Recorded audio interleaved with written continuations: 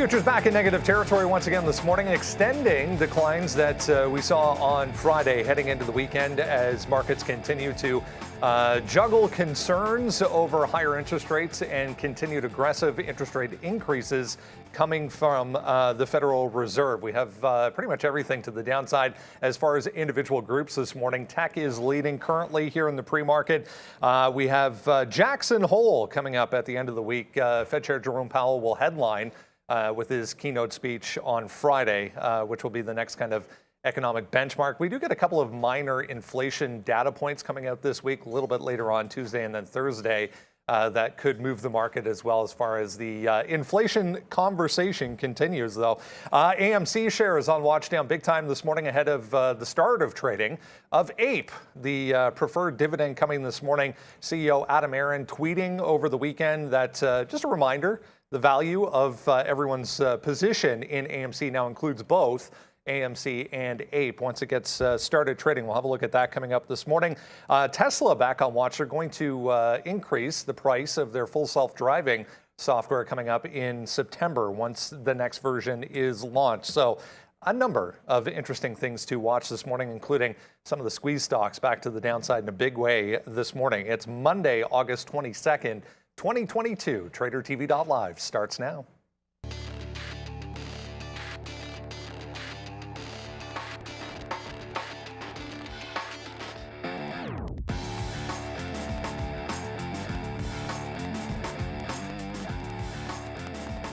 And there we go. Look at some negative numbers. Unfortunately, yeah, pretty red to start things off this morning. The NASDAQ, as I mentioned, leading. Tech under pressure here, 1.5% right now for the NASDAQ. The Dow down a full percent. S&P 500, 1.2%. Yeah, big move down for Ethereum this morning, extending declines from last week as well. 6+. Bitcoin, on the other hand, just into positive territory. We have to thank, to kick things off, sponsor for the first 30 minutes of the show. Good morning, guys. Brought to you by True Trading Group. Thanks to True Trading Group to coming on for the first 30 minutes of the show all week long, guys. Check them out at the bottom of the screen there. Interesting week setting up here, guys. As I said, we get Jackson Hole at the end of the week. That'll be the next kind of benchmark as far as inflation is concerned. A couple of data points coming out. Otherwise, economic-wise, not a heck of a lot. But all eyes on APE this morning once it gets going. Well, yeah, once it gets going, which I'm presuming will be at 9:30. I can't see a reason why it wouldn't be. I had to make sure my mic was on there. It fell off. But look, it should open up at 9:30. I was kind of expecting the APE might have had a chance to hold up until the APE. Oh goodness! Until APE started open, until APE opened at 9:30. It's indicated it'll be like a $9 price. We'll see how it trades. I have no expectations in terms of how liquid that will be, or if we'll even be bothering to trade that instead of AMC. But plenty on tap this week. You've got lots of earnings in chip space. We're going to have NVIDIA later on. I know we have Zoom tonight, and then tomorrow morning we'll have XPeng. I'm watching NEO this morning. That's at some good levels, and that GCT thing apparently is still on its way to $60. So, yeah, I guess it's HKD part 2. That'll be on watch. MindMed's under $1. I'm already into that one as well. So, should be a pretty exciting Monday morning to be sure. But all the volume is over in AMC. We're already going to do an early bang. I mean, I couldn't get in early enough to short this thing, honestly. This was it's going to be a train wreck today, AMC. So, we're already short here 11.90. It's coming to the downside. There's our short 12. We still have 70% of this trade as it's coming back down in. So we've hit our goal already today, but I don't know where this is going to stop. It all matters about where these APE shares come out, right? Because if they get bid up huge, like let's just say APE goes $10. Well, you add 10 plus 11, that's 21, right? And that's, is that too high for AMC when we opened at 18? We had the Cineworld news as well. So I know that was last week. I was saying that before, but I don't know. We'll see. We just covered a little bit there. Our best cover is 11.15 here on AMC. The only thing I regret, Brendan, is not taking more shares, but we paid for those, and we're gonna wait to see now what happens. I don't have any ideas where to get out of this. I'm just bidding like every 20, 30 cents down. My next out is gonna be 11 flat, and we'll go from there. So yeah, should be an exciting day, man. I'm exhausted. It was a very busy weekend. We had a lot of fun seeing some friends of ours, which was a great time. And of course, I stayed back, and that was, made it a little bit of a later night. But it was all good, man. We had a lot of fun, and should continue on into today with so many names moving. The NASDAQ coming down finally. I mean, we've been a bear for a while. Yeah, exactly. Yeah. We've been having that bear thesis. I've been going short. Last week, I mean, Neil even mentioned this.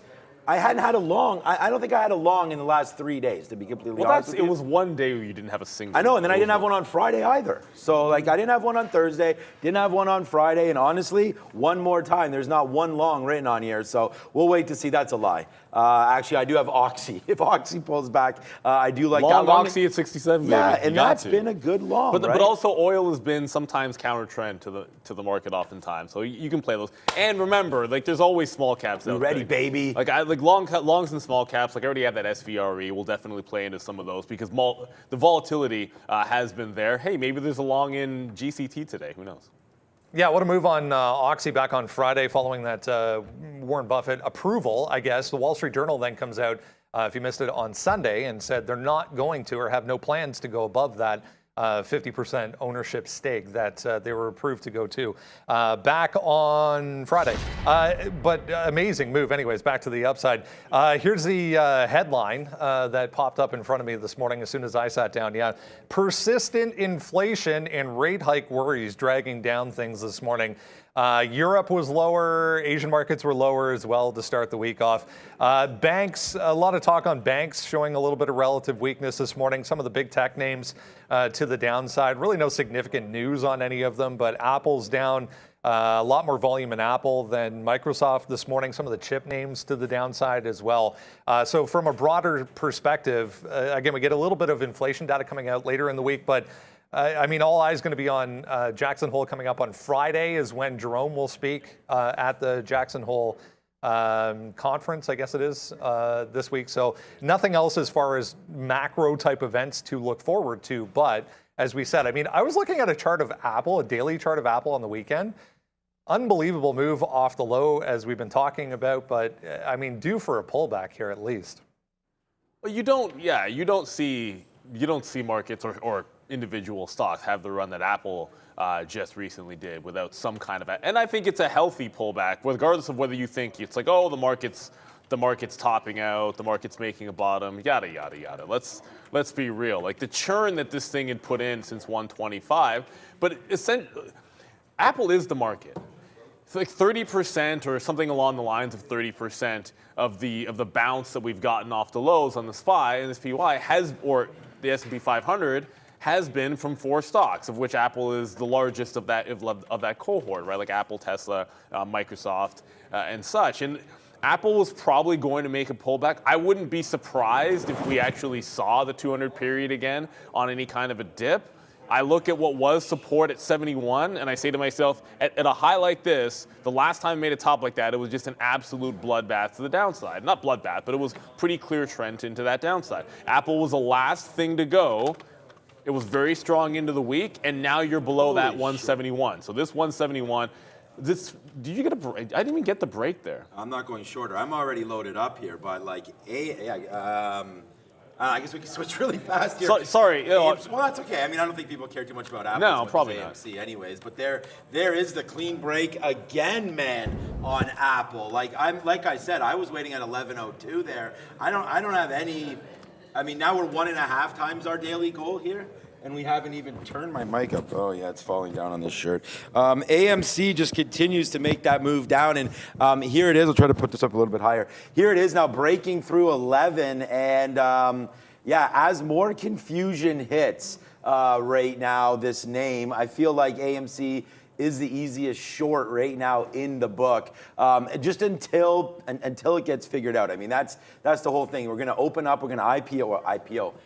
Can we call it an IPO? It's not an IPO. It's just not an IPO. A release of shares, I guess. A release of I don't know, what is that? Maybe Brendan has the right terminology on that, what that is. But if it is technically a dividend. Yeah, it's a dividend release, I guess. It's just kind of like paying off a dividend there. But I have 171 key, 168 short break. These are the only ideas I have on this thing. Follow me at Trader TV. Sean, AMC, AMD, Oxy, and Apple. We're keeping it simple, stupid, one more time here today, right? So let's just keep on doing that. Here goes Apple. I mean, we've been shorting that name pretty much every day here, looking to get some advantage in the market, but we were really short AMD the other day as well. I just said 171 because that's basically where we closed on Friday. So if the market turns green, great. For all the long-term investors, I don't think that happens here for Apple today. I said let's start this thing at 168 if it breaks lower. So that's going to be sort of the pre-market break of 168.50, and then why I picked 168, which I guess my daily chart is also not loading today. 168 was right into here. Oh no, there goes my chart again. Come on, chart. Here it is right here, this 168 bottom from the 11th, and then a top from the 10th. So right into there is where I was looking for a short break of Apple to get to the downside. So that's kind of what I was thinking here for that, and we'll just see where we go from here. But Apple right now for me, Apple and AMD, and we'll get to all these names when we get a second, but they're all good, and people still talking about GCT. I might be wrong, Turtle Stone. What's up, Turtle Stone? Maybe the market does turn green today. I mean, I don't. That's why, honestly, when we have. So thank you, Turtlestone. I've never seen you before on the chat, so I'll explain a little bit of what we do here.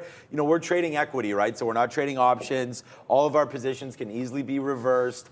If Neil or I get a feeling, or we see something on the level 2, or the market changes, we can change and get in and out of this, kind of like Superman. You go inside the phone booth, a bear, and you come out a bull, right? So he hasn't used the phone. He used the phone booth like once in the movies. Hey, look, I mean, we don't have a script here. Like, I was just like saying that. You're right. That's true. That was a comic book thing. That is true. He did it in like the opening scene of the first movie, and then never again. And then never again in the phone booth. That's funny. We have a phone booth on the other side. Maybe I'll do like a little video. I'll walk in and walk out of that thing. But right now, we're looking at Apple. We're looking at AMC. We got Oxy. We got tons of stuff coming through, man. It's gonna be a good game. But and we will double check the Superman how many times exactly. No, maybe it's a cartoon. Maybe it was the TV show. Oh, he probably did it in the cartoon a bunch. Yeah, that makes sense. Yeah, makes sense. No, I never really saw that in the movies either. So, all right, enough Superman talk. But was there a new Marvel release? No, there wasn't. There was not. Weekend. So, no, by the way, Erica, thank you for the super chat. I have to assume NMMD, maybe you meant MindMed. Yeah, switch it up. And if you meant MindMed, because look, typos happen all the time. I bungle this stock like 3 times a day as I'm literally talking on the show. I'm short MindMed right now at 98 cents. Again, this was in play last week. Rejected at 200, tried to break out, got to 140, lower high. But below that dollar, I like to play support and resistance off a dollar all the time. So essentially just playing the short. It closed. We actually closed significantly lower. We're gapping up in front of resistance that was at 5s. I look at that pre-market high at 2, and that gives pretty much an easy out there. So I'm just playing the short to that. If it gets through 2 to 5, yeah, there's a chance it could bounce. But each time it's bounced off a buck, first it gave you 30, 40 cents, then it gave you 15, 20 cents. And if it does today, my gut would tell me that it's likely to not give as much. So I'm sort of going on the short side of it today with MindMed. And then SVRE is another small cap, former SPAC. Got a bit of a gap up here. And you look at the daily on this, it's pretty clear. You pop 420. 420 has been that level, so sort of long off this $4. Usually get an average of 4. I actually got some at 11s, but 420 had been the initial entry point, and then playing it to the high. If it holds $4, I think it's got room to run. It breaks 4 at the open, and I'm out of it. All right, we're just reading through a couple things on this APE preferred share. Here's CEO Adam on Twitter yesterday with APE seeing its first trade on the NYSE.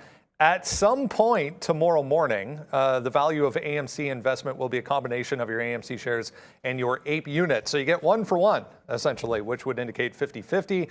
But I mean, even CEO Adam, guys, not really sure as to when this thing will open. So I mean, it seems more like an IPO than any kind of dividend stock.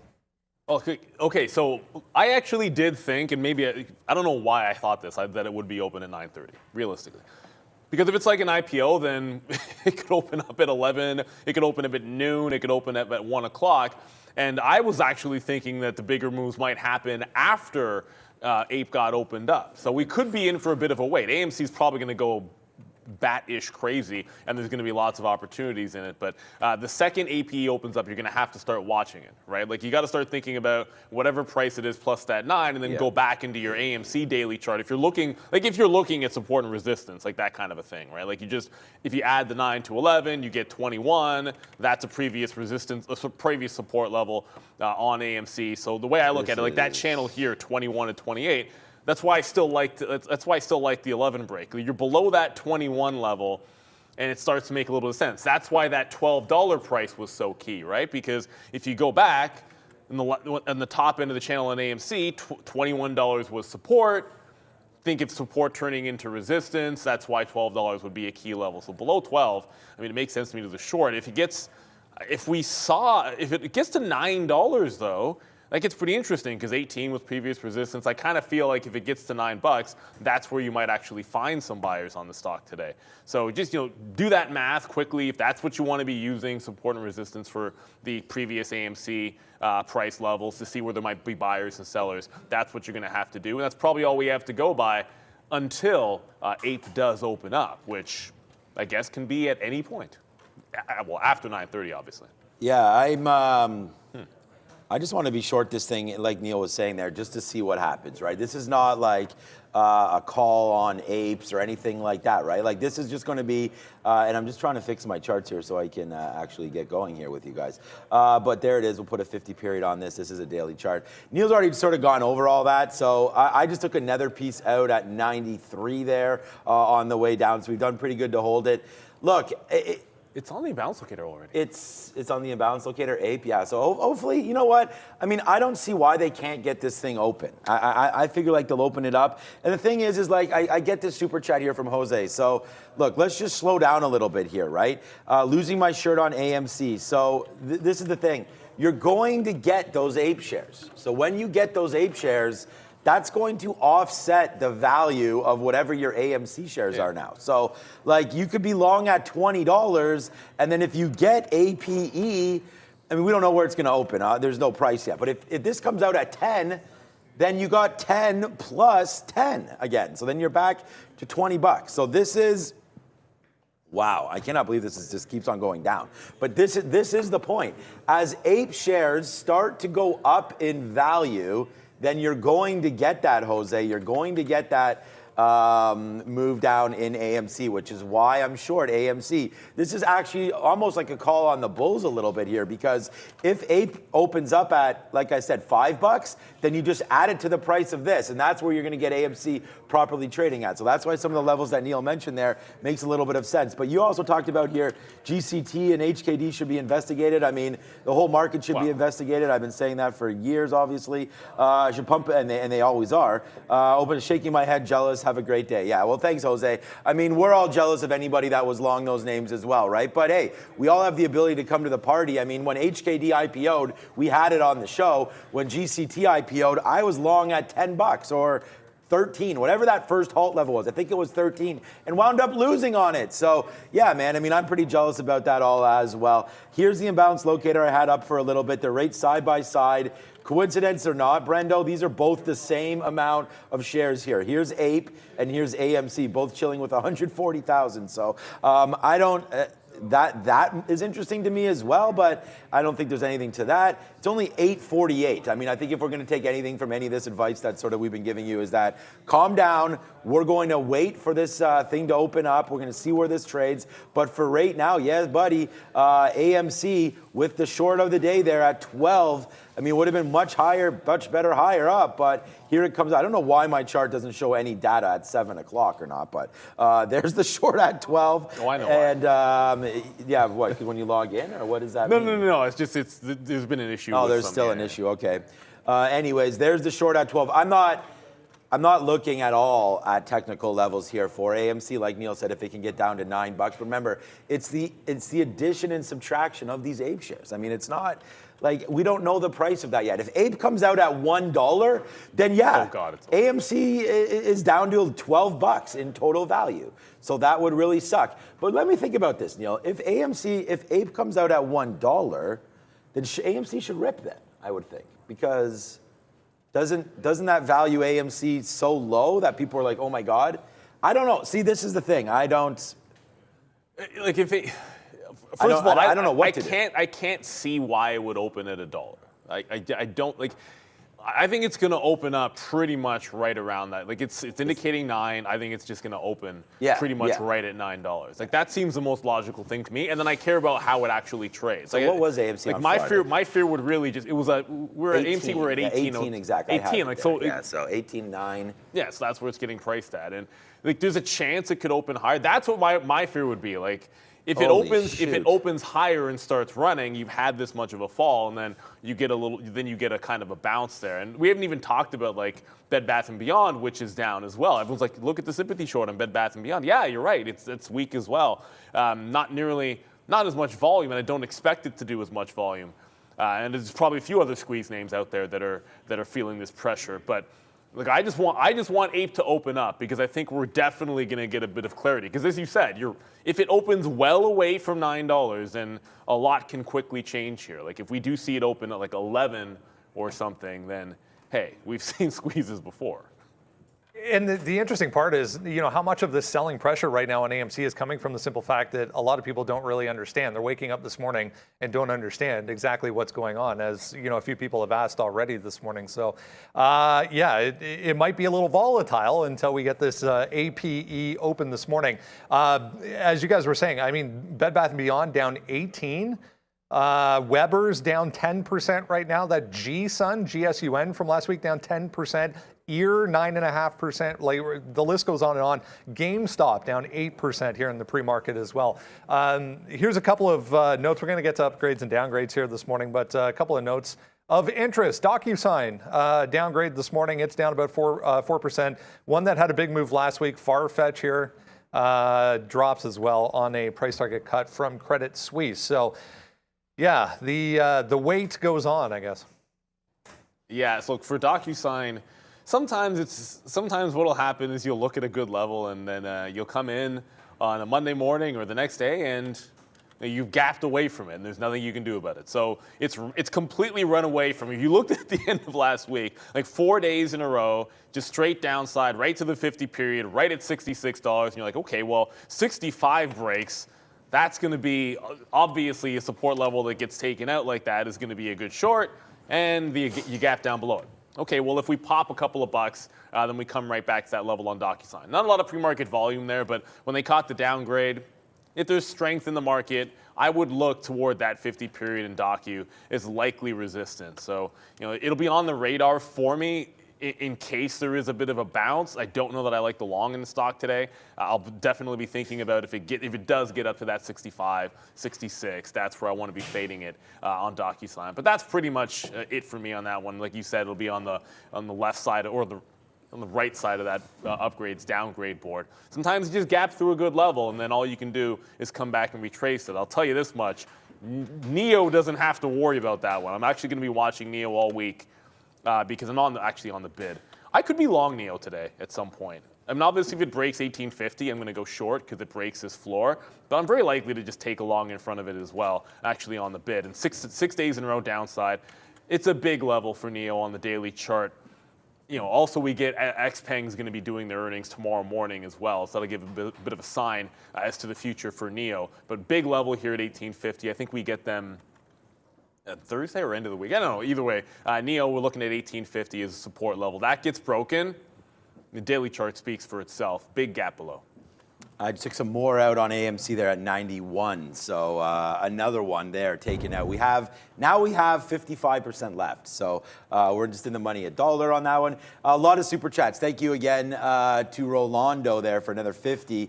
Loves the show. Thank you, Rolando. I mean, we love you too. GCT is a hold till Friday. He's calling 100 plus, so there goes GCT again today, up 16%, and yeah. I mean, how good, honestly, how good does that 60 break look right now? This is a 20-minute chart. We've come up, we banged our head against 63 times there.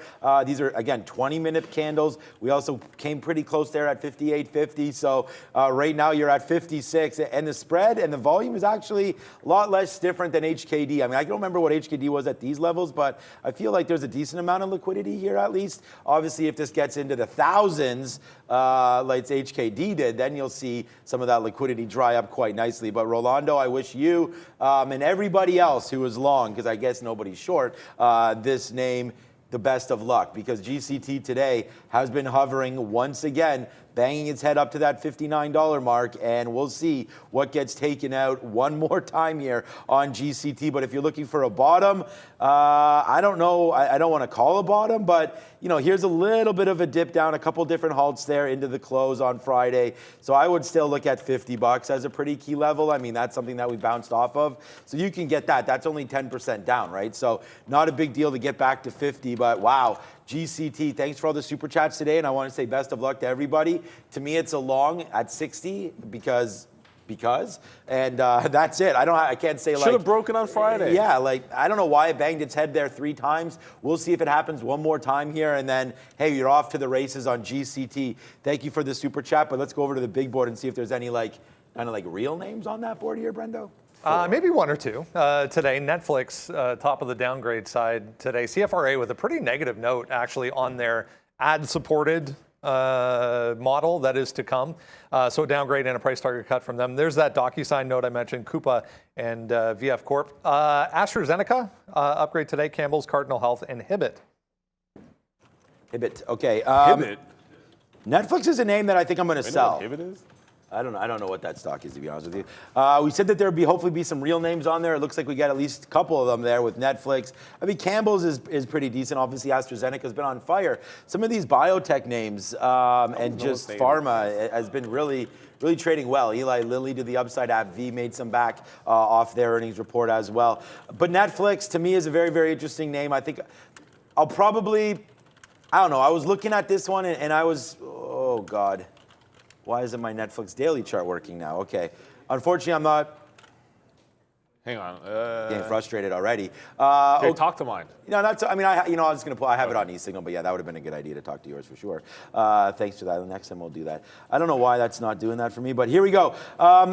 Just how far has this one gone? I mean, it bounced off 250 a couple times there last week. Couldn't get going through 250 here, Netflix. I was lucky enough to not be in this name before this crash. So most of these high-tech names or big cap tech names I've already been invested in. So Netflix I had never gotten in. I was in really super early and got out of this name. I'm talking like when it was sub 100 for the first time and didn't wind up making that much money, if anything at all, on that name. But you know, now after this big drop down, after a reboot of kind of going through, you know, ad supported system, not ad supported, this and that, now they're going to come out. I just think like it was a monster move to the upside. I know Bill Ackman and some of those guys were involved, and then he actually wound up dumping it. But it did go back up to the upside here. And I just, until they get it all figured out, these streaming wars continue, man. Paramount stepping up their game. They got, was it the Premier League last week?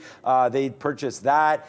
I don't know. I mean, Netflix and Disney both came out and said these purchasing of these league passes and whatnot has not been very profitable, nor do they think it is. But it is all about, ooh, I like that little flip there, Fahad. That was pretty cool. But I think I like Netflix to the short side there. Unfortunately, can't really show you too many ideas. But if you get back up to this 236.50 right here, where we were sort of hovering around on the lows on Friday, I do like that as a look. So 236.50 here on Netflix. I kind of agree with that downgrade here today. It's just been too far, too fast, considering some of these other names. I almost think it's better to sell your Netflix here from, I mean, I think I was long 178. It's just a fluky long because I've been buying other names on dips that just continue to go down, like PayPal, even Microsoft, kept going down when you're buying dips. Thank God it's back up, AMD and whatnot. But, Netflix was able to get in. Now you can get out.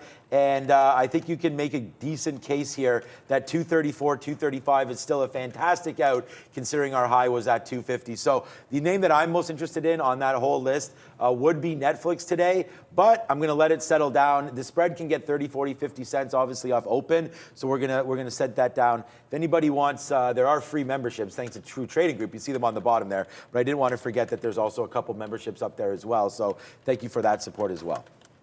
So actually, I kind of like it too. The only difference is maybe I want to go with like 237 to 237 and a half, which is a bit far away. So I might be staying away from Netflix today. I looked at the 15-minute and I kind of preferred, the afternoon support level, like the higher low that got put in and that low on the week on the 17th there. If it pops into that, I definitely like it.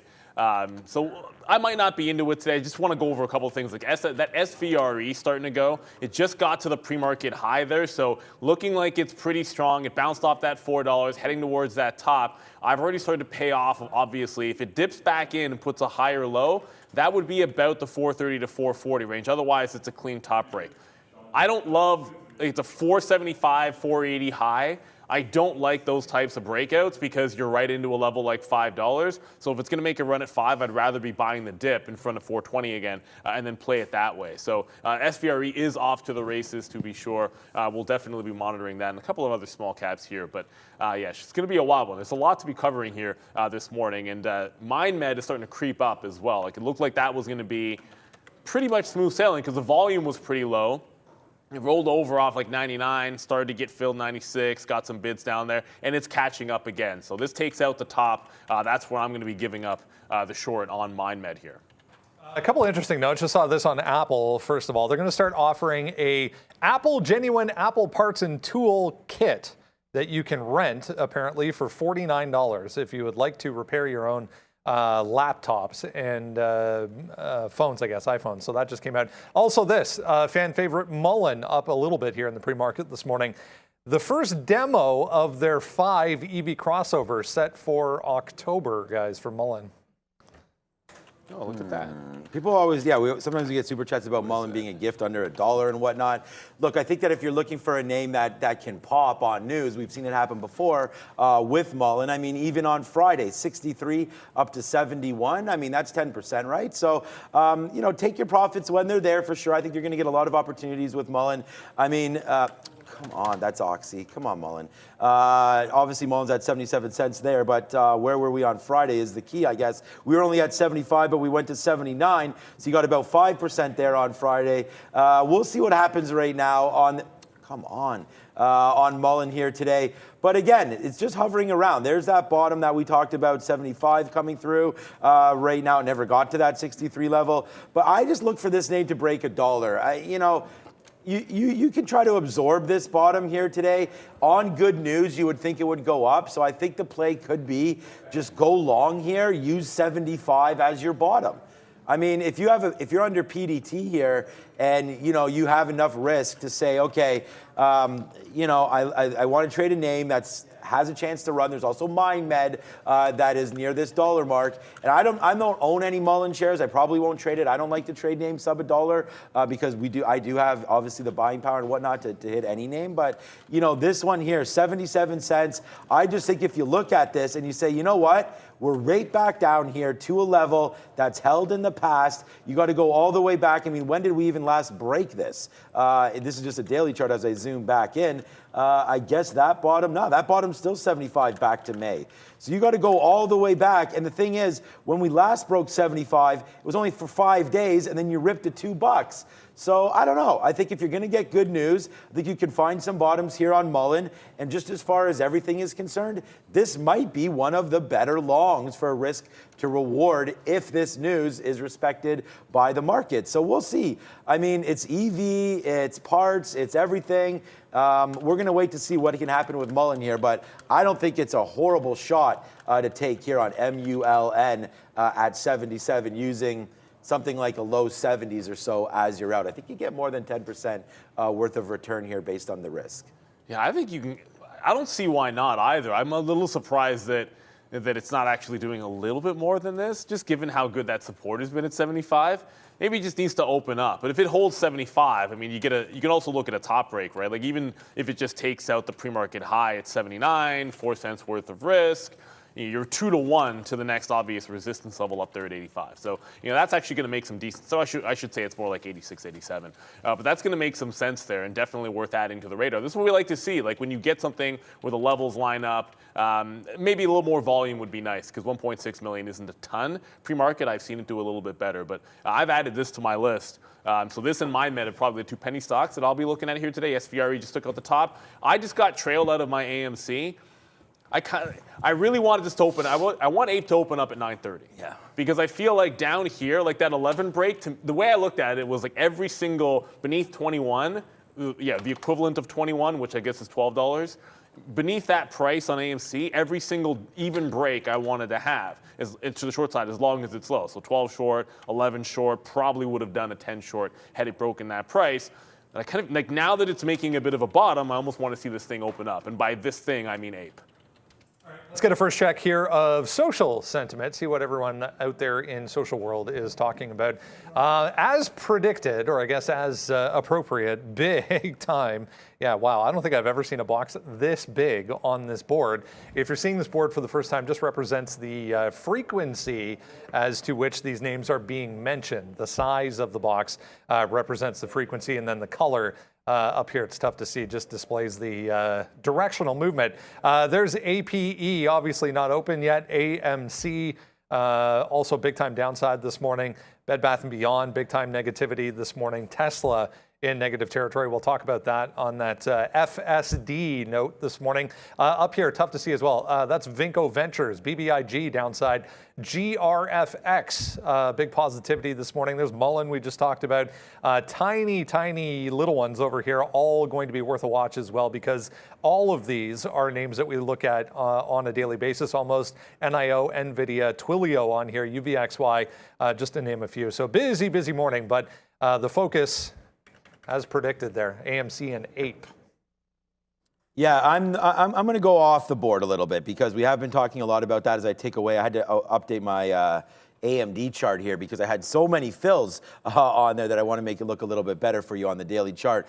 We really hit AMD on Friday pretty good right off the open. Now, of course, my charts won't show up. And I'm just doing this because we've talked a lot today, obviously, about penny stocks. So let's just go. I mean, I guess AMC is not really a penny stock, but all right, short Thursday. I told you we've been going short for a very long time. And then there's the short break on AMD that we had on Friday. We had 98.80 when it took that shelf. Remember it was kind of barcoding here in the pre-market? Then we were just like, man, this feels like a negative day. Like, I mean, I've been thinking that for all week. So, we'll wait to see if it continues with that move down. But there's the early short that we had on AMD. And then we started cashing it out for $1, $2 down there, 97. Our final cash out was 96.50. Which was $2.30. Finally, we break that 50 period, and then comes back up, started to go short again. Then, I lied. Then we did go long into the end of the day, brought this up to 96 and eventually got out there. So, but, trying to go short this name,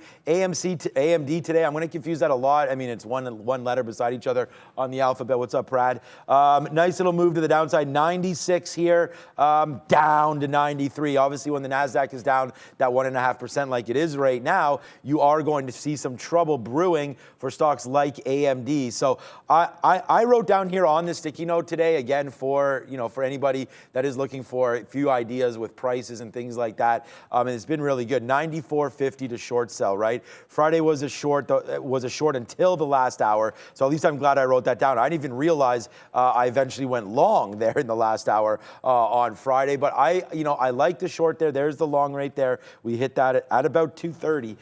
So that was good. But why not go back to 94.50? That was the bottom of the day there on Friday. I think if AMD gets back to 94.50. I thought I was sitting there. I'm not. I'm sitting on Apple at 170.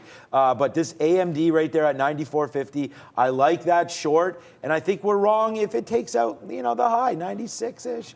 Maybe even that level right there, 96.20. So look, if the market does go green today, then I'd be a little surprised, but we are making a move back to the upside right now on the NASDAQ. So, I mean, you just got back about 0.25% there. I think we were down about 1.6, 1.7 at one point.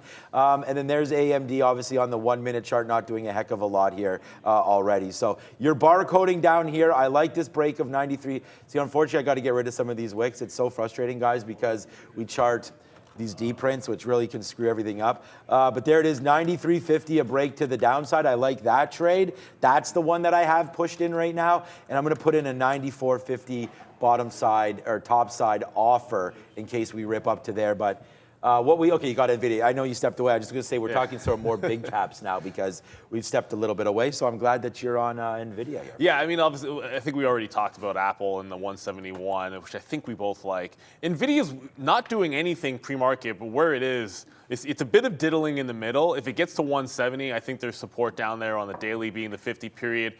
But I can't see any way on strength that I don't want to fade 179. So the unfortunate thing for me in NVIDIA is I don't really have much of a trade here outside of if I believe in the short today, then it's a pop and fade off of 175 and just simply play the pre-market high. And when you do something like that, if it gets through that level, you've just got to walk away from it because above 75, it's got room to 79. And we've seen what the chips can do when they get going. Obviously, that's just been the way that it's gone for NVIDIA. Once they start going in the morning, it's been able to lead the market at times, some of those chip names. And from there, I think something like a Micron might come into play a little bit more because that $60, you're already beneath the 50 period on Micron. That $60, it's broken down, it's filled that gap. So it might be easier for me to want Micron up to that 60 level, just in terms of a setup. So I'd love to be trading NVIDIA. That's usually my go-to. But it feels like Micron might be the one here as we do look at that at 60 level. Wait a minute. My med just did hold on a second. My med just popped down a little bit here. So yeah, that was kind of crazy. What the heck? And it opened, but my med just opened like a 3-cent spread, but just smoked like all the way down like 4 or 5 pennies here. Beneath that dollar, I still want to be net short, but I'm going to get some more bids out in front of 92 cents here, 92, 93, but big gap just opened up. Someone just market sold a bunch of shares there in MindMed, so I guess I should be happy about that, to be sure. But back to Micron quickly. If it pops, I want the short in front of 60 on Micron. In a big market move, I'd expect to look at that 179 on NVIDIA as a very, very good level for some shorts. NVIDIA at 170. Hey, look, I might prefer the shorts, but if we see 170 on NVIDIA, I'm probably going to try a long in front of it. Here's oil cratering right now. It just fell $1.50 in a straight line there on heavy volume as well. Just watching Oxy trying to break this pre-market support, but big move down there on crude. Not seeing a reason for that yet, but heads up if you're watching any of the oil names. Let's go back to about 15 minutes ago here. Let's go back to AMC and APE. A lot of people still, I think, wondering what to do with this today. Again, if you're just joining or if you're just waking up, maybe, your AMC holdings now are going to include that APE dividend that is set to open later this morning. So AMC down significantly. We don't know exactly when APE will open, but once it does, going to be a 50-50 weighting for both of these. Yeah, like that's the key thing is the math. And for anybody that's tuning in right now, you've just got to understand that it's a 1-to-1 situation. So wherever APE opens up, and right now it's indicating, I just want to double check to make sure. The imbalance look, it hasn't really changed. It's indicating a 9:01 open, which is because we closed on AMC at 18:02. So that's going to be the indication. Currently has a small sell imbalance, so does AMC. I just simply said to myself, okay, well, what are the previous sort of key levels, right? Like on the daily chart, you had this big channel which got taken out last week at 21.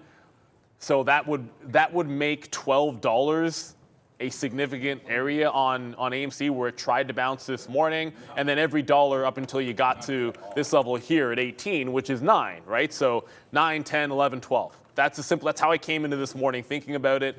When we opened up above 12, I was long in front of 12. several times. The last time it wasn't able to bounce. There was a lot of sellers at 1250, like a lot of sellers at 1250. And then it didn't sustain the 11 break. The 12 break took it to 11. It broke down 11. I'm out of it now. And I kind of feel like I'll go back to that 12 being the key price. But in about 17 minutes, I'm expecting APE to open up. It doesn't mean they will, but I'm expecting they're going to open up at 9:30. If it ends up being later, well, then we just have to trade AMC and just play the momentum. I think those even dollars are going to be the only levels I'm going to pay attention to there. But hopefully we get that 9:30 open. I think it's more exciting if APE's open. So does everybody remember when I started talking about Mullen? Yeah, that was 77 cents. You guys came in there. I still don't think that we could have possibly this much influence on it, but I mean, Mullen was doing nothing until about 6 minutes ago. Then all of a sudden the volume ramped up. You know, I was stealing a note from Neil, checks notes. That's when we started talking about it. So nice little move up there to 81 there on Mullen. So congratulations, anybody that had that there. I would just say to Brendan, I just ran into Tony's back in the building. But nice. My opinion, looking a little rough. So I told him to not come on the show if he's not. He said he's feeling fine. The other thing about it was, it's pouring rain outside right now, and he got caught in it. So that's part of. I mean, Tony with an umbrella, you know what I'm saying? I mean, it's normally like Chuck Norris thing. It's I have like half a dozen good umbrella. I'm bringing him one tomorrow. Yeah, it's like, oh no, I'm sure he has one, but it's like, you know, when it starts to rain, you know, the rain normally avoids Tony type of thing. It's like that whole, you know, thing about how, you know, the stock market goes down, Tony must have bought puts, you know, it's like that whole thing. So I'm sure he's used to the rain kind of not landing on him and just kind of going around him like a little halo there. But yeah, so Tony, shout out to you. I don't think he's watching it. He was in there getting a coffee or a tea or something, but he's back in the building. He said last week he feels fine now, but he said, I think he might have had strep throat because he mentioned that he couldn't swallow or do anything like that, and that was like his only if he comes on, his only symptom. If he comes on, we'll hear about that. Hopefully he feels better. But Tony coming through, hopefully on the midday show, if and when he is feeling a little bit better. So there's Mullen to the upside.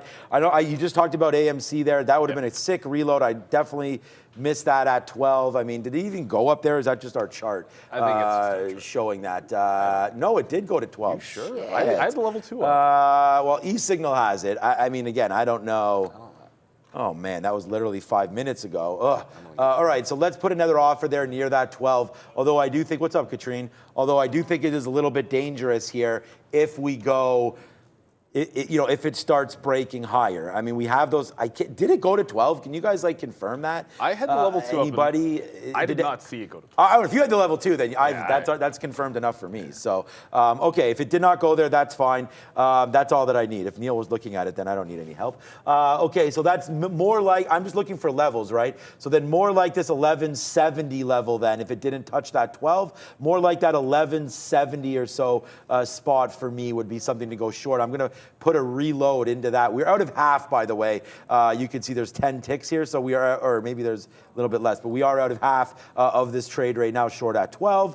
1108 was that bottom where we started to get going again, so you're basically right back, but damn, that people are saying 1202, so some people 1157. Yeah, no, I'm not. I'm going with what Neil saw there. So 1155 would make sense. Yep. So yeah, let's start this short again at about 1150, adding to our current price right now. I only have one short, waiting for Apple, waiting for AMD, and then waiting for that Oxy long, which we may talk about at some point.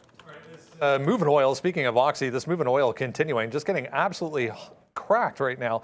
Just broke 88, went straight through to 87.5. Now down 3% for crude oil after being positive to start things off. Look at this. Straight southbound for crude right now. Not seeing any headlines yet on this, but we'll keep an eye out. BBBY, as we said, there's Weber, there's a whole bunch of these other squeeze stocks to discuss this morning. Pretty active for Bed Bath & Beyond after what happened on Friday. Down significantly again here this morning, guys. What do we do with the rest of these?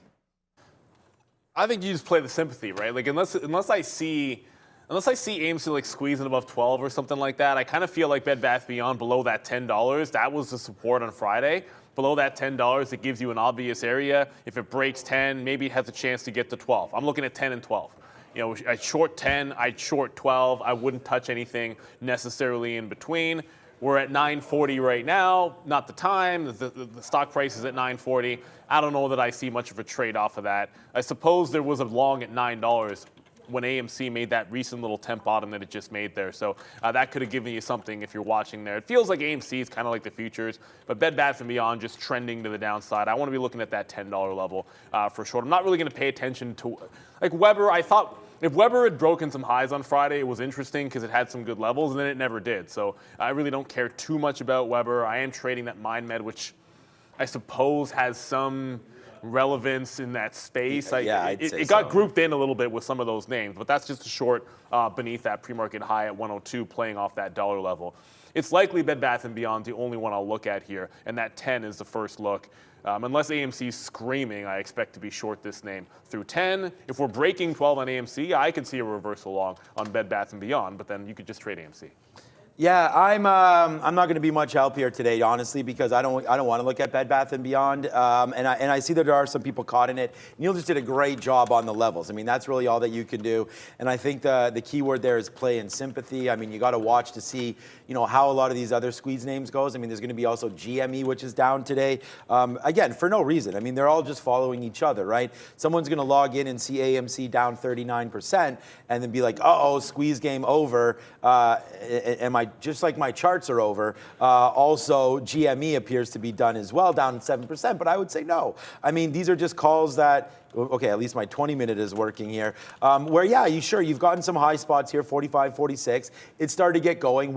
I think we were trying to test longs at 40 a couple times, which worked out sometimes, didn't work out others. Pretty choppy in here between 39 and 40 is GME, but a nice move back down. And really to sit here and look at one of these stocks and call a move right now, I think is premature because we only have 10 minutes until we're open. Let's double check some of these imbalances.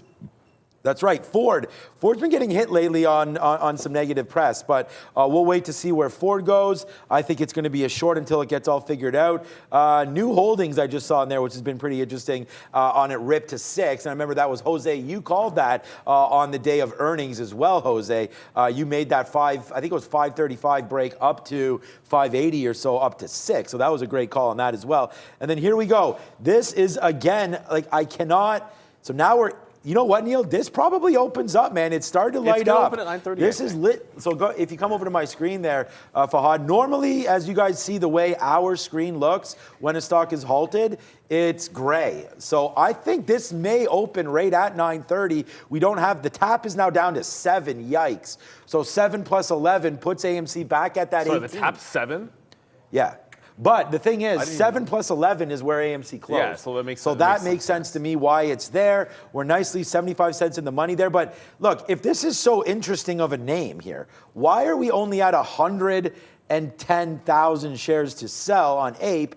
And then I saw AMC as well. There's AMC dancing around at only 100 and, I mean, it's just, someone keeps pulling 40,000 shares, but, you know, keeps going up and down there around, let's call it 140 on AMC when it's already done 11 million shares. So I kind of feel like there's the whole street here, Brendo, and Palantir, forget about it. You got to wait for that 750 again. We talked about that last week. Some of these names here, like an AMC, they can't get it figured out. You know, just as confused, I don't think we're very confused. I think we're confused on where the price is going to go here. But yeah, APE shares, AMC seem to be a difficult one. With only 8 minutes to go, we're soon going to get an answer. We don't really have anything to compare this to. This is a very individual event that we've had to deal with. But yeah, let's see what happens at 9:30. Big tech on the board there, but nothing significant as far as news. I mean, Apple's very active here in the pre-market, but worth noting, guys, this move in oil continuing. Yeah, it really has no bid yet. 87.20 now, the bottom, 87.21, just straight southbound. 3.3%. Oxy dripping lower here after an impressive move, I guess, to say the least, coming off Friday when Berkshire was given the go-ahead to go up to 50.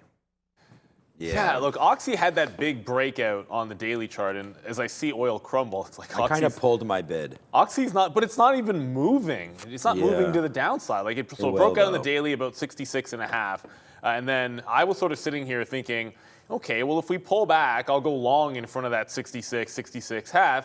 But this isn't that much of a dip here for Oxy. I'll still want that long. I don't know that I need to you know, I might just adjust it because I can wait till the open to see how it trades down there. But I still kind of favor the long. It's not really cratering right now with that oil move. It's shown signs every now and then of sort of bucking the trend and being relatively strong compared to the price of oil anyway. So I just look at that technical level and say if we can get past that, so if we can get down there and hold that level, then I do want that long side of the trade on Oxy. But no need to be sitting out there on the bid as we're trending down. I can now wait until the open to be able to catch that. I mean, we've seen it happen before where there's these extreme moves in oil at 9 o'clock, and then it usually settles down by the open. But Oxy's the only one I'll be watching in that space. Yeah, I had written down on the sticky note here, 68.50 was a level I wanted to look at, but I'm going to pull that now just because of oil being down 3%. No matter what Uncle Warren there wants to do with the company, I mean, it still has to make money, and obviously the price of oil is going to affect its bottom line. So we'll wait to see if it comes down. Apparently the story was that he's not trying to take it over. They just like the company, and why not put in $30 billion into it, right? So the market cap is 60. They're going to own 50 of it. I mean, the market cap's higher today than it was on Friday at the open. So we'll see what happens now, but a nice move upside for Oxy. Obviously on that Warren Buffett news, he's been buying that thing. We've been trading. We've actually been looking at and trading this name for weeks now since those stories have come out, and every dip seems to have gotten bought up, especially down here near the 63 mark where we've kind of been. I'm a bull on oil moving forward, so this move down to 88 is kind of par for the course. We talked about these bottoms of 85, 86. We'll see if those hold. I think oil's a long from here, but I don't want to put my money into Oxy just yet. Let it settle down. I feel like it's down 3%, oil's down 3%. I have oil down here where my face is, but there it is. Oil's down 3% as well. So it's kind of matching with Oxy right now, a nice little cliff fall off of 90 bucks. So I do wonder what Brennan was saying there. Maybe it's just, if there's not too much news, then it could just be a 90 break right there shoving this thing down. Tried to hold 88.50, didn't. Did hold 87.50 though, so we'll see. But Oxy, I think, is a good long on the board today. You just got to wait for your levels. But all right, let's go over to Brendan there at the big screen and have a quick look at a small cap name that he's looking at.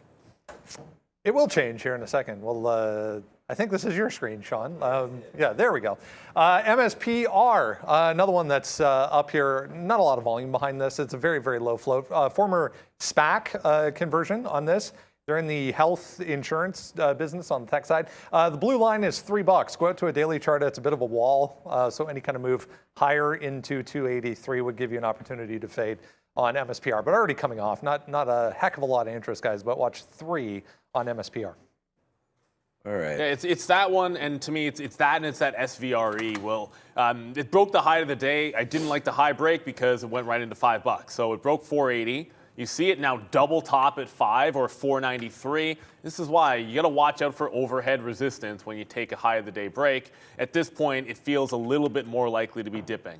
And if we do get below that 420, if I wasn't long the stock, I actually would be considering whether or not it's like not a 480, 485 short into 5 even, and then a 5 break can be in play. We just got to 1150. So AMC on a bit of a pop here. So it's going to try and challenge that, potentially try to challenge that 12 level. SVRE, I don't want to be adding up here. I'm not going to be buying these prices. If it wants to hold 4 to 420, that's the only place I want to be dip buying on the stock. Already rejected $5. I think you can look for that as a bit of a break. And with 3 minutes to go, we'll circle back to that GCT, and it can't get to 60. It just keeps pulling back in on good volume. It's done that's not right. 1.4 million volume on the stock. Yeah, remember I was morning? saying, I think that's a lot for this thing. Yeah, I think it's good to go, man. Yeah, you know what? Okay, yeah, that's a lot of volume. So that 60 break, wow. I mean, the volume is impressive for this up here because it's a tiny float issue. I do expect some halts along the way on this thing. So understand that a halt can happen any moment, and you know what that'll look like when it goes 10, 20% in a very quick amount of time. That 60 break could go into a halt if it happens, and if it fails the 60 break, it could halt down just as easily. So I'm gonna, if that long comes in at the open, I will have a very, very quick trailing stop because I don't want to get long 60 and then out if it fails that break and halts to the downside. Like there's no chance I would let that get past like a 57 on me if I'm taking a 60 long. Okay, so the market is trying to rally a little bit here. We just took a very small position because I wanted to make sure that I had it into the open here. On AMD, what's up, Rusty? Rusty said, Sean's looking at AMD. No, AMD is one of the only 4 names that I have here on the sticky note today. So very small position, but we are waiting for a bigger one now. There we go. We just got it at 90. Okay, the market's rallying here with only 2 minutes to go. There, we just got our 94.50. We could get absolutely roasted on this AMD trade. So let's wait to see where it goes, but there's the short already. We just got it 94.40 average price. Not bueno right now. Opposite. So we'll wait to see. I don't speak French or Spanish. Okay, 95 there. We'll see if it goes. I mean, I was wanting to hold this up to 96 break, but that was a decent move up. So let's see if it fades out here into the open. No need to panic yet. We're out of the money at whopping 3 cents, but it did just go against us about 40. And you can see that you do have a liquidity vacuum that happens, man. Like someone spiked that thing to 94.75 there. So sometimes you wait around and you can get better fills. I did not this time, and we took one right in the teeth of 94.50, but I can't be who I am and not take trades off the own notes that I made. So let's take that at 94.50 and see if AMD continues its squeeze. But look at NASDAQ, Neil. We're starting to test one more time this pre-market high of basically 13,000 is where we rested on at the bottom. Now you're trying to go 13.1. So it's not like an overly aggressive open here yet, but we'll wait to see which area this market wants to test. I'm short until 96, maybe 96.50 is where I'm wrong here on AMD. Yeah, well, Micron pushed to 60, but it got to like 59.80 something, yeah. So I didn't get a fill. I'm sitting at actually at 88. I didn't get a fill on that one, but it did pop in there. 30 seconds to go at the open. I think a lot of eyes will be, for obvious reasons, on APE, which I'm not saying it's opening at 9:30, but I'm expecting it'll open at 9:30. I think so that's where my eyeballs are going to be, because AMC just made a bit of a push to the upside there. Tony's going to be on the bell. I took some 11.50 short. I think we could challenge that 12 almost right away, but everything depends on that $7 open price. If we open at 7, effectively, I think that's par for the course at $11 AMC. Tony, 3, 2, and 1. Let's ring it. Oh, maybe it's not going to open. All right, and there it is, and wicked win already right there for AMD. We just got 11, so we'll take 30 cents quickly on AMD as now trying to fall back down. Come on, AMD, you got this, man. Let's get a little bit lower than this, man. We're at 93.70 right now. It just touched 93.85. Hopefully that continues to make it move down as here comes the NASDAQ. Yes, buddy, there it is, 2-time daily goal, but unrealized, so we do not know where we're going to get out of this one. Come on, AMD, another fill there, 93. I told you 93.70. There's our fill at 93.70. Big day already, big day alert for AMD. Yeah, already down to 91 on my med, so that continues to go flush right off of the open, guys. So that dollar fail looks like it's in play. No open on 8, by the way. So it looks like we are waiting like any other IPO. We might just be waiting around for that one to actually open upside, which does mean AMC is, I'm not saying without direction. It's with, there we go. But it's not really doing anything at the open. I think a lot of people were waiting to see if they would get that open. I didn't get anything out there on that last little push down. If it flushes beneath 11, that's when I want to take some more shares out. Watch out for that SVRE. Did not want to be buying any tops here. Enter twice. But it's now coming back in, that 4 to 420. That's where I like the long on SVRE, holding a little piece from the earlier in the pre-market. But so far, looks like it wants to fail that $5 level. Wow, man. I mean, this is why you cover, man. We just took a little bit more on AMD on the upside here as it's starting to go higher. We don't want to take too many shares on this name, but we'll continue to average in on this. I mean, if the market wants to rip up, Apple is actually starting to go a little bit. So we got to watch out here for the NAS. Yeah, there goes AMD. So this is going to be a careful spot here. I mean, we already did capture some profits now. Micron's on the low, yeah. So I don't know then, man. I mean, once again, we may be on the wrong name here. AMD has ripped up, so we're gonna watch out for this trade coming back in now. If you believe in the short, though, you got to stay there. So I'm gonna stay there until I'm wrong, which might be a little sooner rather than later. Okay, we are bidding 10s. There it is, a nice little out once again. Bang for AMC. We don't have the reload though on it, right? We didn't get any more short. I was waiting at 50. It went to 47. I mean, that's no word of a lie on that. So we'll wait to see if that comes through here. But AMC now making that move. So is AMD. AMD just hit 95, man, and pulled back in. So if this market wants to pull, maybe we saw the top there on Advanced Micro, but I'm going to be sitting there one more time at 95, just in case it does GCT tried to take that 60 level. It got to 62 only. So it broke 60, got to 62, and is pulling back in. As I said, my stop, the second I got in, I threw a stop at 57, and then I did scalp some out on that initial push to the upside. If it can't take 57, then we're just going to take the hit. This is one of those, if it goes right now, fair enough. But if it cannot sustain this breakout, I don't want to get caught in the trap, right? I don't need this thing sort of, stopping you out like nasty, and then you're into a halt trade there, guys. So watch out. That GCT was trying to go on a rampage, but for now the break is looking like it's failing a bit. 695 on the open here, guys, for Ape trading now. So not a lot of volume, it's worth mentioning, but 695 on the open. Trading. It opened? Okay, good. That caught us a little bit off guard there. So, okay, thanks, Brendo. We are just crushing our AMC. It's too bad that we didn't get more on that one. But, okay, what? It's not halting. It's on our system. It's not open, but so we'll have to wait. Or there's a problem with it on our system. Okay, there goes AMC though. Right now making new lows. Unfortunately, we can't look at Ape, I guess, unless it's fine on your screen, not on mine. 1075 bottom. I'm gonna put a bid right there. We wanted this short, baby. What the heck? There it is. Yes, another out. Yeah, buddy. Let's go. This has been a big day for me. Like I said, shorting this AMD and looking to get out if it can come back in. We just took a 20 fill there. We did not get any 95 highs. As I look at my notes, Oxy was another name that we want to watch. I have to let AMD go, guys. I mean, I want this market to tank here. I've been calling that. There's Oxy at that 68.50, so that's where we called the long, but I don't trust it with oil doing this. I told you we'd only be on a few names. There's a great, we got 1080 out there on AMC, the bottom of the day right now, but yeah, I don't know, man. I'm not trading. Yeah. You don't have a print on that for 2 minutes, so no, there's definitely quotes problems. Something weird on Ape. Yeah, something in this APE that's definitely weird. Like I'm seeing. Clearly not much happening on there. That GCT It's not trading because Easton knows the same problem. It's not trading. It's not trading. There's a problem with Ape. It's not. Anyways, yeah, there was that failed break on GCT. Remember I said you run the risk of a downward halt? Got some out on the break up. It then took out that 57. So I'm out of dodge. Maybe it can settle itself down back in. But at this point, essentially, what we anticipated could have happened. If it wants to moonshot, fair enough. You take a swing at it. But those look like it wants to come back in. Firm, by the way, wow. A lot happening this morning.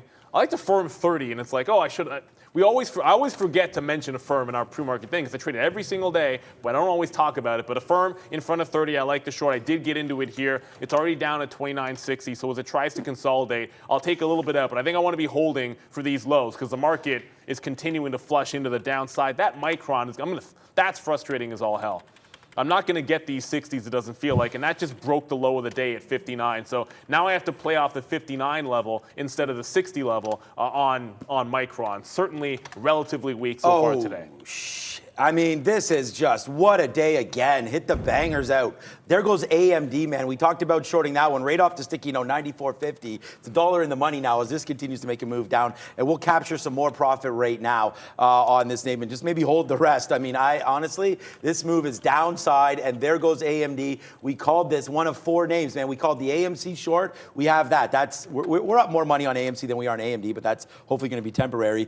AMD, we got to look at Oxy, we got to look at Apple. Apple off that one, I mean, that would have been a great short there, 171, like we're calling it, didn't get that high, but seeing it bounce around here, this is the 200 period. I don't really look at that in the pre-market because we have some bad wicks and stuff, but that's the 200 period coming out. Then we have the 50 period, then we have VWAP, then we have the 50 period right now. So Apple's starting to break lower. We wanted 168. The thing is, we already have AMD on board, so this has been a good little short. So if the market continues to fail, then I do like watching out for this. The other name, Oxy, you can see oil right now down 3.7%. It's tough because it's right where my face is, but there's oil right here, down 4% and going to that 85 mark. So I think it's going to test that 85, and this is why we're not long Oxy yet. I want to see oil settle down. But this market is Tank City as called, so far so good on this one. We only have, honestly, now 20% of our AMC shares, but, be interesting to see what happens with that Ape.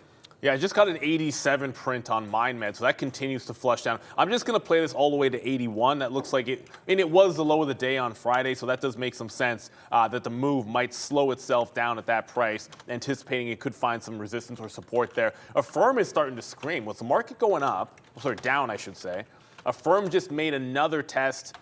Load up. So I have to, my black chart's not even on Affirm right now. Oh, God. I know, there you go. Now it's making a push at this pre-market, sort of aftermarket high at 31 even. I don't want it through that support level at 30.50. If I'm playing off the 30 level, then I'm giving it to that 30.50. And if it breaks that, then I want to short it off the afternoon levels. But relative strength, I mean, it's down 1.8%, but you can see heading to the upside is Affirm. Sometimes it's going to happen in that 9:30 time where you get these crazy moves. It might still want to go downside, in which case I'll look back to short it at about 31 even. Market still looks like it's going to be relatively weak. SVRE is getting to the reload zone, guys, down around that 420 level. Looks like it's going to give us a shot to consolidate and bounce off the same price we had long before. But it put a death candle off that open. That's why I didn't like that long. If I had been flat, I might have considered that short. Brendo? SMMT, another big mover here to kick things off this morning. This thing went also at the open on Friday, faded all day long, but a huge volume spike. Back to pre-market highs for SMMT. Oh, okay. Yeah, Neil and I just talking about it. It's been a little bit of a wild ride here for some of these names here as our charts, are trying to adjust, it seems like. Okay, so AMC, again, we only have, like I said, we only have 20% of that trade, so we're going to wait for that to come through. If we're going to look at anything else today, I mean, MindMed, I know Neil's on that as well, but you can look over here on MindMed trying for that dollar, I guess. 92, a nice little move to the upside. This is that Jake Freeman play. Plus there were, and who's Jake Freeman? Yeah, you probably won't remember who he is in the next couple weeks, but he's that guy that that kid made 111 million or 10 million on that Bed Bath & Beyond. Of course, rich guy. I mean, he had 25 million to start with. So nice little move to the upside. Apparently, they were also grabbing an activist position in MindMed. Now, I don't know the story there if they're out of it or not, but that is what MindMed is doing. I always say wait for that race to $1, which we already had today. So that could be one to look at. Meta down to 163.50. I mean, I'm still short as AMD right now is really paying me off like a lot of money right now. So that one's making a move to the downside. Meta also cracked that shelf. I wish I would have looked at this in the pre-market. Good call that anybody did, but that 65 was huge. That 165 break. Wow, that went to 162.50. All right, look at AMD now. 80 cents in the money on multiple reloads. That's how you know it's printing, guys, because like I took it 4 times right there because I'm done playing around.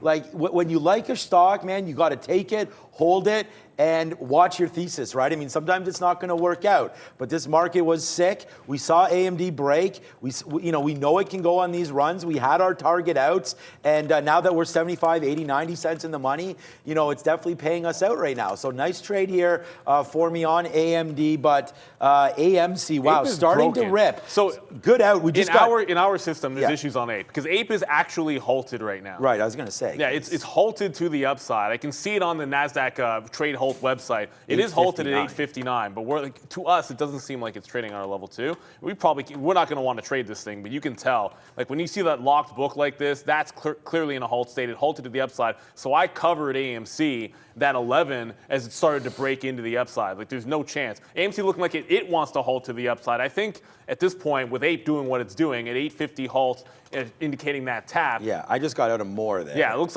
like we are head upside. We're halting upside on AMC. I'm going to try and go long. Yeah, I was going to say, is the long... Ooh, I just missed the long trade there. You know what? Look at our halts. Look what's happening when it's halting.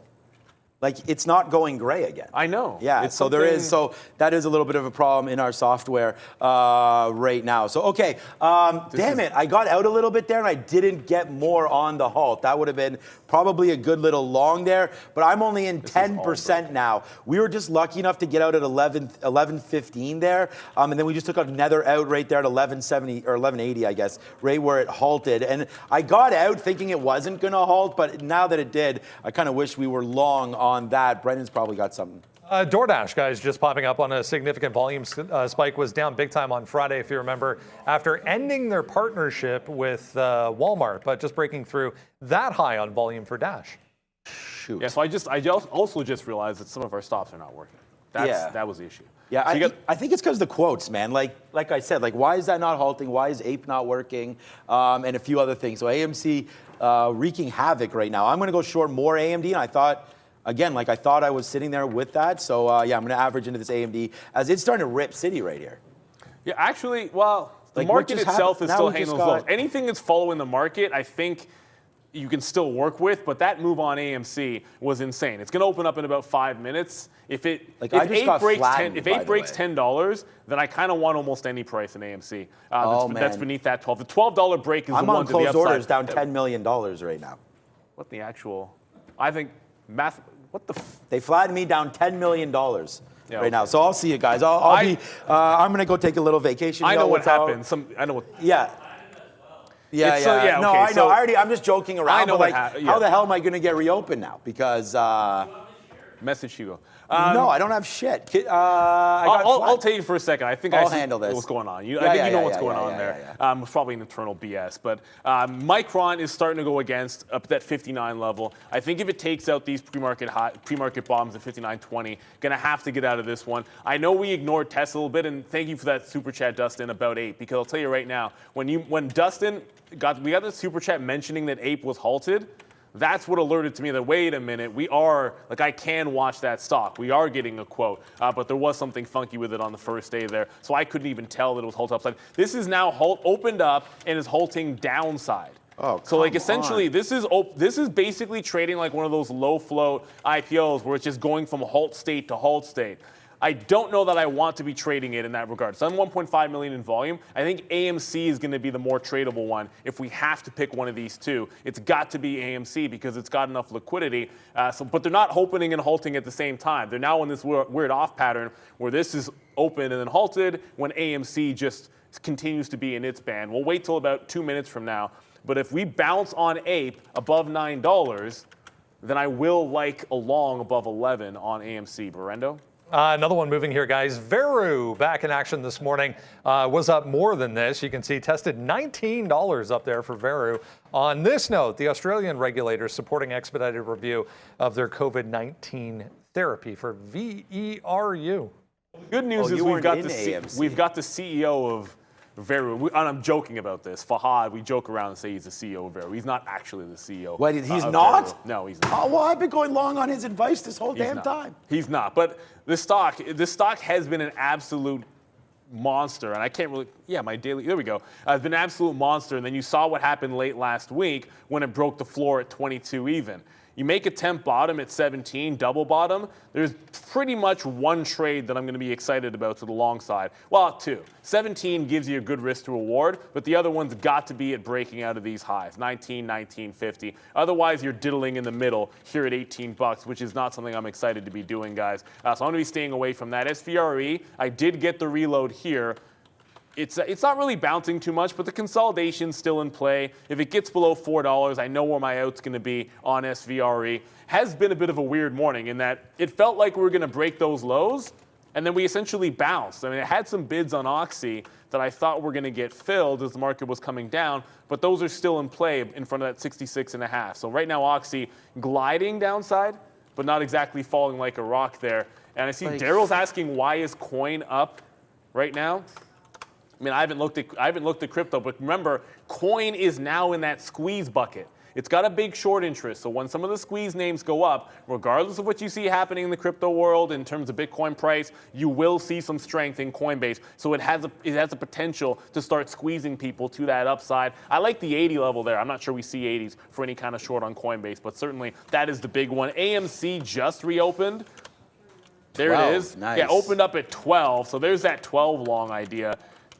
I'm gonna see if I can't get 12 into like that 1150 area. Let's see if it can hold that, guys. I don't really know any other prices worth working off of. It's that 12. Give it back to this previous high at like 1150, and then see if it can hold up there. But that APE, I mean, yeah, I guess APE halted at like 922. That's the problem. Like APE is going open, halt, and then I'm watching it tap. Its tap is currently higher.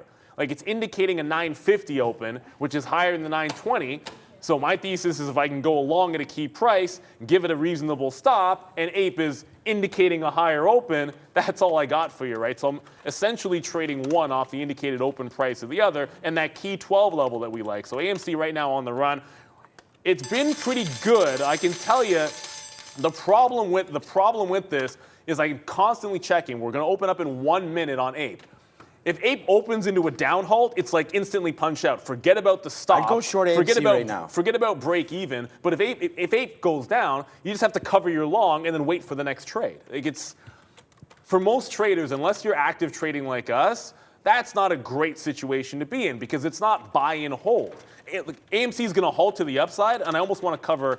It's halting up, and I'm covering more because I don't want to have a rug pull. Like I don't want this to be in a halt state, and then Ape opens up to the downside, and then by the end of it, you're squeezed everywhere. But we got the 12 long. I covered most of it into that 1270 area here, and now it's in another halt in AMC. And now that I think about it, I should have just covered it all and not even bothered to hold any of this. So AMC going absolutely crazy. While that happened, I'll show you. I can still talk if you want. Yeah. Oh, it's cool. No, I'm not doing anything because I'm down $10 million. You're not down 10 million. You know. It's a good joke. If personally, I would screen cap it and just sort of like save it. I should send it to my wife and be like, "Yo, we have serious issues." Well, maybe don't do that right now. Although I have your boy took a few too many shares on AMC. I got an idea. I got punched out at 50,000. So or so, I don't know. Say what? Who now? Well, remember when the bid asked? Yeah, I don't know what it was. I'm just saying, like all of a sudden, I think I lost a lot more than $10 million. I just think that because see how it says, Neil, it says 10 million flat. So I think that's the max. It can't be exact. Right. I think that was like my shutdown is $10 million. It can't show any more than that. So yeah, That's it's like, dude, you lost a little bit more on average than you make. Ape just opened up. Yeah, Ape opened up. Okay. Ape opened up. It's at $9.50. Like I'm seeing, like it got $10. It got as high as. So AMC is probably going to crack 13. Like $9.50, it's going to halt here to the downside. So it got as high as $10.50 and now halting down. Like this is why. Like if you're trading AMC, I should have just taken it all out. Because what'll happen, Ape goes up, and then Ape's going to halt down. If it opens down, by the time AMC opens up, like the 12 long, which looks pretty good, that could be essentially back to flat. So you just want to be covering everything when you get a chance. And I said that's probably the right thing to do, just so you guys can see here. Now that you're halted down on Ape, which is not going to stay open very long, it seems. Also, some moves happening over there in Bed Bath & Beyond. Bed Bath & Beyond cracked that 10 even. I didn't even notice it during all this crazy melee, but Bed Bath & Beyond on the rise as well. So a lot of these squeeze names going pretty strong here, guys. There's nothing else you can look at that's moving quite like this. The market is trying to roll back over here, so I don't want to completely ignore the rest of the market. Here's Apple on this 168.50 shelf. If this breaks, obviously, you've got some runway to the downside. As I see that happening, I'm going to add to my Micron short here. I mean, Micron's trying to go up. I just cannot see it getting past that 59.50 with the market looking as weak as it is. And then just going back over to one other name, you're seeing the market break lower. Well, Tesla broke its low of the day. Like, we're getting a downward trend. I feel like I just have to double down on some of these shorts here and try to find a big cap short that isn't a chip name. Brendo? Downgrade on Peloton, I just saw it popping up this morning.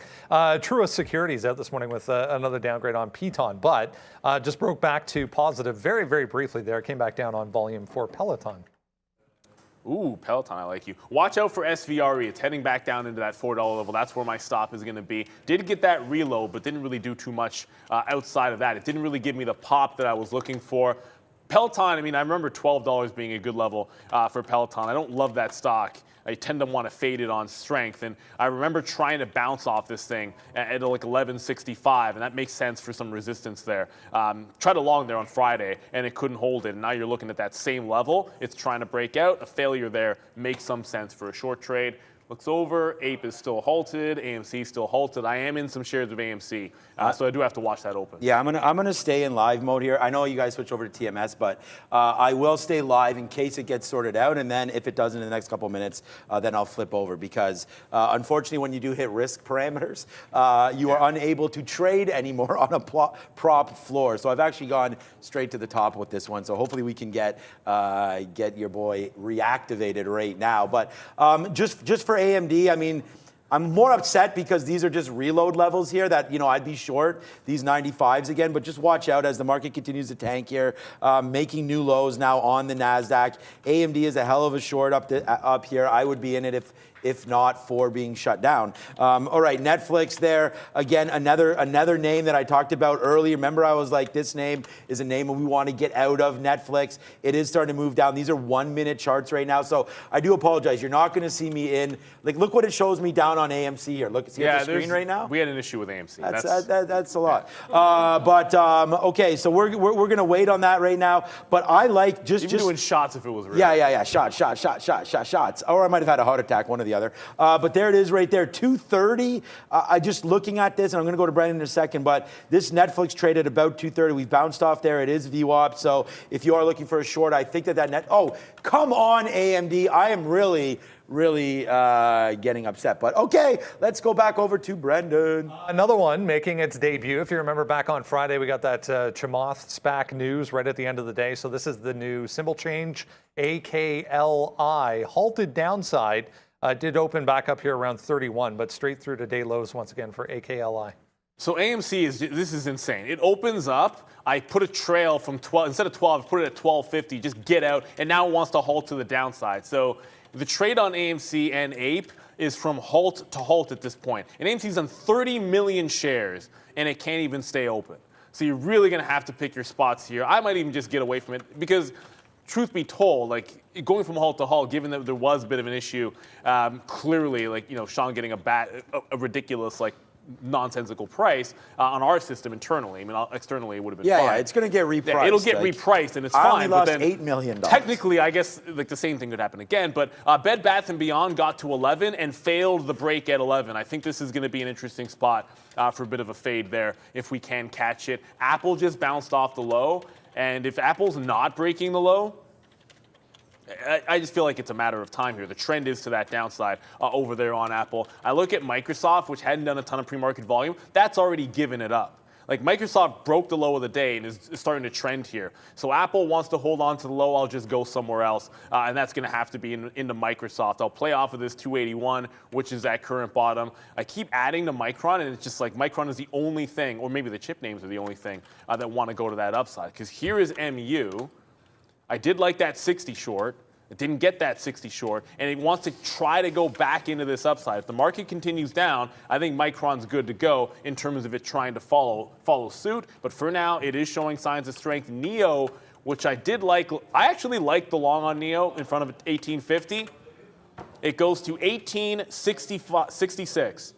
My bid is at 1865 this morning. That's the kind of morning it is. That's super frustrating. It's that level that we looked at on the daily chart.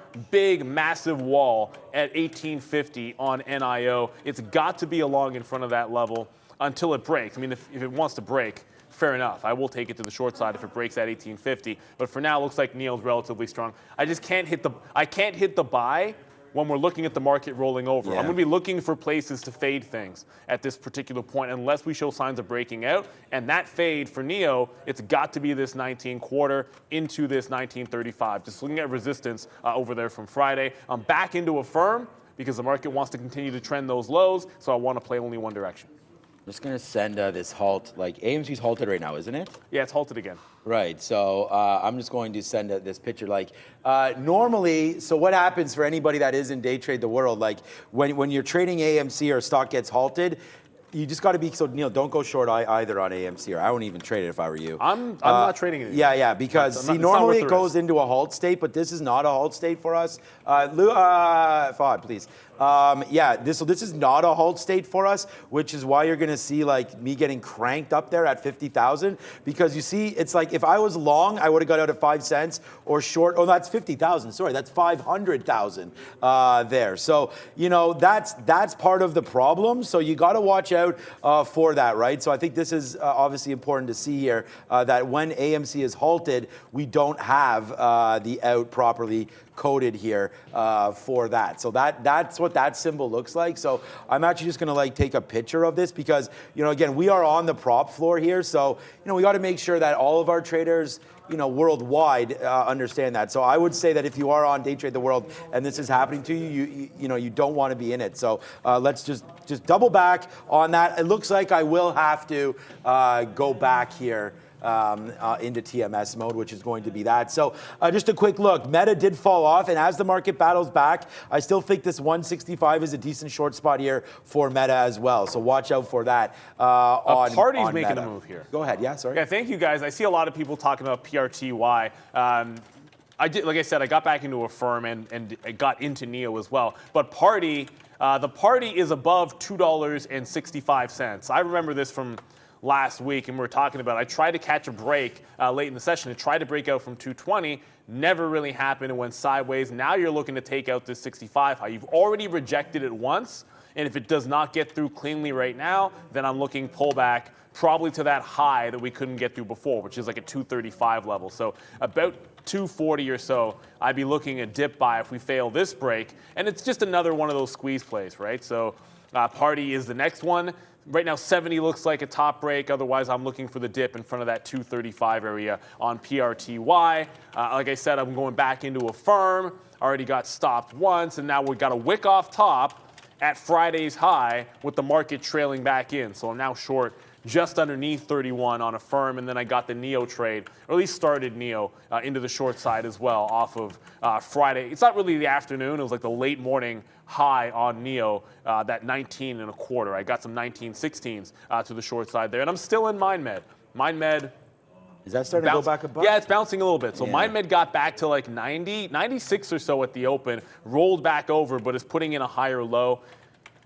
If it makes a wick top like this, I do not need to be adding to the short, to be honest with you. But if it gets to $1, I'll be out of this one altogether. AMC is open up. I'll still cover it, but you know, trading it right now is a little bit hazardous. I don't want the same thing to happen. I'm not saying it would happen if the same would happen to Sean would happen to me, but it's a possibility. It's right back to this $12 level. So it looks like that long. It did take you to about 13, right back down into 12 to the downside with Ape going Ape-ish crazy is what that stock is doing. And that's why it's really difficult to try to trade AMC right now, because Ape is just opening and halting, and the last halt was an 870 to the downside. Well, I'm not shorting AMC. I'm not taking that risk after what had happened. If I see Ape going back to the upside, scalp long on AMC, get in, get out quickly might be a decent trade, but fighting it on the short side is not something I want to be doing. Like I said, back into some firm here as it gets down to that 30 level. I am going to want to cover as it takes out VWAP. Micron continues to try to trend higher. It's still below those highs from the morning, that 60 level, but not really showing any signs that it wants to let up here. And then why is this happening? The market not going any lower? Apple still holding these lows.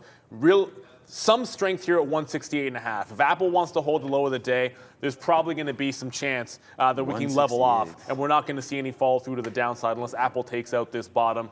I still believe it's going to happen. The trend is still to the downside on Apple. Brendo is at the big screen. It's 10 o'clock already. Time for happening. Yeah, 10 o'clock. Let's get a quick check here at a very red board that's continuing as we were talking about in the pre-market here. Just pointing out the NASDAQ Composite and the 100 leading still 1.72, 1.74 to the downside for both. The Russell, small caps under significant pressure here. I mean, it's about the same all the way across the board here. The S&P trying to get back to lows right now, more than 1.5%. The Dow as well. You get the story. It's a down day.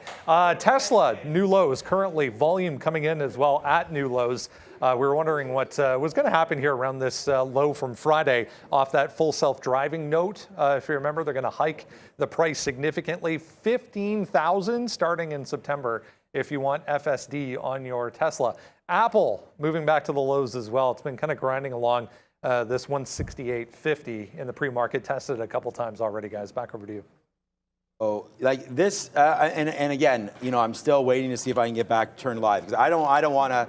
Honestly, I don't even want to trade in TMS. I'll just talk about some of these levels here. But I mean, I'll go into TMS. We still have an hour to go. But anyways, there it is again, man. Let's go bang, because I don't have these trades on. But that AMD here, and again, I could go into paper trading mode. I'm just like holding out hope that maybe I can get reactivated. I don't know. There's a chance. But 94.80, 95 right now. Like we've just talked about those shorts and how great those levels have been. So like every single time AMD is like. So I'm changing the thesis a little bit now because AMD has bounced off this VWAP and this 50 period and 94.20 or so, like so many times here that I feel like you don't want to hold for that hero move back down like we did the first time. I feel like back into here, 94.1, 94.2, 94.3. These are good shorts, or sorry, good places to cover off of that short. I want to give you another idea. Obviously, we just looked at Mullen earlier today. It did make that move to 81, and then a lot of like back and forth, not decide, like undecisiveness here at 80 before the move back down. And then look what just happened again. I mean, look, it's 75 cents. So you're playing $1 here. It's not, sorry, a penny. But it just wicked down to that 75 again and then resisted back up to 76. So it's not going to look crazy when you're talking about that. But for a lot of prop traders, you're going to use 10,000, 20,000, 30,000 shares sometimes on these. So if you can make 1 penny on that, and you can see that there's a lot of traders doing that, even if you trade 5,000 shares, right? 1 penny's $50. If you could do that over and over and over again on this, and that's not a horrible trade. Give me a break, AMD, as that continues to come down. We talked about that Netflix trade also. That never came back, so I'm not super upset about that. Another name that I like, short, and of course, it's at the day's low. I mean, the market's at the day's low. So all these shorts, of course, I could bang my head against as many walls as I want. But that 115.80 there, respecting this 200 period, respecting VWAP, and not really taking it out is Google. So Google's another name that we look to get short here as well. So Google short, AMD short. We just talked about Mullen off some of that bottom. And then honestly, man, anybody that's holding Coinbase, it's not like I told you so or anything because I'm still holding a little bit. Thank God I only have 1,000. I thought I had way more than 1,000 of this. But this is making the nice move to the downside here. Coinbase off of that 80, whatever it was on Friday there, 80, 85 or so. 84 was that level on Thursday. And then, yeah, the move down happened on Friday. So I still really like this short 82 and change on Coinbase. Not like we're getting there anytime soon. What's up, Rendo? As small floats are concerned, Greenbrook TMS Incorporated, which is GBNH, just popping up here, 40%.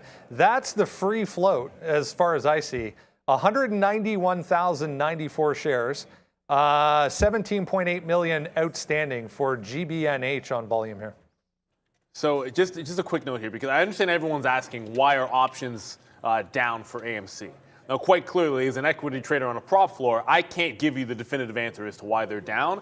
It probably is somewhat related to the fact that like the lack of liquidity, and you're going from halt to halt here when you've had this new issue, and it's a one-to-one, has probably skewed a lot of risk systems, and there's probably data issues because it's an order of magnitude more data in options than there is in equity. So that's my guess, is it's somewhat related to that complexity. But it's going crazy. The AMC is trading in a fashion that I haven't really seen in quite some time here. Bed Bath & Beyond is going, guys. It is strong. It got through that $10. It's trying to take out that 12 even. For now, I think it closed at $11. So for now, it's kind of running back, I think, toward that $11 area. I did get that PRTY long in front of 35. That's headed back to the upside, so that's working. But I'm looking at this trend here and saying, okay, well, if we're going to go late to it, it's got to be that 11 on a dip. Maybe give it to like a 1070 here. So BBBY, super strong. For now, up 3%. I just want to get some affirm out here as the market is trying to level off.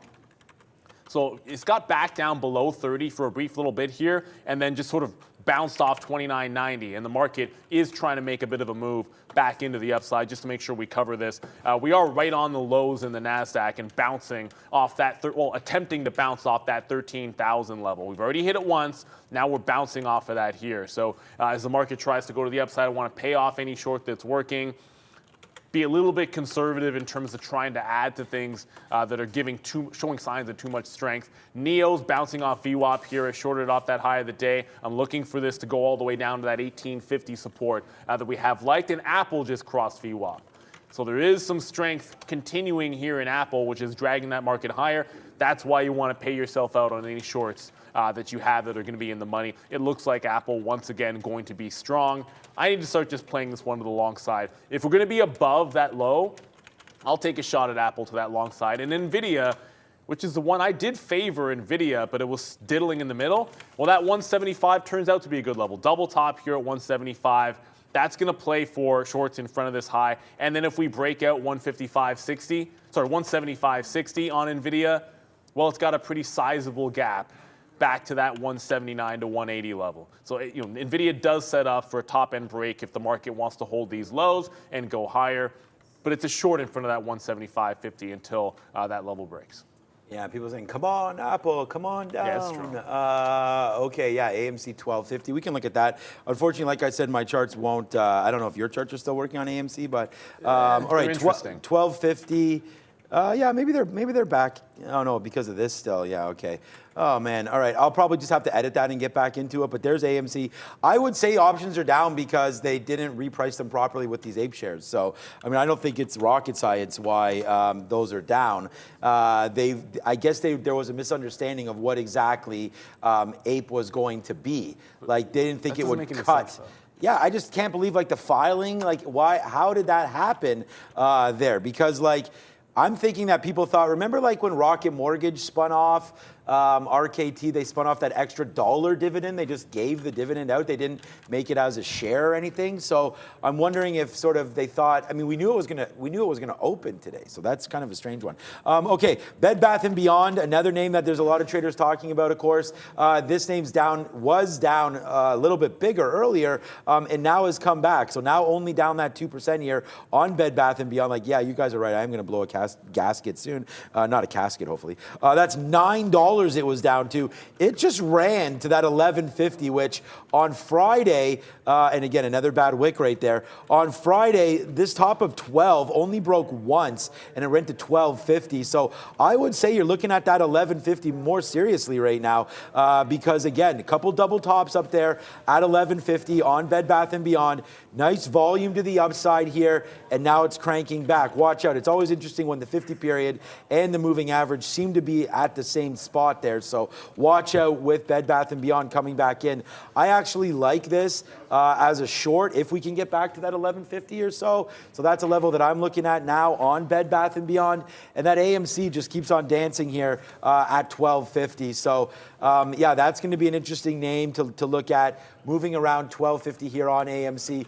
Google's kind of held the same levels. And then, of course, the trade that I'm going to be furious about for all day is going to be this AMD trade, because it just keeps on making sense to me, and we've been reading it really well. All of these shorts up here all the way back. So watch out here as we get ready to go to the downside now. Weber, Blue Ape. Oh, come on. There goes AMD. Drug stock is going nuts again. Now I'm starting to get even more upset. So. Yeah, at the same time, so anyways, Party, PRTY, broke that 234 area or price, so the only long we had in there going to get taken out, but Drug making a power move. We remember this from last week. It's up 25%. This went kind of crazy, pulls all the way back to where everything started, and then decided it needs to go again. So sometimes you look for that as a good support level. Now, I'll just look at 140. Like 140, that's the channel. If it pulls back, I'm only going to be buying dips. I don't want to be taking top breaks on these things. Not the way I've sort of seen them go already. It's been too weak of a market for that. I'm going to try to get some NVIDIA. I've added the Micron. That's back down to 59 even. But like I said, NVIDIA shows signs of trying to take out that 175, and now it's headed lower. I'm looking to reload NEO as well. If it tries to get back up to that 1925, it's still above 19 even and showing like it wants to try to take out this high, but the market continues to test the lows. And as long as that's happening, I want to be favoring the shorts, with the exception of Apple, because Apple above that 168.50, if it goes back there again, it seems to want to hold that, and it's 1010. Let's see what's happening in the world of crypto.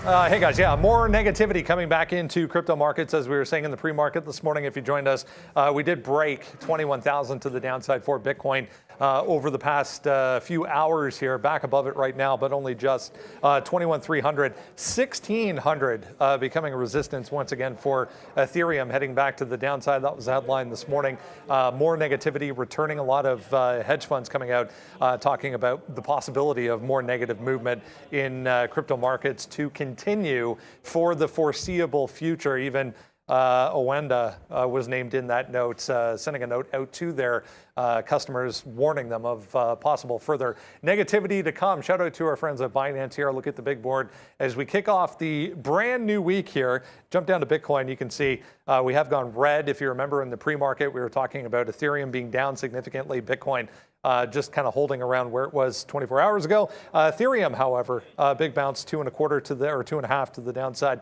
for Ethereum. I mean, a few other major ones on here. ADA down 2%. Solana as well, about 1.3. So the sell-off continues that we saw last week, guys. Back over to you.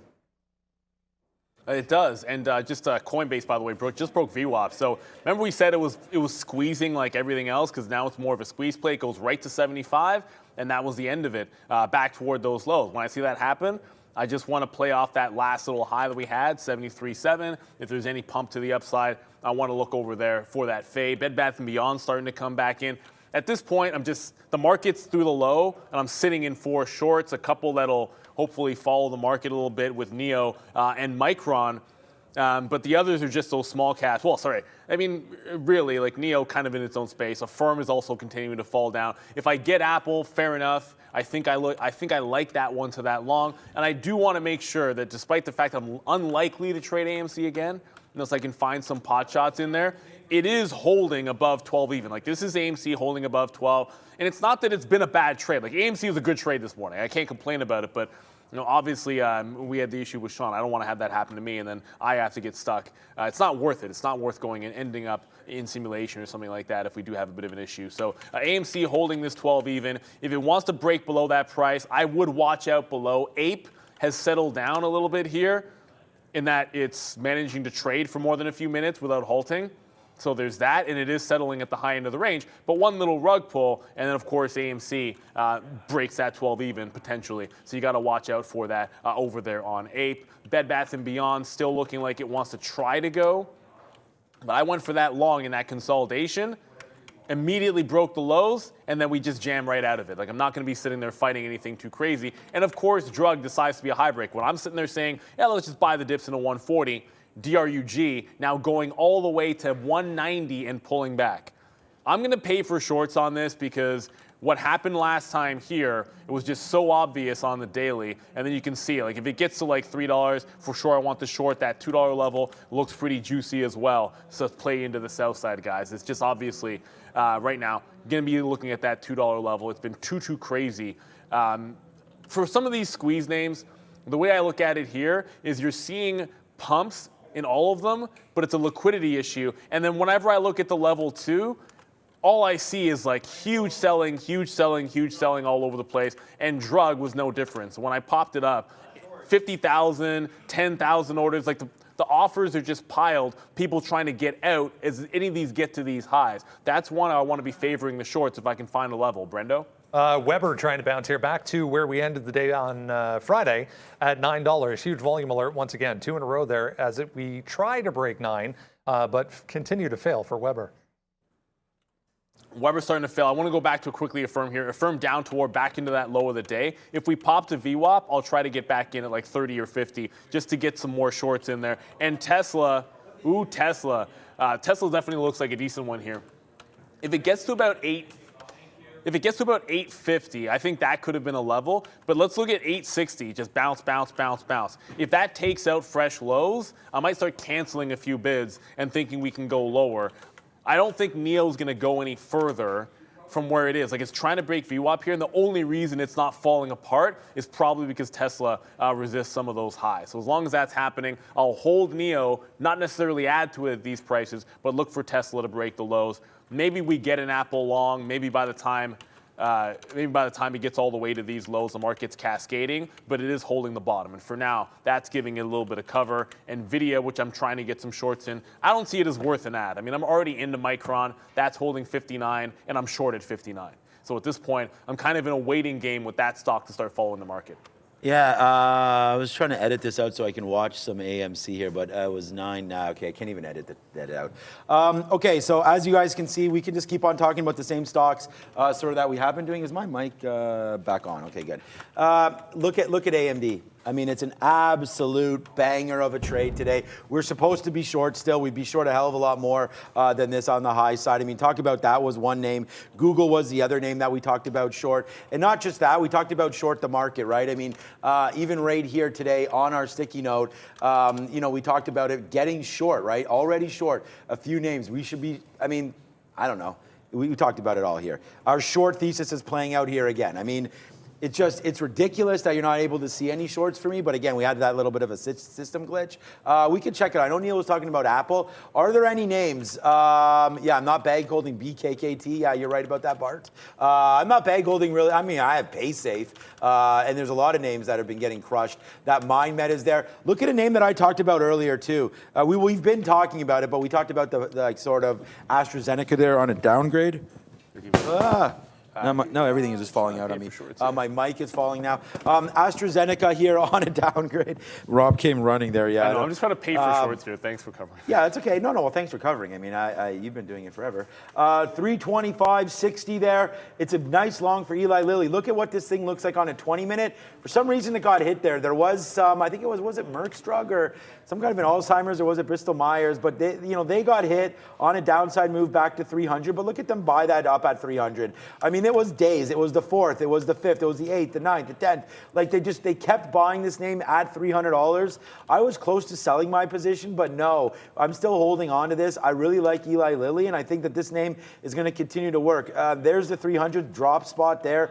We bought this name on strength, like in the 1.7. I think it was it 170? There was some kind of a barcoding down here happening. It might have been 220. I'll have to, yeah, maybe here it is right down here. Yeah, 170. Yeah, right down in here is when we first bought it, and I haven't done anything since. So this is close to a double up, and in this market, that's pretty good. I believe I might have bought more shares here as well. So it's not exactly a double, but Eli Lilly, a nice move, but just as much as you like that 300 bottom here on Eli Lilly, you might like this 330 top the same way, so 335. So this name getting pretty close to a sell as well. Not really going to help you guys anything today, but yeah, that's crazy. Look at this AMD. And I mean, again, we got stopped out right here when AMC stopped us because of the bad tick, but wow. Big time movement right back in. Remember I said would probably be covering a lot here in the 20s and 30s. So can't say that we'd have a large position, but there it is right back into these bottoms. And it's disappointing for me because, yeah, we did have that short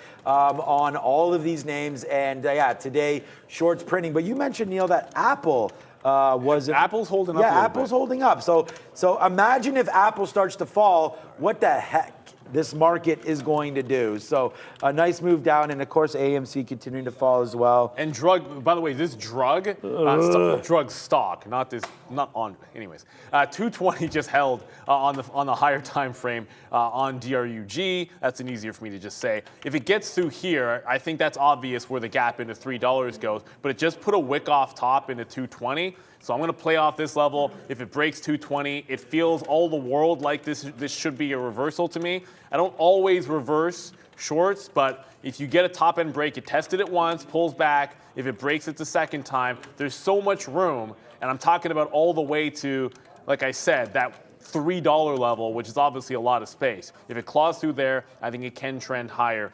But I'm always short off a level like that until it breaks. So if 220 goes, I am looking for the reversal on DRUG. I got to get to mine. I'll get to MindMed and talk about that in a bit. But NEO's starting to trend back to these lows. Looks like we could challenge low of the day. Going to start covering some Micron and then look to see if I go long. Well, I will go long at least once on Apple in front of 168.50. As long as that level wants to stay in play. And it's the only thing holding those lows that I can find. I'm going to jump into some Apple, but it has to be tight to that bottom. So shout out to Rob, our T guy that's running around here. We ran into Justin in the hallway here, and Rob goes, "You ever watch Game of Thrones?" And I said no. So that's my mistake. First of all, I have never watched it. I know. But he said, "Doesn't Justin look like the guy that showed up in the couple seasons there? I don't know if it was his last season." Giants, man? Yes, exactly. This Tormed Giants dude here. So I think he does look a little bit like it. That's a good call on that one. So thanks, Rob, just to bring it a little lighter side of things for me today, as the frustration level for myself has been high. You should just watch Game of Thrones. That'll make you feel a heck of a lot better. Yeah, maybe I should. I think I should for other reasons as well, if you know what I'm saying on Game of Thrones. No, I was going to say, sometimes, I don't even get that frustrated when I lose on stocks. It's more like this is a technical problem that shut me down here for the day. So we're still up. I still had a great day. I was actually up about 2 times my daily goal. So that's fine. It sucks when you see some of the trades panning out for you and you're unable to take them, but that's okay. We're going to be here, and it looks like now I'm going to take this opportunity to go into TMS. So I'll put some trades on for you guys, but it'll be fake money. I hate doing that because I feel like I don't have like the credibility if I'm going to be shorting something and it's like, wow, it's not live money, right? But that's okay. We'll probably do that anyways. At least I'm telling you guys, so you do know. We'll just look at charts and we'll try to make plays as if we're in them. But I'm noticing the cannabis names also down 9%. Maybe we'll get a look at those. But it's small cap recap, and I think Neil has traded this. But again, I've been distracted. So let's go over to the big board and see what Brendan's looking at here this morning. Hey guys, yeah, brought to you by Casinos. Once again, check them out. Free to play slot games available on Roku and Amazon Fire TV. SVRE, this wick up here was 420. The last time it was up here after 1, 2, now 3 days to the upside. So 420 waited for that to break, which is the blue line, to get involved in this, working its way down currently through 350. So it needs to hold below 420 if we're going to maybe get a test of where we were back on Friday, around $3 for SVRE. MSPR, I mentioned just before the open that it was kind of sleepy, not really doing a heck of a lot. 290 was this high from the pre-market, so just using that. But volume kind of dying out, as you can see down here. Needs to break that low to continue for MSPR, guys. Every time I see that symbol, I just think of like MRSP because I don't even know. Well, I mean, just a quick question for Day Trade the World purposes. Has anything else halted that you've seen? Actually, that you've been in or anything no. like that? Okay. It's just been. It's only all I've seen is APE and then AMC. And you know what's crazy? Oddly enough, I've watched AMC halt, and I don't see AMC once on the NASDAQ Trade Halt website, which is weird because I watched the stock halt. I was in a long, and AMC halted to the upside. Again. It's halted right now. And it's halted. It's halted again, but it's not actually showing up on this website. By the way, I should have gone to this, and I'm going to get to Rev in a quick second there, Deary. Thank you so much for that super chat.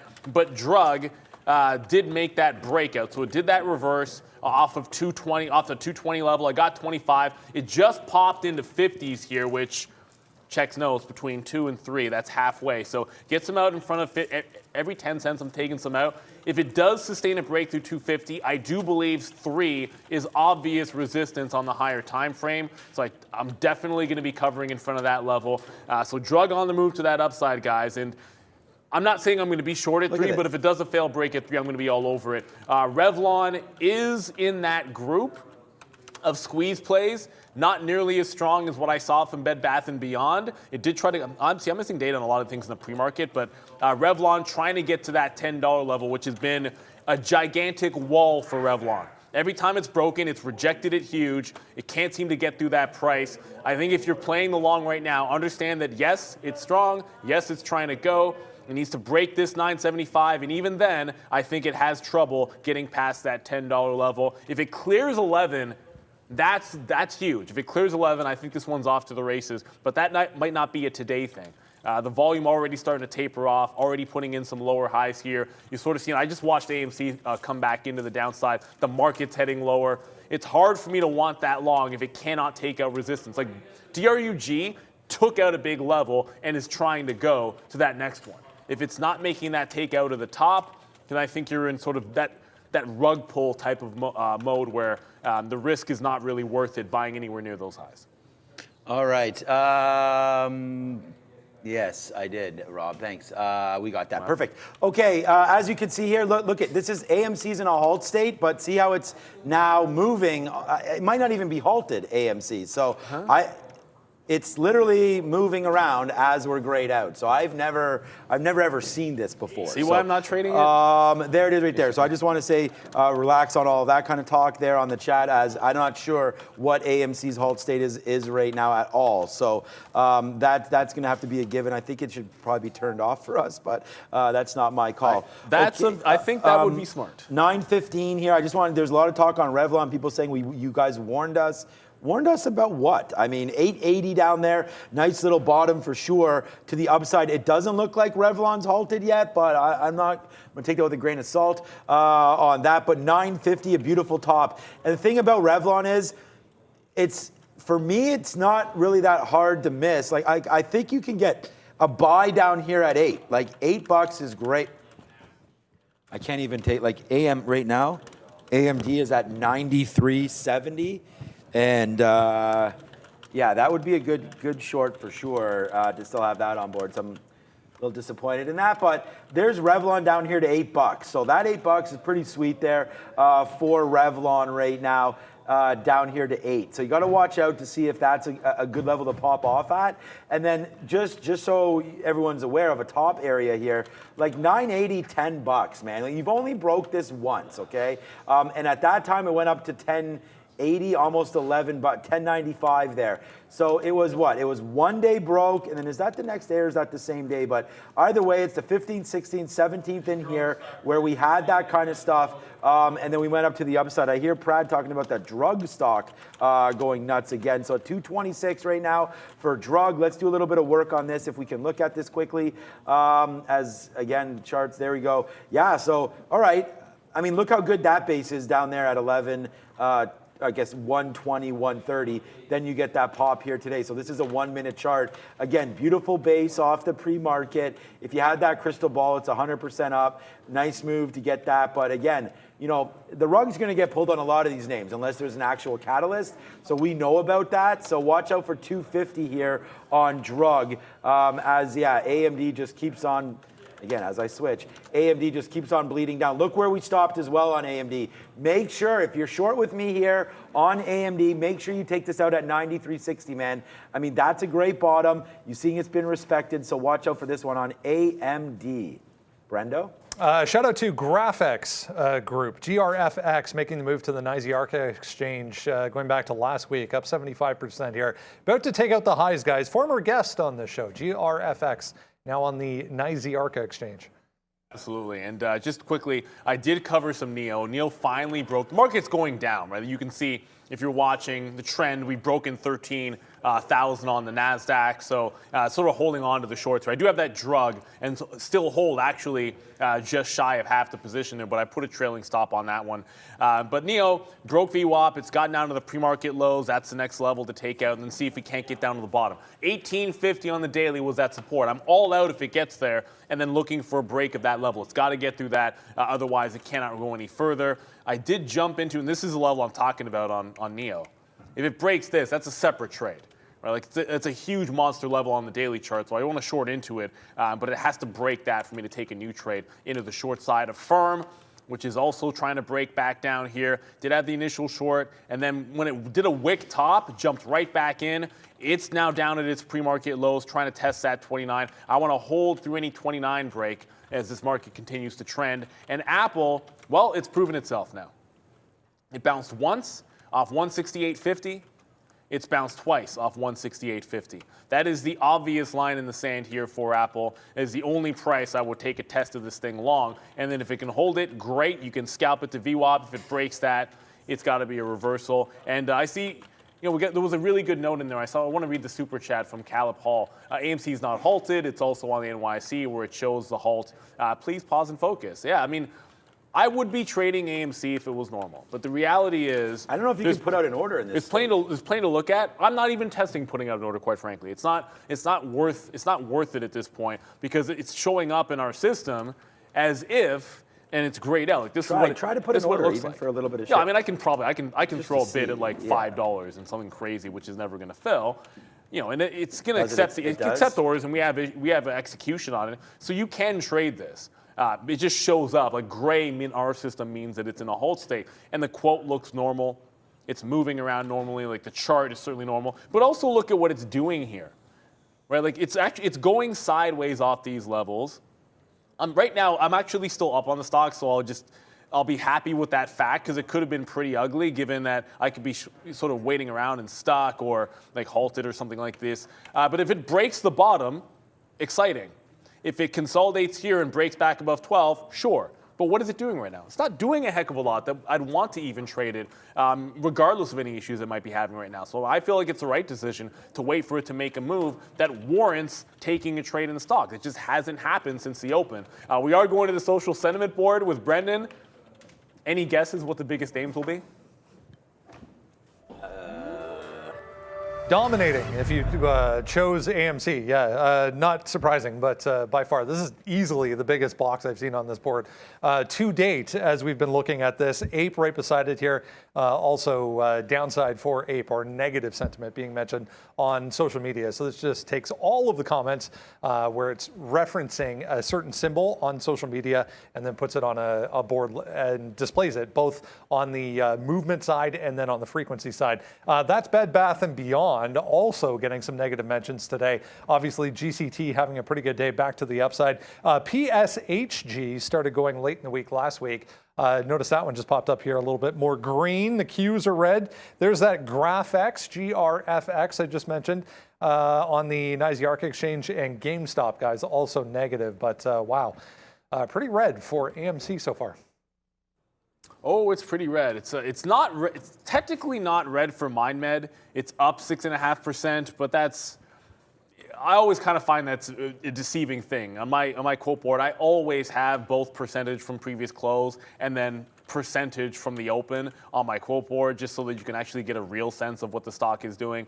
Because MindMed, while up 6%, has been only to that downside, down 4% since the open, failed that dollar level. It's just busted back to 90 cents here, so it's trying to put in a higher low. So I'm going to jump on the bid in front of 90 cents, because if it wants to put the higher low, maybe it does challenge back to the upside. Not necessarily going to be worthy of a reload for me, but certainly MindMed showing some signs of falling back down in. I want to make sure I'm taking more profit there. Apple, there we go. Now it's getting a little bit more juicy.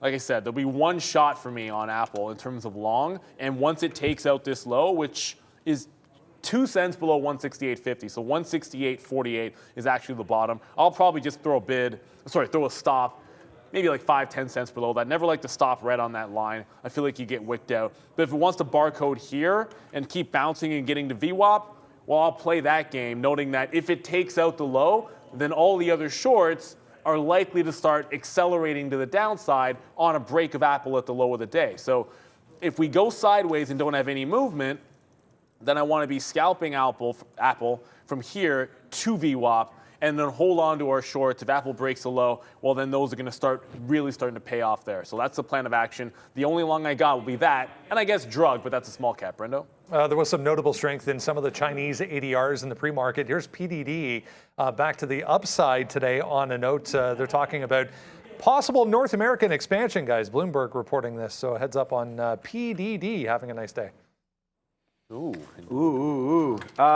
Yeah, guys, look, I'm just going to say awesome, because I'm just going to call it like it is, man. I mean, we only had 4 ideas on the sticky note today. AMC, we crushed it. That was my #1 stock today. We were short at 12, getting out at 10.50. And then we had AMD short right now, right? And so look what's happening to this AMD short as it just continues to pump. Like, this trade should be a monster today, and why wouldn't it be? There's no reason to get out of this, man. It's just coming to the downside. We have NVIDIA earnings coming this week as well. That was also written there on the sticky note to watch out for that level, so watch out. And then, of course, the 168 break on Apple hasn't happened yet. I don't know if it's going to at this point, because, you know, it's just giving it up right now. And I said, watch, like, I was bearish on this market down 1.3% when the market opened up, right? That's when we started shorting. That's when we got our AMD in there. And now Apple is giving it up. So once that name goes, man, this market is going to be gone. We talked about shorting Netflix as well earlier. And I mean, that just keeps on puking. And that's right down near the bottom of the day. Should be down lower, in my opinion, than where it is right now. And yeah, everything, just there goes AMD, man. Like, this has been... wow, too bad. That's really too bad that had happened, but it's a big move to the downside here. 93.14 coming in and trying to hit. If you're going to look at AMD, I mean, we called the short for a reason. It's been getting hit the last couple of days. We had one update breaking that streak, and then it's just been getting hit. So it wants 90. It's going to get 90. Whether or not that happens today or tomorrow, I don't know. I'm pretty bearish on this market. I've been like that for a week, so let's see if it can start to continue to print to the downside. $90 right there on VWAP. Something to look at. Sorry, this is a 50 period on the daily. That brings it back to 85. I mean, I think we get lower on this name. I don't know if we see the doldrums of 70 again, but that could definitely come into play. What is Revlon doing here quickly? Yeah, nothing. So Baba, yeah, I like the Pinduoduo and Baba. Yeah, he was saying that Pinduoduo was starting to go crazy today. Yeah, so we can go over there. Let's just check out the Chinese car companies then. NIO down here near 19. I think this is a buy just because you're below the 50 period and we've seen this thing run again. Look at this on a daily chart for NIO. You want to swing something if you think this market's going back up. Nothing wrong with this. You're going to get a great return. I think you can easily get back to the 50 period, which would be 21 bucks. But if you don't think the market's going up, then obviously you don't want to be long NIO because these Chinese names just continue to get hit. Any talk of delist, any talk of the government stepping in here on this name is a problem. But there's AMD bouncing off 93, like kind of as expected there. Let's see where it goes from here. And always remember with NIO, like it's the one company where when it comes to earnings season, there's always like multiple reporting dates that we find. Like the NASDAQ website tells you that they're reporting on Wednesday, I think. It's the 24th, so that's when I'm expecting it to be. It's supposed to be this week. We'll see when it ends up happening. Once or twice, everything is lined up saying it's one day, and then it ends up being another. But Alibaba just turned green on the session, probably on the strength of Pinduoduo. The market is trying to get back to the upside, at least attempting to make a bit of a bounce here. I got in and out of Apple. It ends up making a wick bottom. I don't know if I want to go back there again. I feel like just hanging on to the shorts unless we break the trend is the easier way to go. If we can hold that 13,000, if 13,000 ends up holding the offer, I think the trend is going to continue to that downside. You'll get a relief bounce if we take out 13 on the NASDAQ, and that's where it's like cover some of your shorts. And as long as we're below, I'd play this as a fade off the high of the day on Alibaba. Pinduoduo, I don't think that's the one that you want to fade because it's showing way too much strength here, breaking out highs, possibly heading into 50, up 7%, certainly strong. And you look at the channel it's in on the daily. Like this could easily just get to 50 or maybe even get a little bit higher than that before it runs into meaningful resistance. That's why I would pick Alibaba. If I had to trend trade shorting one of these, it's got to be Alibaba off that high. NIO for me, the short has worked. It's still bouncing off these levels. So if it gets back into that high 19.25, I'm going to go right back to the well and then short this one off of those highs of the day, play it back into that low. Still like the long if it gets to 1850, but it hasn't gotten to 1850 at any point just yet. My med's still bouncing here, and I know I'm going to keep going back to AMC. If it does something, fair enough. Still in this same little barcode range here. So for the last half an hour, AMC's done absolutely nothing for you. I mean, the algos are loving it because they can kind of go back and forth. On the other hand, Bed Bath & Beyond, while it's doing a bit of the same shuffle, at least it's doing so off a pretty good level. This $10 level, it's just sort of showing you, on Friday, it had support in the afternoon at 10 bucks, and then that's where the breakout pre-market highs were. So it's doing so at that $10. It gets below 10, I'd be looking for a breakdown short on Bed Bath & Beyond, just given the fact that I don't think we've had any issues trading Bed Bath & Beyond here today. That $10 is certainly a good line in the sand for BBBY. And then drug, yeah, I got stopped out. I put a trail on drug at 220. Maybe that was a little bit too tight. The long reverse played the 260. There's the trail. Now it's trying to put in a lower high here. Maybe it's going to go again. I always like to have a bit of an out when I play these, and then sometimes that means you're going to get trailed out. But drug headed back toward that 3. I paid for shorts. If it gets to 3, that is the level I am looking to fade on DRUG. Okay. Yeah. Okay. Let's see what is for lunch today. All right. Grilled spicy sausage with mushroom and sweet pepper paella. Paella? We've never had paella before. Not bad. No, we've had it before. We have? I've announced it. Yeah, we've had it before. I don't think I've eaten Yeah, because I remember that guy to our left here, Prad, was like, "What the hell's paella?" So I remember talking about that. But that should be good. That should be good. We get a salad anyway. Yeah.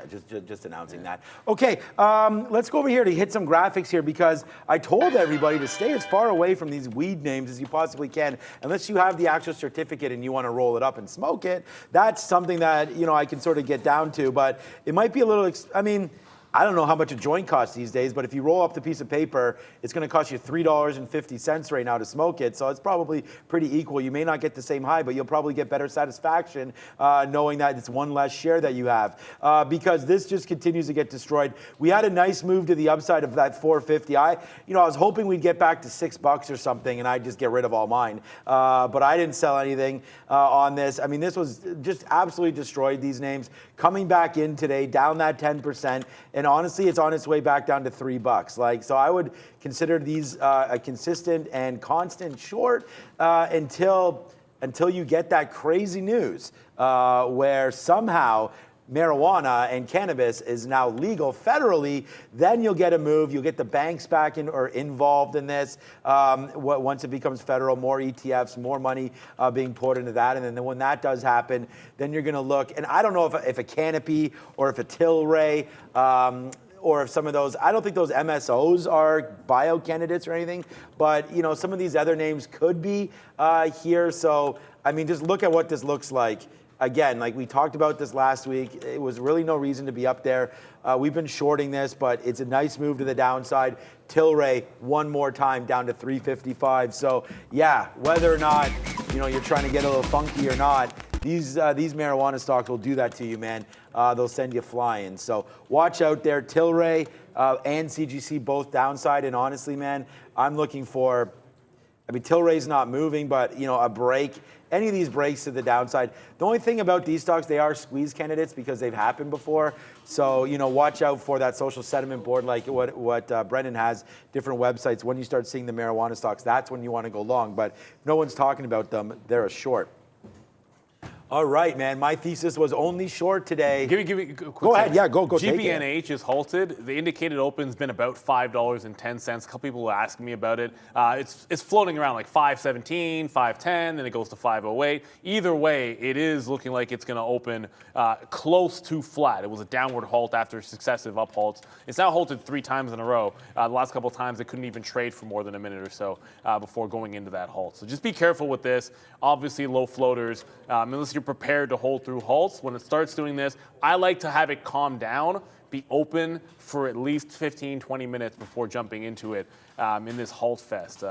It's a pretty red board in there. The market just reclaimed 13,000 on the NASDAQ, though, so it could be pretty interesting. Let's go to Brendan for Sector Watch. It's becoming a bit of a theme over the past couple of days anyways. Yeah, it looks like this right now, 1.65. For the S&P 500. A few notable names standing out in the communication services group. Netflix, 5.5% on that downgrade we saw in the pre-market this morning. WBD, Warner Brothers, right beside it. Paramount there as well, 4.5% and 3.7% to the downside. This entire group, though, the communications group, in negative territory. Just beside that in the corner there, material stocks, there are individual names in positive territory, along with consumer staples here. But that's about it as far as positivity to point out. Financials all red outside of CBOE. Surprise, surprise. Positive for CBOE. Industrials also downside as well. UAL, AAL, Delta, all the travel names getting hit so far today in negative territory. Tech is leading, as we've said, not a single name positive in the tech sector right now for the S&P 500. Same story for the consumer discretionary group. Not a single name in this group is positive on the day. Here's all the casinos, hotel names, cruise lines. 3.5% to 4.5% right across the board. Retail stocks, the entire group downside after earnings last week. Remember, we saw a couple of days that were pretty positive. Ford here, 5.8% on a court ruling went against them. GM, 4.3% to the downside. BWA, Tesla, you get the picture. All 3%, guys. Not a good day. Back over to you.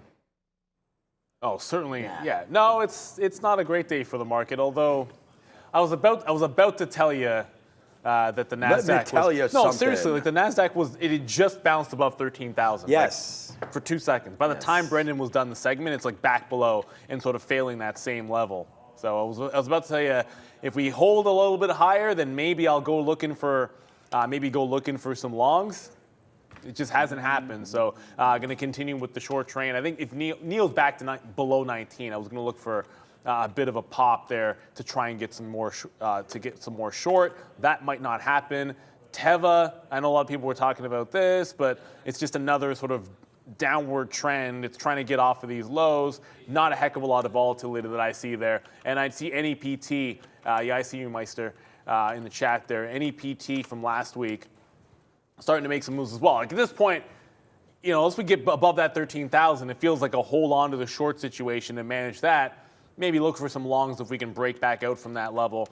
But any PT is something that is strong. Like I want to look for things that are showing signs of strength and give you a chance of that breakout. Party was going. Looks like it has a second chance to do so. Any PT from last week, it did fail at like 350 or so. But beneath that 250, if you go on the daily, has some resistance, a residual from last week. Needs to clear that, and then maybe you can test that 3. Well, I think there's going to be some bag holders looking to sell it at 3, but 250 to 3 does give you a little bit of runway for a bit of a long there. And like I said, NEO, if it gets back up to 1950, it's trying to challenge that 19 now. So 19 quarter, I should say. I'll go short at that high of the day again. One of the few names showing some signs of strength there, because it's been sort of the U.S. listed Chinese names that are showing that they're relatively strong. Pinduoduo leading the way. But I'm not taking anything short unless it's back up here 1925 or we're playing off that 1850 low. And speaking of those names, and not NVIDIA, Alibaba is right toward those highs. But now all of a sudden that stock's grayed out for me. I think I can still trade it, but Alibaba now playing off of these highs. The double top on Alibaba looks pretty juicy for a short opportunity. Alibaba's grayed out? Yeah, it's this one's messed up as well. So Baba on the strength of Pinduoduo here, although Pinduoduo just reversed and pulled back off 49.50. I mean, that would set Baba up for a bit of a short here. Yeah, that would set Baba up for a bit of a short off that high of the day. So 91 top there on Alibaba's Pinduoduo, showing its first sign of weakness that I've seen all morning. So because I'm not actively trading or anything like that, I can tell you I just logged in and sold some of my Netflix shares right here. So I'm out of some of my Netflix shares, long 178, out 228. I only got out of 40% of my position. So that was, it's in a longer term account. So I just wanted to get some profit in case we do continue a nasty move downside. It could be wrong again. We were selling Tesla in our accounts as well. And now that's pretty good. We sold a part of it at 828, part of it at 888 or something.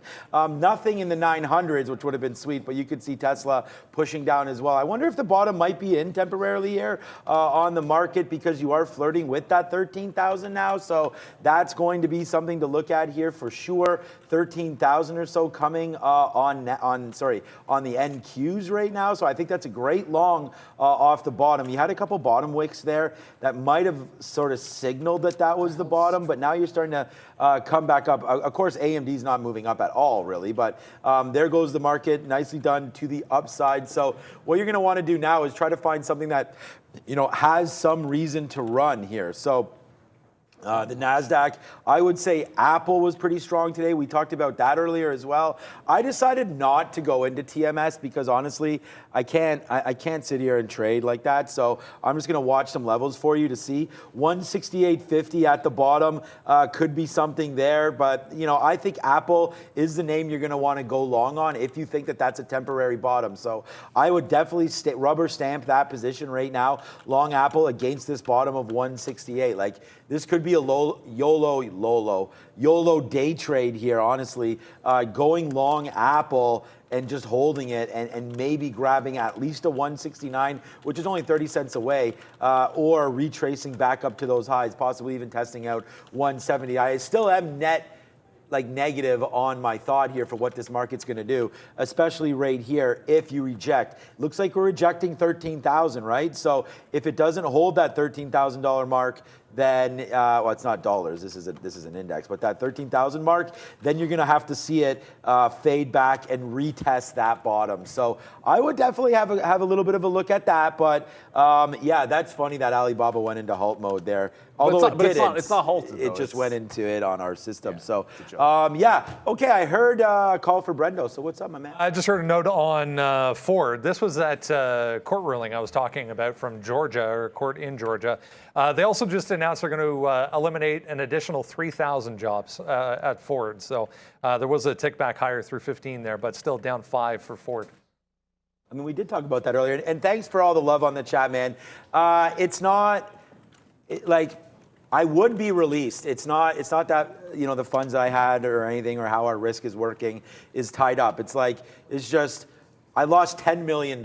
So the problem here is just like, they got to figure it out. They got to send the order. It's got to get broken. There has to be like a lot of things that has to happen, but there was a glitch that obviously that happened in our system here. And I'm not sure if it happened anywhere else, but up here, and it just stopped. Like, I got punched out at basically $500,000 here for AMC, and then our risk just stopped at 10 million. So it should be a lot higher. Like the loss should be a lot more than that. But this, you can show it the screen here, Lucas. It doesn't really matter. I just want to, like, we were short here at $12 all day, and we actually, I mean, this is why I'm upset a little bit, because we would still be short this name, but who knows? I mean, it blasted up, it halted. That's why you can never look back and be like, I mean, I would still be short AMD for sure because that's the trade, but it's hard to count the money because it doesn't really matter. You're out. This is what happens. This is part of day trading, right? There's glitches that happen, and you just have to sit here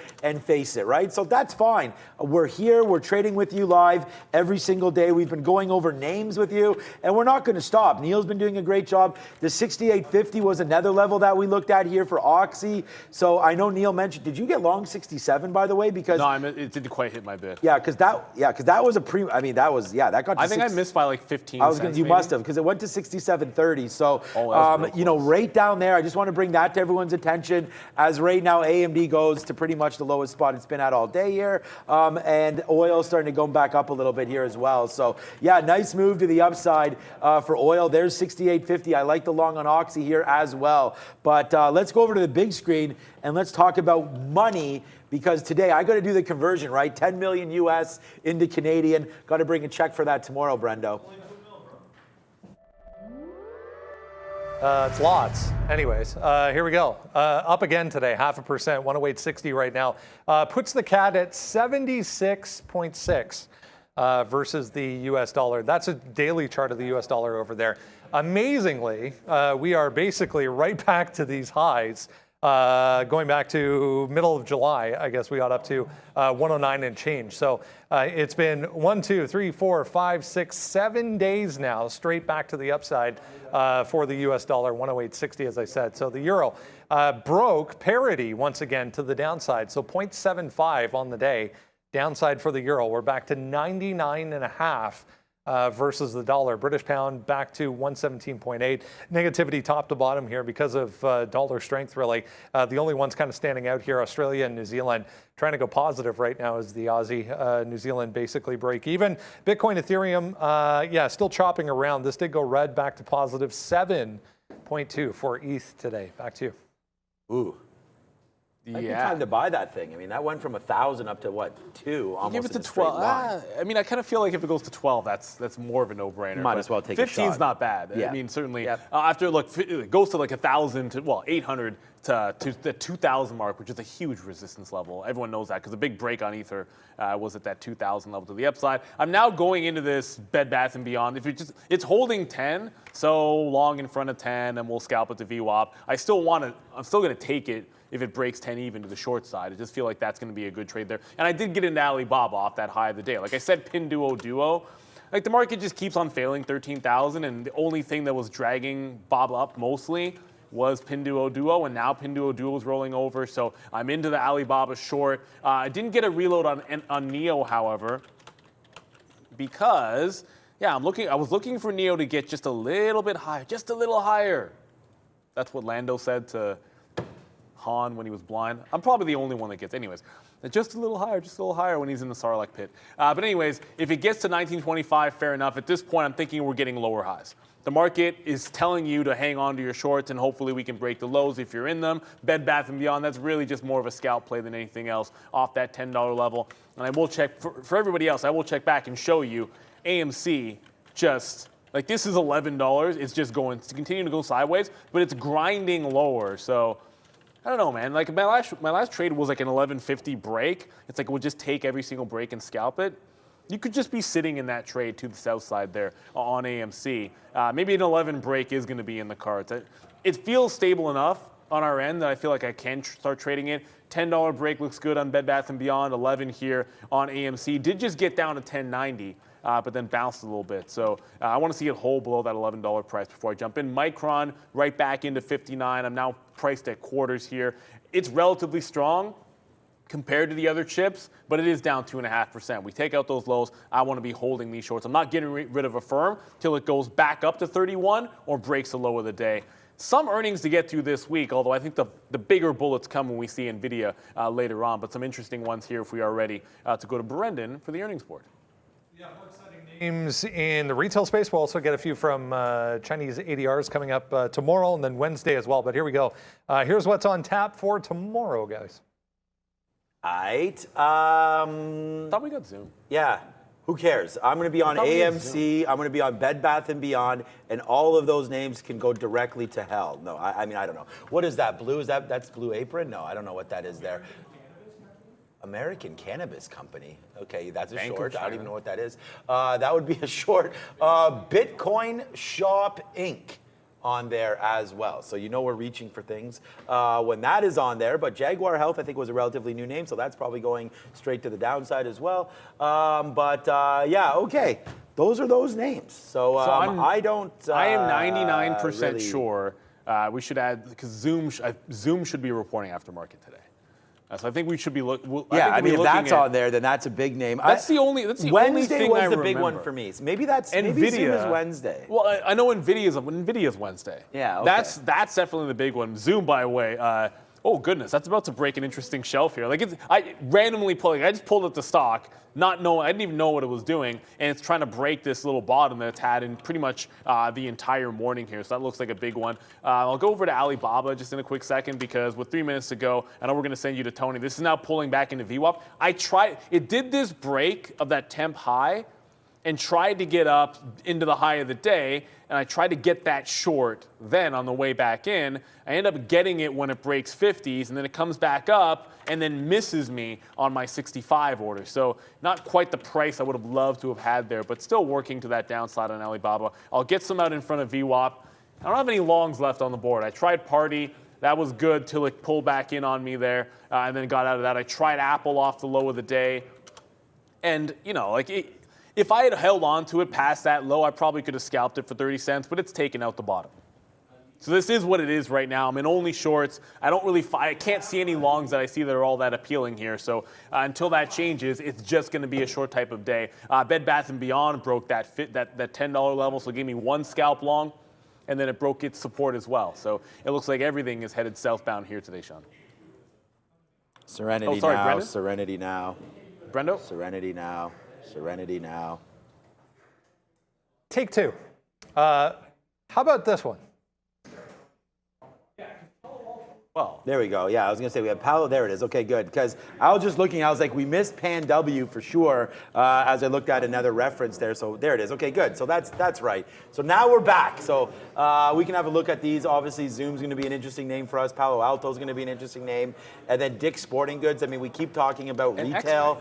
Macy's, like, look at that. That's XPeng much better. Yeah, because even this morning we mentioned XPeng reports before the bell. JD, I mean, Macy's. There's a lot. Yeah, there we go. I mean, it's going to be monstrous. And look, I'm just going to say a big fail to AMD today, man. The only name on the sticky note that I even cared about today, obviously we talked about Oxy, but then oil started to tank in. And guys, don't worry about it. You know, everything's going to get sorted out. But there it is right there, AMD short sell, man.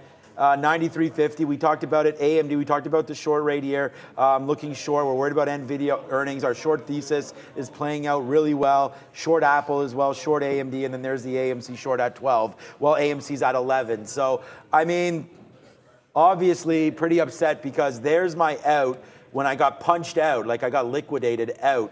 Right here on AMD, which at the time was fine. It does go back up to 94 and change. And then, like I was saying, just short these tops, which I hope you guys did. And now it's come right back into 93 and change. So, yeah, it's been a great short. We would still have it, but, you know, how many shares is irrelevant at this point. But it's a nice little short there for AMD. Oxy, we liked that at 7 there, 67. That hasn't come in. I'd watch out for that bottom to possibly tick out as well. And then I still like this break higher, man. Like if oil, which is right here, can get figured out here and maybe find a bottom, then I'm thinking, you know, maybe that bottom is that 86.50 that it was earlier. Then I feel like Oxy is also a decent trade through 70 here. Sorry, 68.70 right there, that high. So I do like that trade as well. But yeah, this has been a real fun day and an interesting one for me. I haven't had any position since 9:40. 9:30. Hopefully this gets settled down for the closing show, but if it doesn't, I'm going to go back into paper trading so you guys can at least see some trades and some ideas. Yeah, this afternoon's going to be a wild one. You know, AMC's still going, Bed Bath & Beyond still moving, that drug stock still doing a lot of volume, and the market continuously taking low. So hold on to your shorts if you got them. They look pretty good here. As I'm watching a firm, I might take a bottom break on a firm. That one's looking pretty crazy as well. But we do have a bit of a treat. I see he's getting lined up and ready to go. Prad is locked and loaded. You might have heard him. Where's the treat? You might have heard him several times, like yelling and screaming, because it's been a wild market. But he's there with Tony El Tigre himself. So enjoy it. We'll be back at 2 o'clock. Let's go midday. Let's go Blue Jays. Let's get it rolling, baby. It's Monday, a brand new week. It's time for Midday Market Movers Mayhem with obviously your boy Trader Prad and Tony, the main man, Pepperoni in the house. Welcome back. I know you were sick for a little bit. Glad to see you back in the chair. And let's get the ball rolling. Tony's got to log in, so we'll start off with a couple of my trades today. Here's a fun stat. I'm an absolute algorithm. I have 21 stocks traded today. 12 positive, 9 negative, and none of those 9 negative have lost more than $10 on. I'm already up 2 times my shutdown. I'm in a couple positions here at the moment. A little bit of a size on these positions too, so I'd love for these positions to work out. It says no positions on the board, so let's fix that right here. I have quite a bit of a size on this trade, so let's take some size out of that one. On APANQ, it still says no position, so maybe we'll take some size off of that trade in a little bit, so it'll show up. But for the most part, I've been absolutely smoking today. My number one stock on my board, APA, XPNQ right after that. Mostly for the short side. I haven't been really looking for longs, but now as the market pops back up to the north side a little bit, maybe it's time to start covering some of my positions that I have been short on, just to make sure that they don't come back and hurt me, put too much damage on me, and take some of this money that I've banked on today back from me. I don't want that happening, obviously. But I hope you guys are having a great day so far. I hope you guys had a great weekend. And let me just start off with obviously we don't want to dive right into sports talk, but man, what a head kick over the weekend. My boy Kamaru Usman, what can you say? Even champions make mistakes sometimes, right? Kamaru Usman lights out with the head kick. I was in shock. Impulse, alcohol-based decision, put my whole betting account on Usman to go knockout round 3. I lost my whole account. It sucks to be me. Damn, that sounds just like my Forex trader account. I just lose all the money just like that, but doing something probably even dumber. Anyhow, thanks for filling in for me there. It's been a wild market these past couple of trading sessions. I feel just a little bit of redemption. I had a bad illness Thursday, Friday. Maybe I should have that more often, because that's when the markets seem to go my way when I'm not looking at them. But everything seems to be dropping quite a bit now. My Qs position finally printing just a little bit. We've seen the market stay down over 2% on the Qs, and I think we're down quite a bit as well last Friday. So markets here finally looking to reverse just a little bit. I think what it was is that people woke up and realized that interest rate hikes were actually a thing, and then remembered as wait a second, why are we trading the markets back at this valuation? I don't think stocks should be this high, and as would happen, it seems as though we're now down quite a bit for the indices the past couple of days. And so my position's now back above water, thankfully. I closed out some of my positions. I think we've fallen quite a bit the past couple of trading sessions. But that's been very interesting. The U.S. dollar has been very, very strong as well. If you take a look against the euro, we take a look at the U.S. dollar index in just a little bit as well. We have seen here a tremendous dollar strength. At the moment, we have euro being worth less than $1 US. So if anybody in the audience is looking to go to Europe for a little bit of a vacation, I'd say now is not a bad time. We're almost seeing new lows, 20-something year lows for the euro against the dollar. So that's been quite interesting. Bitcoin today, not doing too much, but on Friday, dropped nearly 10%, back under the 21,000 USD level. And Ethereum has been falling close in its path now back towards around the $1,500 range. So I think it's a very, very interesting time now to trade the markets. I don't want to be holding the markets anymore, that's for sure. I was holding a lot of smaller cap stocks in my personal account. I got out most of them. A lot of those stocks are near 52-week lows. A good instance of this is Upstart. This stock is back at $27. You can see low of the all-time lows around $22, and this is pretty much just barely above that. So not everything has been swept up with the huge market rally we've been having I do apologize for my voice a little bit. I'm still getting back from my illness back on Thursday, Friday. Speak with a little bit of a weird twang, I realize. So I do apologize for that. But anyhow, I think that's just a Southern coming back in me. Perhaps I tend to repress my accent a little bit usually. But it's been a very interesting couple of days for markets. We have I think it was GCT, GigaCloud, new IPO, very large, very tremendous action, I should say, for that one. Backlog on Friday. We're going to see if that can pop up again today. Trading at $47.50 now, much lower volume. That's going to be one to look at. But it's going to be Market Movers with me and Brad. It's going to be a great, exciting show for you guys today. And yeah, we'll see where it takes us. Tony, if you're gonna cough by any chance, oh no, I'll make sure. Put the mute on because your volume is cranked up. So if you cough, is it? Oh wow, you're gonna kill people's eardrums for sure. So just a disclaimer out there, guys. He is sick, so we have his volume cranked up a bit so he doesn't have to scream. So Tony, if you do end up having to, by any reason, cough or sneeze, maybe mute that button just for the people's eardrum safety. Absolutely. Market's pushing back up here after creating somewhat of a bottom. So a little worried about my shorts as I am at the high of the ranges of these shorts with most of the size that I want to be in. What do you mean memory died for my YouTube chat? Okay, there we go. Just Control R worked on that. Today has been wild for some of the squeeze stocks, man. Your AMCs, your Bed Bath & Beyonds. Bed Bath & Beyond has been a little wild today. I guess on Friday we knew that the Brian Cohen sold his stake in that stock, so Bed Bath & Beyond came off quite a bit. But AMC really crashing after the #2 largest movie retailer. I think the name is, I forget what it is. Cineworld or something. Cineworld, thank you. Yeah, Cineworld almost coming close to filing for bankruptcy over there. AMC already already been in that problem before. Look, I've been saying this for a while now. Movie theaters are a thing of the past. Streaming's coming, with streaming more and more out there, movie theaters are slowly gonna die out. They're gonna be a novelty thing, right? Like how Blockbuster is a novelty. There's only one Blockbuster store across the world, and now that Blockbuster is like, they do these little, you can rent the Blockbuster store to sleep in and have a couch in type of date kind of thing or something. I remember they did that for a little while,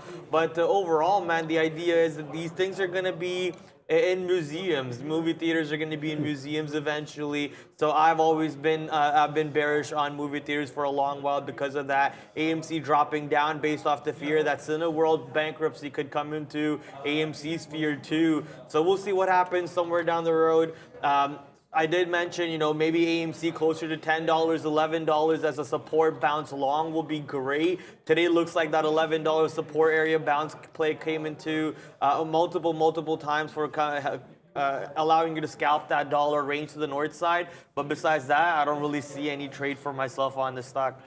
Yeah, AMC today down quite a bit. And we see ape.ny began trading today. I think they issued a 1-for-1 share dividend back from the AMC share. For every AMC Class A share you had, you would now have one share of ape. So I think AMC is actually not doing so bad today. In fact, we've seen quite a bit of a rally, actually, from $7 all the way to just over, I think, around 10.5. So it's quite an interesting rally for ape today, but AMC obviously not doing so well. Interesting you mentioned Cineworld and their bankruptcy, because I believe that that was one strategy they had to get out of their obligations and buying out the Canadian movie chain, that is Cineplex. It's always Cine something, I feel like. But you guys can see if this chart, if I can just zoom in a little bit, they actually wanted to buy out Cineplex in late 2019. Back then, so that's when the share price was at 30-something, and then COVID hit, and then suddenly they pulled their offer and they said, we're not doing the deal no more. And well, after that, the rest is history. You can see Cineplex not doing so well. Obviously, they can't buy this company out when they're in bankruptcy. So just goes to all you buyout traders, there's always the risk of the deal not going through. And just like that, the stock's down quite a bit after that. Obviously, COVID, major consideration. But as for today, it's going to be very interesting to look at. I think the market's actually a little bit oversold now since we've been falling so hard the past couple of days. UVXY, I was the one selling cash secured puts on this thing at 9 and 9.5 strikes. So I actually didn't get my, got some of them called in on Friday, I believe, but sold them all today. I exited most of my positions. I was short TNA and TQQQ, that is this 3x leveraged Russell 2000, as well as the NASDAQ 100 ETF. And so that's been paying off quite well for me. As for the moment, I don't want to go long in this market, see how bloody it is today. But obviously, taking position in the market, I'd say it could go either way. So I like to look for another momentum play. GCT was one that I think lost a bit of momentum, but it's another one that I'm going to look at. I'm going to pay attention today, the top market movers here at lunchtime, and see if there's any stock that's about to pop off. There's another stock, I can't believe I forgot what it is. I'm going to pull it up in just 1 second. But I think that was the SPAC. I think it was Achille or something. It was like a digital telemed company.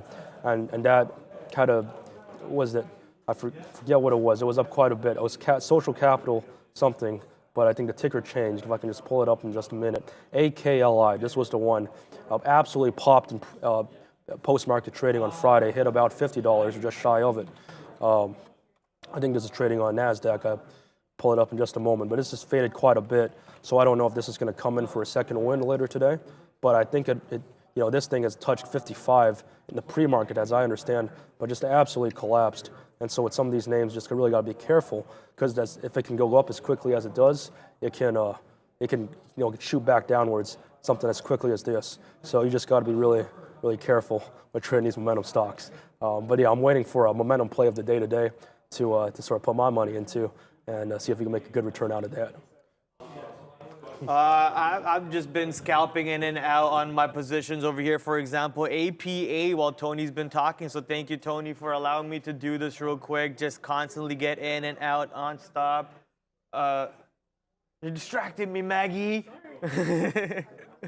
But yeah, constantly getting in and out of my trades. What did you say, Fahad? I don't know what you were saying over there. But constantly just doing my thing. The stock has been very strong. It showed up on my scanner a long time ago in the morning, and APA has been absolutely wonderful. And now look at it again, 12 cents in the money. I had 10 times more shares than I did, and I took a 10-cent scalp. I could have held it for a little bit bigger move on that, but whatever. We still have about 20% of our size left from where we started on this last entry. Maybe we can keep on capitalizing on this move as the stock is pushing to the downside yet again for us. And XP.NQ2. I'll be honest with you, some of these positions I have no clue what they're doing or why they're down today.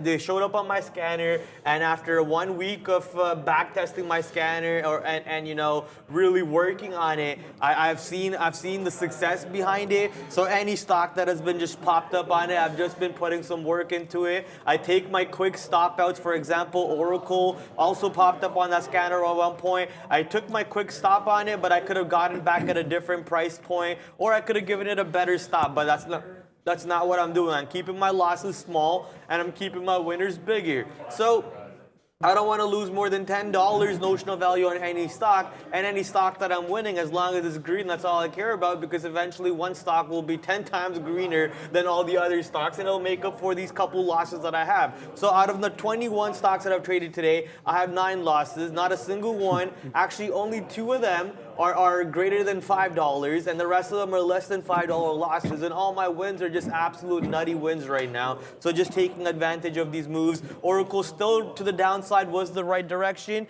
just didn't have the good job, Tony, didn't have the will to hold it for that big of a move on that. As the market pushes back to the north side over here, makes me want to take some more size off my trades, which is exactly what I'm going to go ahead and do right now, and then recreate my stop.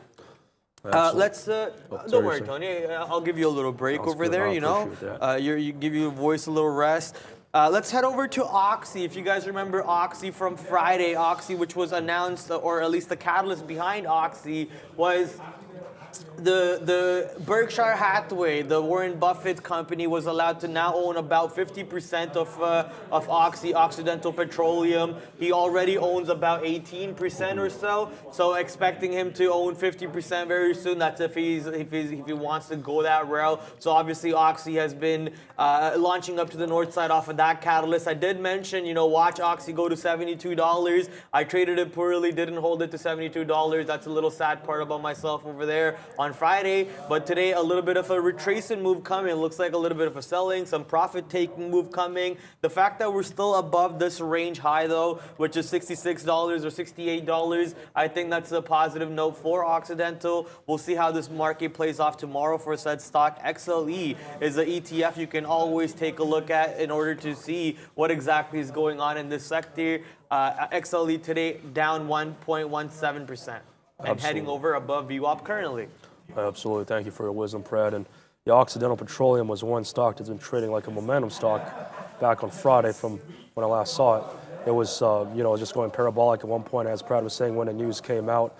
Warren Buffett was authorized, I think, by FERC, which is the regulatory agency for, I think, some of the oil companies or energy companies, as I was understanding it, gave Warren Buffett the authority to buy up to 50% of all its shares. And so this, closed very well late last week. Today it's been dropping quite a little bit, but I'd imagine it can just go all the way right back. But Occidental Petroleum is a very interesting name. It's amazing to me how a stock can recover so quickly. We're now touching 70, 72. And just not that long ago, the stock was, I think, in real trouble when COVID first hit and when oil futures went negative for the May 2020 contracts. And, the fate of this company was, it was in question. And people, I remember Warren Buffett might have been saying that their acquisition of Anadarko Petroleum, I think a couple of years ago, had to be one of the worst buyouts or mergers of all time because they way overpaid for it. But it's nice to see a company coming back, recovering so strongly. Besides that, I know Pratt also mentioned news regarding BBBY, and this stock just absolutely dropped like a rock late last week when news came out that Ryan Cohen sold his position in the company, and so that pretty much wiped out all the momentum that was building up in this security. And so, it just goes to show with these meme stocks, what could go up really quickly also can go down really quickly. Personally, I'm surprised it's still holding $10 a share, seeing that this stock was around $5 or $6 right after their earnings release and right before the meme stock extravaganza, I believe, hit the security. So we're seeing now if we can sort of hold that $10 range. BBBY was one of the original meme stocks back, I think, in a year and a half ago during the January 2021 rally. And so I think this stock was squeezed all the way to 50 some odd dollars. And now we're seeing a move back down towards $10 range. So I don't know about buying into a name like this. I think what the price action has been saying to me with names like GME and AMC is that we kind of saw the top already, and with how overbought the markets are, I wouldn't trust putting my money into more of these names where, again, you can see huge volatility. And even towards my unbalanced risk-reward strategy of put selling, I wouldn't say advertising, but I was describing a possible trade you could have taken last week by selling the out the money $15 puts. Let's see if I can get the Yahoo Finance to pull up here. We can take a look at the current bids, or current asks and bids. But, geez, what's going on over here? I apologize for this intermission here, but what I was going to say is that with my terrible floor pizza analogy from last week, I think a more illustrative analogy would be that instead of having a pizza on the floor, someone that hands you a pizza at a party, and asks you to have it, and say you like pizza as much as I do, you're about to go in for a nice bite, but you remember that you don't really like the gentleman who gave you the pizza as much. In fact, you had a recent argument with him. So you question now, what are the odds of me eating this pizza and having no negative side effects?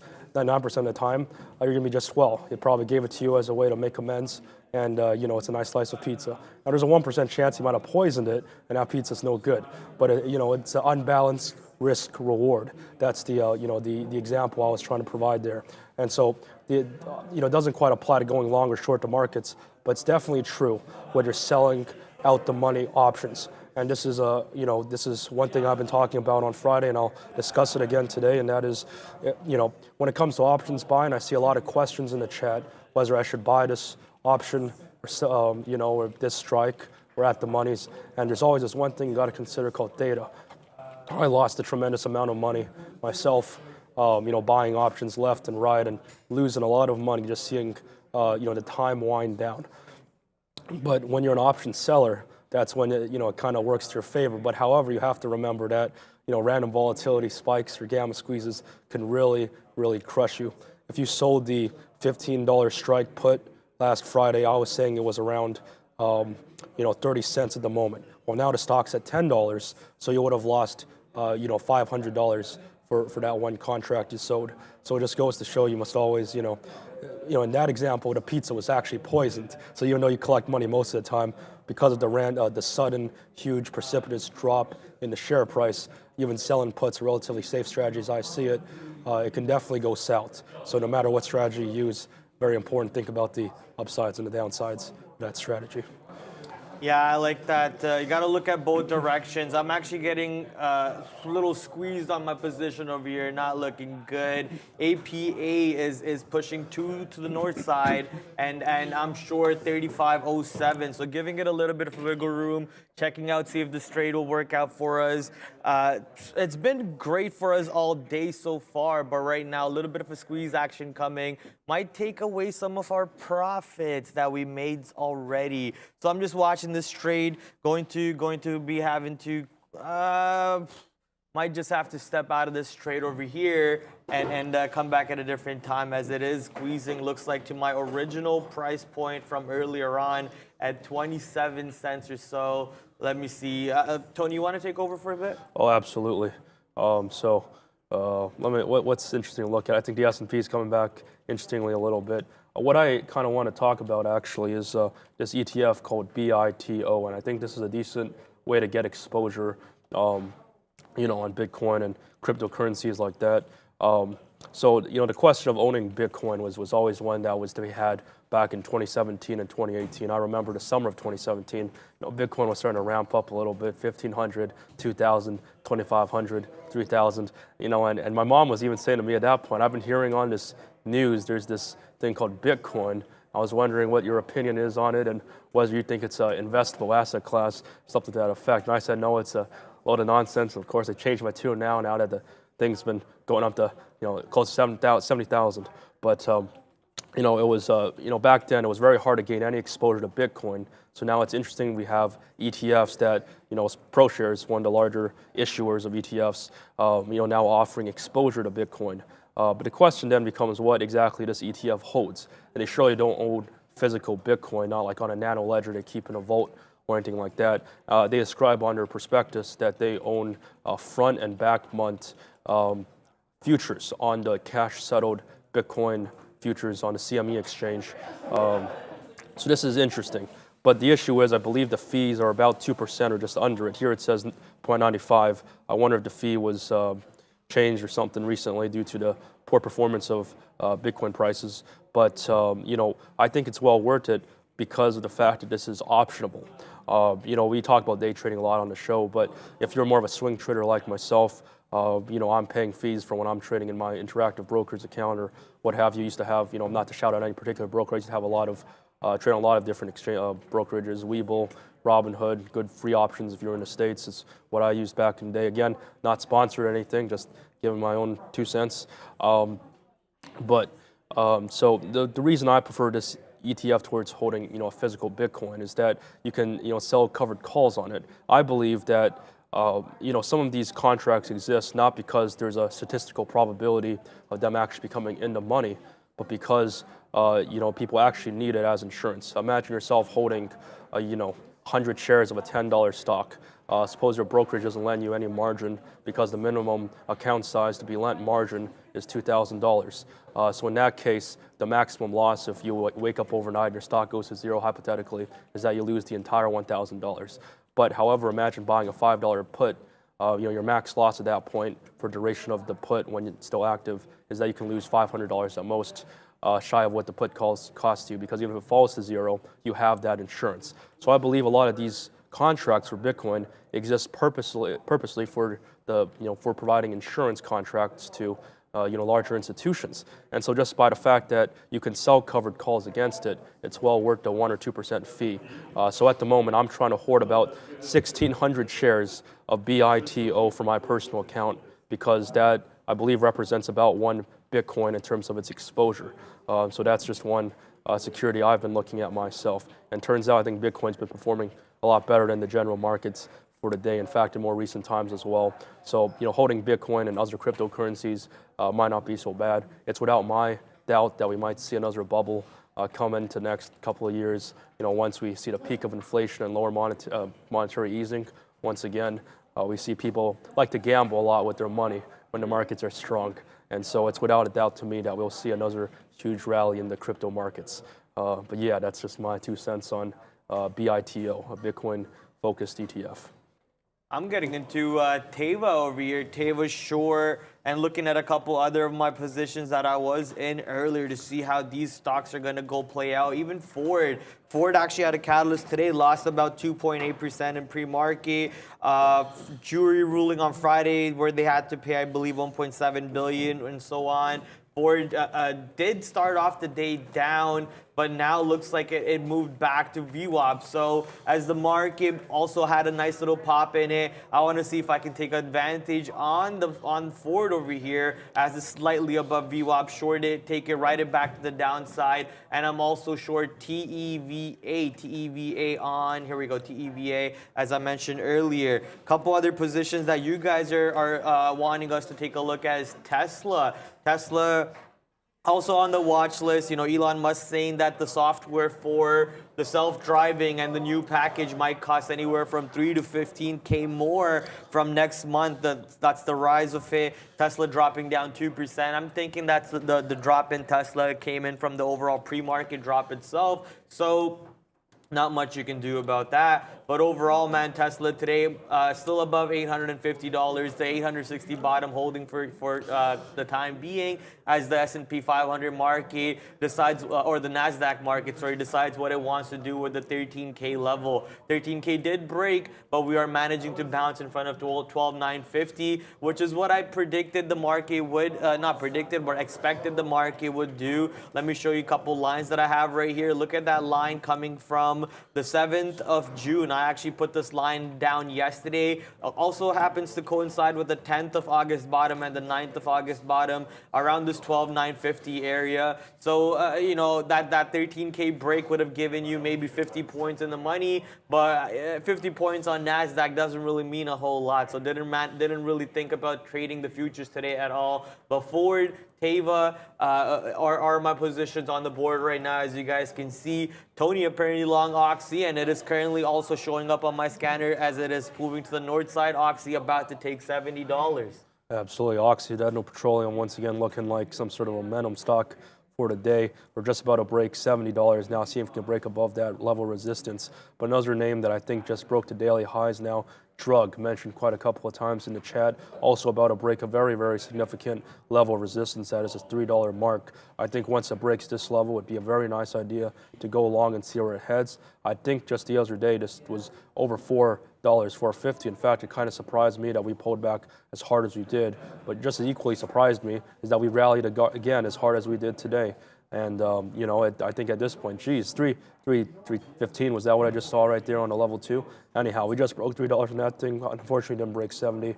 We didn't hold it consistently on Oxy, but I think Drug at the moment could be a play of the day in terms of going long and seeing if this will retest the $4.50 mark, as I think buying pressure right now looks just relentless. And, we're just moving parabolic at this point. The past 5 minutes, we moved up 20%. All the way from 250. So this name is one that doesn't seem to be giving up any sort of momentum as we speak. Besides that, I'm looking here at some other stocks. Not too much moving today. So I do think that Bright Minds Biosciences Drug is a name to go long on for today. We just saw 324. I think we can go a lot higher than that. Besides that, Teva, name Brad just mentioned here, trading down 1% for the day, coming back from that broke below 10 actually, but didn't hold. So it just came right back above 10, now holding around the 10-20 level.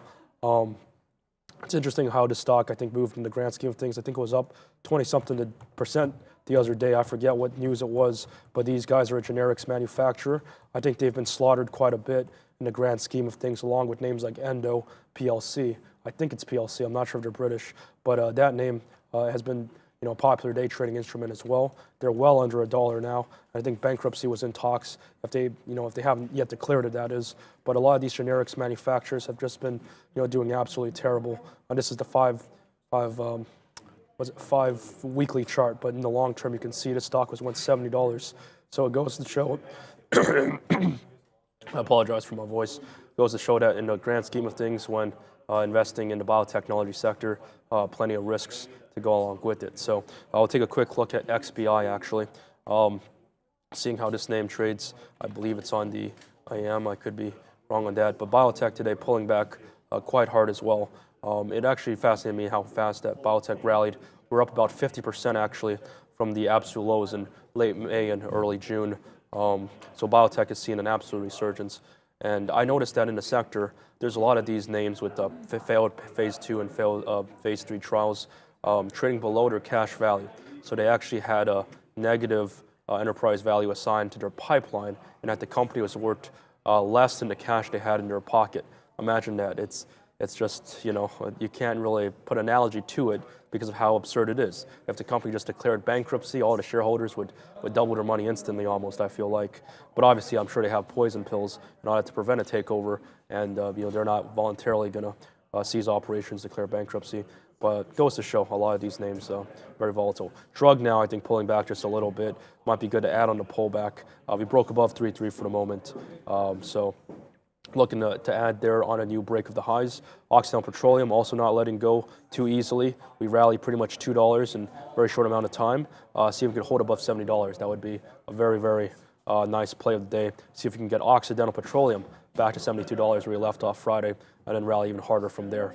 But that's to be seen. We're heading into lunchtime soon, but not a bad place to leave off, and we'll see that volume smile coming into the end of the day. So it'll be a very nice setup for then.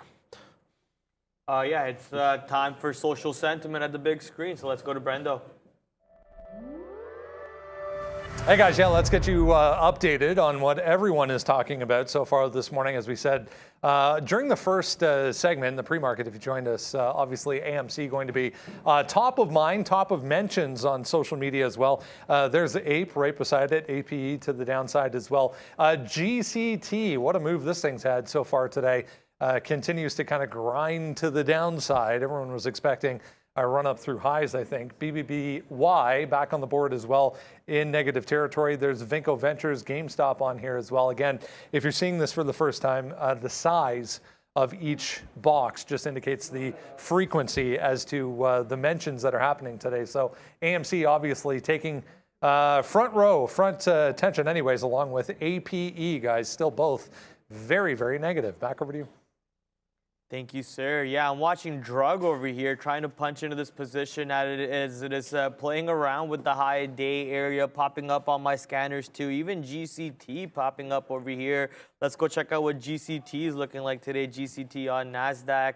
$43 currently to the downside. Let's see if we can break that 43 and push a little bit more. Let's take that short on GCT. They only gave me most of my size, but not all of it. There you go. A little bit more size coming into play. We're still partial size. They just need to give me a little bit more size, and now full size entry into GCT. Sorry. Let's see if the stock can drop for us. And Drug already 15, 13 cents in the money off of that entry. The first entry we got stopped out on. The second entry we got in, and now it's working for us. Let's see if we can continue riding this position a little bit more. But GCT instantly, as soon as we get in, looks like it's going to pop out of the money slightly, almost $1 out of the money actually on that position. So a little worried about that one because the spread is insane on this stock, right? It's currently not more than 50 cents, but just a second ago while watching, I'm trying to pull it up on the screen for you guys. When I was watching just a second ago, it just popped up to 44 and the spread was about 70 cents or so. So you got to be careful when you're trading stocks like these where the spread opens up randomly and your risk to reward ratios, your risk management parameters is almost like throwing out the window at that moment. So be very careful. GCT for sure. People calling out Tesla short in the chat. Let's go check out Tesla.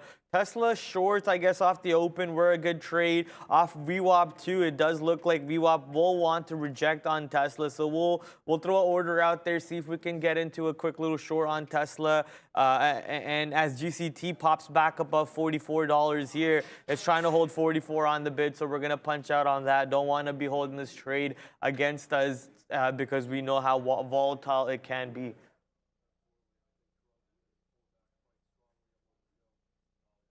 I think below 310. I saw it as an opportunity to get into a much larger position. And now we see a little bit of a bounce back towards 320, but I think this area now, at least on a minute chart, that's where the wicks seem to be, between 320 and 310. We're just bouncing around this area. We saw a huge wick up, breaking above 340 actually. Haven't quite tested 350 yet, but I thought that as a moment to go long and see if we can go parabolic yet again. But you know, there's some gravity to the markets, you know, and I think there's some sense to it. It just happens that we pulled back quite strongly there, and I think this is a much deserved pullback. I wouldn't be surprised if we actually go test $3 again, just because of how quickly the stock moved today to the upside. We're up 150%, don't forget. But overall, even after adding to this position here, overall pretty small position in the grand scheme of things for me. So, you know, that's how it goes with these stocks. Now, if this goes back to $3, tests again around the 280, 270 area, I do see that as another level of support I might be interested to add to. It is nearing lunch, and when that happens, you just have lower volume. I think some traders take a little much needed break for lunchtime and come back to the markets at around 1 o'clock. If you look at foreign markets such as Japan, I think they actually do take a half-hour lunch break every day where the markets are actually closed. So traders can go out to eat. People who need to take a nap. That's right. It is Japan for you. So very well. The old folk in Japan do need to take their lunch break. But here in America, we have, or not America, we're in Canada, but here in the American markets, we have the freedom to trade during lunchtime, and that's a very important right to have. So, you know, but Occidental Petroleum also pulling back a little bit. We're recovering a little bit back towards the $70 level. We're down 2% on the day on weaker markets. I'd say that's to be expected. We rallied a whole 12% or so on Friday on the news that you know, Warren Buffett now has the opportunity to do some sort of a massive share buyout. He usually buys on the open market for some of his Apple positions from an interview I last heard from him. So I wouldn't be surprised if his stock casually rises just, you know, 3-4% every day for a couple of days, and, you know, people wondering, I wonder how this comes to be. And it turns out that Buffett was, you know, just buying huge amount of stock in the open market. So I'd say that's a real possibility, and the momentum is definitely still there. As for drug now, we're about to go below $3. So this could be a stop out for, you know, a lot of people who went in long, especially the 320, 330, 340 area. So exercise caution about that. I'm still confident that we might see a late hour push later into the afternoon today. And so after that happens, I think we can break new high of days. The previous high was around 450, and I'd like to believe that we can test those levels again. So that's something I'm going to look at later this day. Currently just waiting to see what my positions are going to do. But in that meantime, we're looking at Pinduoduo. Man, do some crazy stuff today. Pinduoduo, Li Auto. You also had BABA pop up a little bit. Your Chinese stocks in general, the Chinese ETF, FXI, will be probably the best thing to take a look at as an overall idea of how these stocks are doing today, up almost 1% on that basket of stocks. Let me go back to Pinduoduo here, which is trying to form a base around VWAP, $48 or so. So we're going to push along around this area to see if we can take advantage of said move. And Tesla did give me an entry on the short side. We're only $1 out of the money on Tesla, not worried about this position. When you're short Tesla or trading Tesla, you got to be willing to give it that wiggle room of at least $5 at some point, because the stock really whips around in those around ranges. So as Liana Green, I believe this was a super chat from the morning. Tesla short ? Yeah, I agree. I like the Tesla short. I'm in it around $1 or so out of the money on that one, just giving it some room. Zach of All Trades, another $2 super chat. Love the stream. Yeah, thank you, my friend. Thank you for the super chat, and I appreciate the love and support. Mike Crahan saying, Mike Crahan with the $5 super chat. Thank you, Mikey. I know you and I had a lot of fun over there with the UFC on the weekend. Crazy fight night. Nicole Harris coming in with the $5 super chat. Regal Cinemas and Cineworld warned of bankruptcy, not AMC. AMC just released dividends.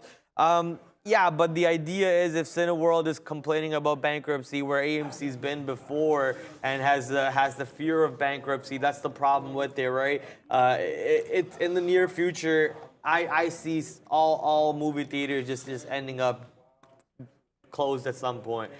pull a blockbuster. But that's just my opinion. I could be wrong about it. I see the same happening with Best Buy. I see the same happening with a bunch of stores. The way of the future, the way of the world is internet. It's online. It's not having to go out of your room or your house. Exactly. It's staying in your room, staying in your bed, having a robot come and feed you while you're in your bed, and putting on these glasses that you can order stuff from just with a swipe of your hand with augmented reality and virtual reality. I don't see myself walk into a store ever again in 15 years down the road. So if that's where I'm predicting the life to go to, then obviously I can't see myself believing in AMC, Best Buy, and other stuff. Absolutely. We saw retail apocalypse, what happened when Amazon tried to take over and corner the entire retail market. And that's exactly how we saw names like Bed Bath & Beyond now trading very, very far off from their previous all-time highs. Names like JCPenney, despite Bill Ackman's best efforts, couldn't revive the store. Amazon just sort of takes over. And, nowadays we've seen so many streaming platforms. I think it's only a matter of time. I think you go to a movie theater, you have a nice experience. If there's not any kids behind you screaming or anything like that, or some Tommy Texers in front of you on their phones, you have a nice big screen. But that being said, is it really worth all the money when you could be streaming it, and rewind and watching the same show twice for much less money in the comfort of your own home? So, Brad, I do share your sentiments on that. People are talking about, I'd say, some now not being a bad time to short tech stocks being quite overvalued. I'd like to point your guys' attention to this ETF, Russell 2000. I think the vast majority of its components cash flow negative. I have no idea how it's actually holding up relatively well, but you can see in the grand scheme of things, this has been rallying quite nicely actually from the beginning of June all the way to what was a couple of days ago before we now pulled back. The way I see this market is that it's kind of like a piñata, right? When you have J-Pal first hitting it with a nice swing, it goes in one direction, and of course at some point it's going to have to, when it reaches the end of the apex of its pendulum, it swings backwards at you, but a much lower level of velocity. In this case, I feel as though the piñata just swung back as hard as it possibly could, twice the speed, hit me straight in the forehead, and left a nice bruise right on my forehead.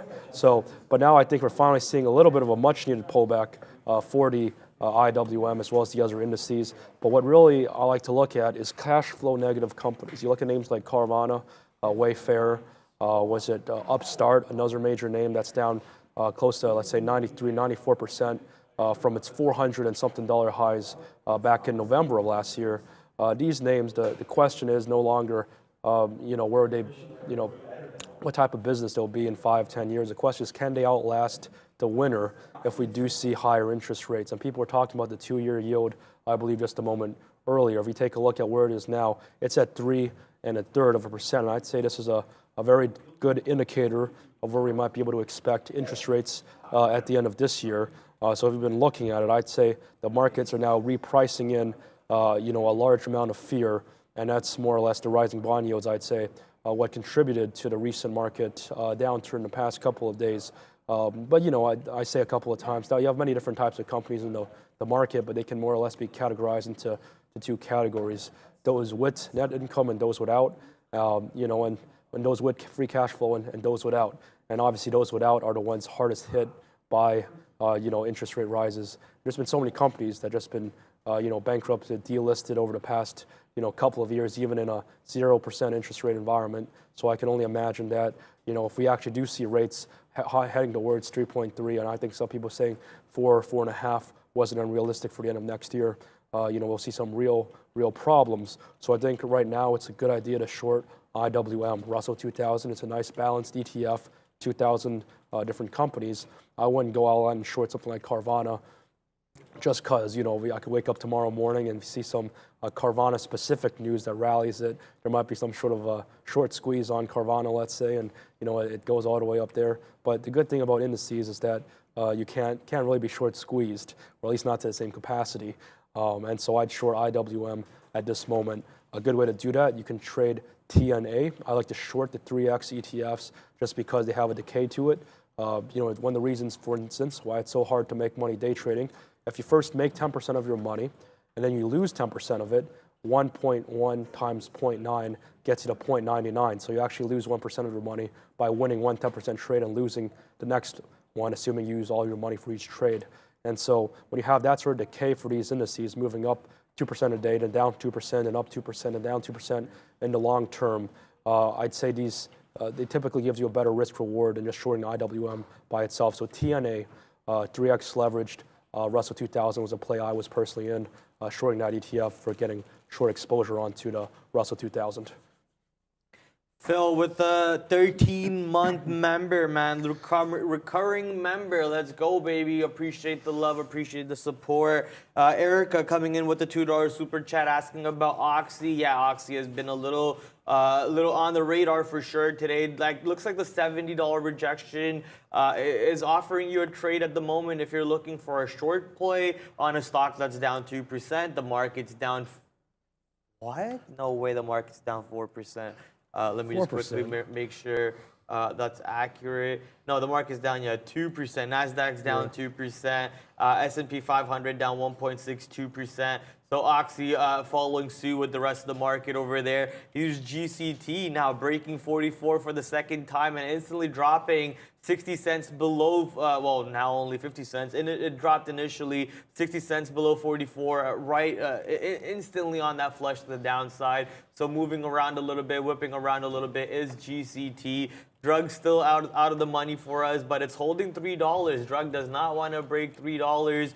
Looks like somewhat of an iceberg / reserve order holding up the $3 barrier, not allowing the stock to break just yet. Notice how the size on there is only about, let's just say 30,000 lots. But it's 300 lots, but 300 lots are not really a lot of share for a position like DRUG that's doing volume like DRUG is doing volume today of 129 times relative volume, 55 million shares on the board for the stock. So that volume on the bids are not really anything significant for it to hold up, but successfully doing so is DRUG. Pinduoduo still above VWAP, but not doing a whole lot above VWAP. I guess, as Tony did mention, it's that time of the day. Markets are slowly going to look for reasons to stop having traders on their table. As people have made their money and have lost the money, they're looking to, go get some lunch, go for their breaks and so on, expecting volume to die down even more as we go into from 12 o'clock to 1 o'clock. You need more milk and lemons. I'm guessing that's for Tony. Tony's sick a little bit. I sure Tony obviously struggling on that side with his voice, but we appreciate everything that he has been doing, man. I remember last time when I was sick and I came into work, it was painful. So thank you, Tony, for coming in, for showing up and helping us out. There goes DRUG now looking to break $3, and there it goes, breaks $3, instantly flushes 20 cents below $3 for DRUG. DRUG now just going towards the downside. My average price is still around just over 310, so just a bit of a loss for myself, but it wasn't a huge position. I think I take this opportunity actually to average back in. Now the level of support that I really do care about now is this level here where we've been trading at for quite some time. We mostly had full candle bars above the $2.60 range, and so this seems to be, to me, a level of support. Now the lowest part of this range, if you ask me, is around the $2.50 range. We've seen it bounce up once, twice, and overall it's just a very, very strong level of psychological support. Not quite a whole number or even dollar break, but just a very, very strong level at the midpoint between 2 and 3. So at the moment, I do expect this stock perhaps to level down and head back towards the $2.60 range. I'm still going to be in my position just because, if I'm, bullish for today, I like to be in it. But I think it's very realistic. We're going to see $2.60 coming up soon, perhaps during this lunch hour, as we do see traders take a little bit of profit. Again, this stock is up quite a bit for today. I'd imagine a lot of people made quite a bit of money. But once it goes back to this level, I'll see if I can hold this level. And if it starts showing some sign of, making a U shape, heading back towards the $3 range, that's a level I'd like to get back in. However, this starts breaking $2.50 definitively, say the bottom of this wick. If it breaks 240, I think that's going to be my stop loss to get out. It's going to be a decent sized loss here, but when you're trading a name that you expect to double, taking like a 20, 30% loss on a small position isn't too big. You can't get a large reward without taking some degree of risk. Now that being said, you still need to have a stop out. You need to consider the absolute, I apologize, worst case scenario. And if that's something that you can deal with and you can realistically say it's okay, and I can live with, that's the most important part.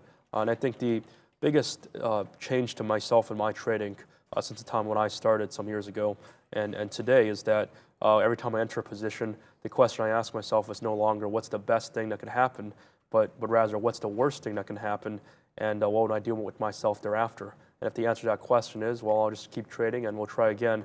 Well, that's probably what a not trade your stock can do for you, but what you could do for your stock, Tony. Absolutely, that's what exactly you can it. do for your stock. Exactly. Well, we'll see if I can do anything. I probably don't have the volume to do anything for this drug stock itself, but we'll see if it can hold around the $3 range. But let's see. I see some other people talking about Nighthawk Biosciences here in the chat. NHWK, I believe, or we'll see if it. I think it trades on NASDAQ. Most Biosciences, or did I spell that wrong? Let's see. NHWK. Well, it doesn't seem to be popping up, unfortunately. I do see it on my radar here. I think it's up quite a bit for the day. Let's see if I can pull it on investing.com. Nighthawk Biosciences, about popping off. I think it's here up 33%, $3.10, about the same price range as drug, it seems like. I'm guessing there has to be some sort of catalyst on this. So if we take the 5-minute candle, this thing's going absolutely parabolic, now up 43% for today. A lot more strength to this than drug, absolutely. So we might see some traders moving in some of their profits into Nighthawk Biosciences, and this is NHWK. This is on New York, actually, which is very rare to see a health sciences stock on New York Stock Exchange. But I'm going to pull it up in just one moment, and we'll see if we can get some longs in there, and that's going to be a good one to trade. Yeah, I'm looking at, once again, a couple of stocks from our watch list, but let's address the Super Chat Playmaker coming in with the Super Chat saying, Usman's still on the ground. Yeah, we get it. Thank you for the Super Chat, though. Appreciate it. PDD, now 11 cents in the money. Tesla still out of the money. Teva and Ford absolutely flat, not doing a whole lot of things for me. Let's go to SGFY. SGFY came out with the catalyst on Friday, I believe it was Friday at least, which was getting a buyout rumor from United Health, and then Amazon coming in for another possible buyout candidate, and then CVS coming out for another possible buyout candidate. So we'll just have to wait and see who they decide to go with, who actually has a bid out there, who they decide to go with, and who the regulators allow them to merge with at the end of the day, because we still have that monopoly clause that companies have to face through. You saw that clause having between JetBlue and Frontier. I think it was Spirit, that's right. Who was trying to get bought out by Frontier, but then JetBlue kept nonstop posting bids again and again and again. They would pull their bid, they would put a higher bid, they would put a higher bid. They thought that they were trading the market on Spirit, but technically they were trading the market. So Signify over here. Tony, you getting me sick? I'm sorry, Fred. Kind of coming into that same realm over there. Wow, GCT actually halted to the downside over here. Wow. I guess I should have held my short, but I would have had to hold my short $2 against me as it moves up to $46. But now rejecting off of that 46 once again and moving to 36, a $10 move, halting at 36.38 is GCT. Looks like a little bit more of a downside move coming into play for some of these ridiculous IPOs. Absolutely no reason to be up here IPOs that have been doing some nonsensical moves. I mean, look at this stock going from 12 to 62, now coming back to 36, halting at 36. I think we're going to expect the stock to go to 25 in the next minute. Absolutely. GCT was a name that I actually got into at $16, in the post market on Thursday afternoon. Of course, I sold it like about 5 minutes later for $17, and so I was on a few $100, very nice profit for my personal account. And I woke up the next day and I saw it was at $40-something, and all of a sudden that $1 gain per share wasn't so appetizing for myself anymore. I was like, could have been a lot more money than that. However, that's it's the way of trading. Can't ever really kick yourself for taking a smaller profit when the stock goes a lot higher, as long as that's your plan. And speaking of a plan, this drug is really not going to plan, as I see some of you guys mentioned in chat. But I didn't put too much money into this stock. I think that Even if it falls to 250, 240, that's a loss that I can sort of assume. But at this point, if I were to, I would definitely not enter this position. Of course, you know, sometimes it would be wise to exit the position in that case if you wouldn't enter it. But I'm going to hold this until around the 250 range, see if we can hold that. If it breaks towards the 240, which it's very possible we do, I'd say then I get out of it. But again, the day's still young. We're heading into lunch, so I'm seeing if we can hold this range. This 260, 270 range is where we spent a little bit of time, I'd say around half an hour earlier today, until we finally broke out of it. I know this is a very strong pullback. I think this is close to around 30% from top to bottom, from 345, let's say, to around 265. But I'm seeing if we can continue this uptrend. Now, once this breaks below this bottom wick here, well, then the uptrend's lower. Then we just see lower lows at that point. We have lower highs, lower lows. That's very obviously a downtrend, and you don't want to be buying stocks in a downtrend. So I'm just going to hold my small position. I might add to it, double or triple up at this price if I see it can hold the 250, 260 range. So dollar cost averaging down, I'd only have to go back to around 280, 290, let's say, if I double or triple my position to break even, and from there on, it's pure profit. So I think that's something to look at. Let's see. I'm seeing in the chat Mara being talked about in the chat, MEGL also. And I'd say Mark here in the chat, I thought making 10 grand on Amazon in 10 minutes was great until the next morning it was up another $400. Exactly. So I feel you absolutely on that. A lot of names I can bring up that if I only held would have been a lot greater for me. I'm going to put it up. Just go to MEGL real quick before I hand it back to Brad. I think with these names like GCT, MEGL, everyone's trying to find the next, HKD, trying to get another stock to $2,500 all the way from, I forget their IPO, $7 or something like that. We're tradable at least in the 20s range, so we could have 100 extra money in just a couple of days. MEGL looks like we had a parabolic run here, about 15%. We're now pulling back just a little bit. I'd be cautious on long in here. If shorts are free, I'd be shorting this at the moment. I think we're going to continue to pull back. You see whole candle bars just being red.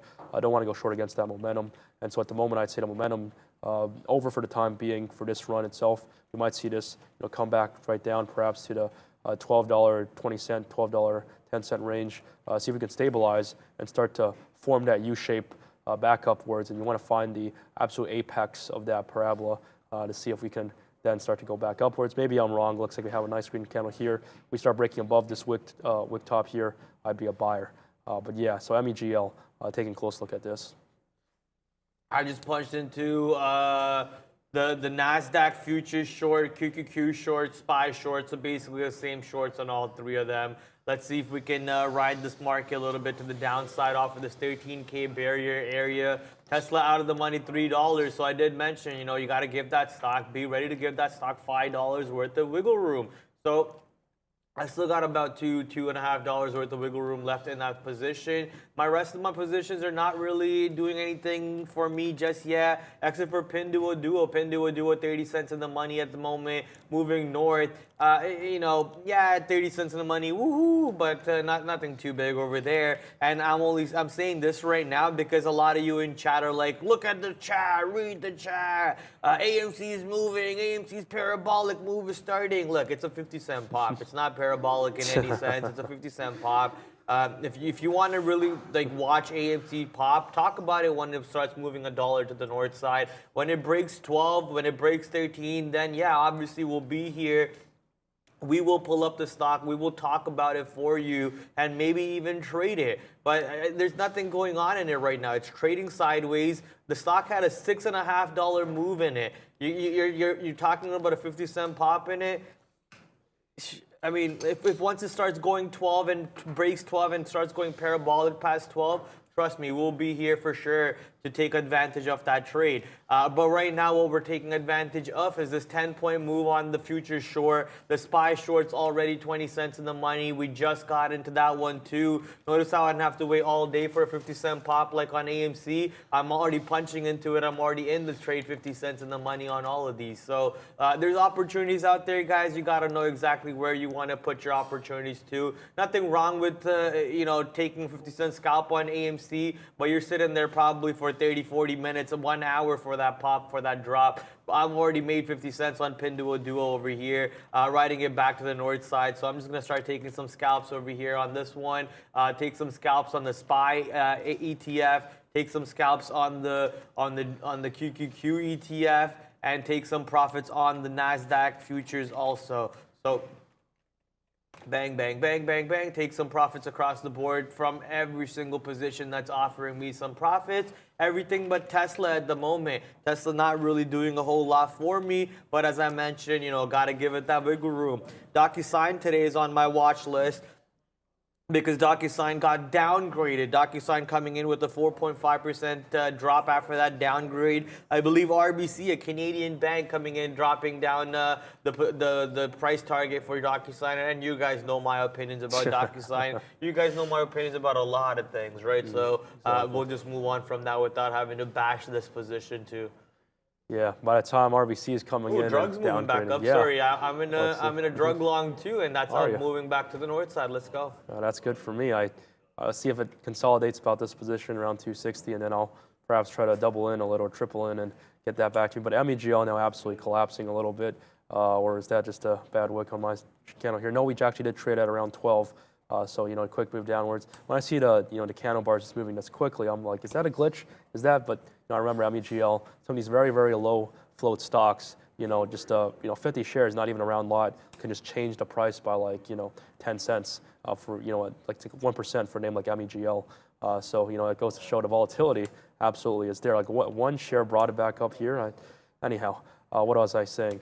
Anyhow, when you mentioned RBC downgrading DocuSign, I think once a Canadian bank jumps in, piles into the downgrades, well, then you really have it. I think we've seen it all there. RBC, I think they have some presence in the States, but yeah, mostly Canadian bank. Besides that, what else were we talking about? I see APRN mentioned in chat a little bit earlier, up 15% at the moment. Previous high was around 566, I believe. So now we're trying to test that level once again after pulling back in a little bit. Nice U-shape here, U-shape formation. See either we double top here and move back towards the downside, or we break above this wick top here at 566. I think then we can start to consider a move higher towards $6 and from so on.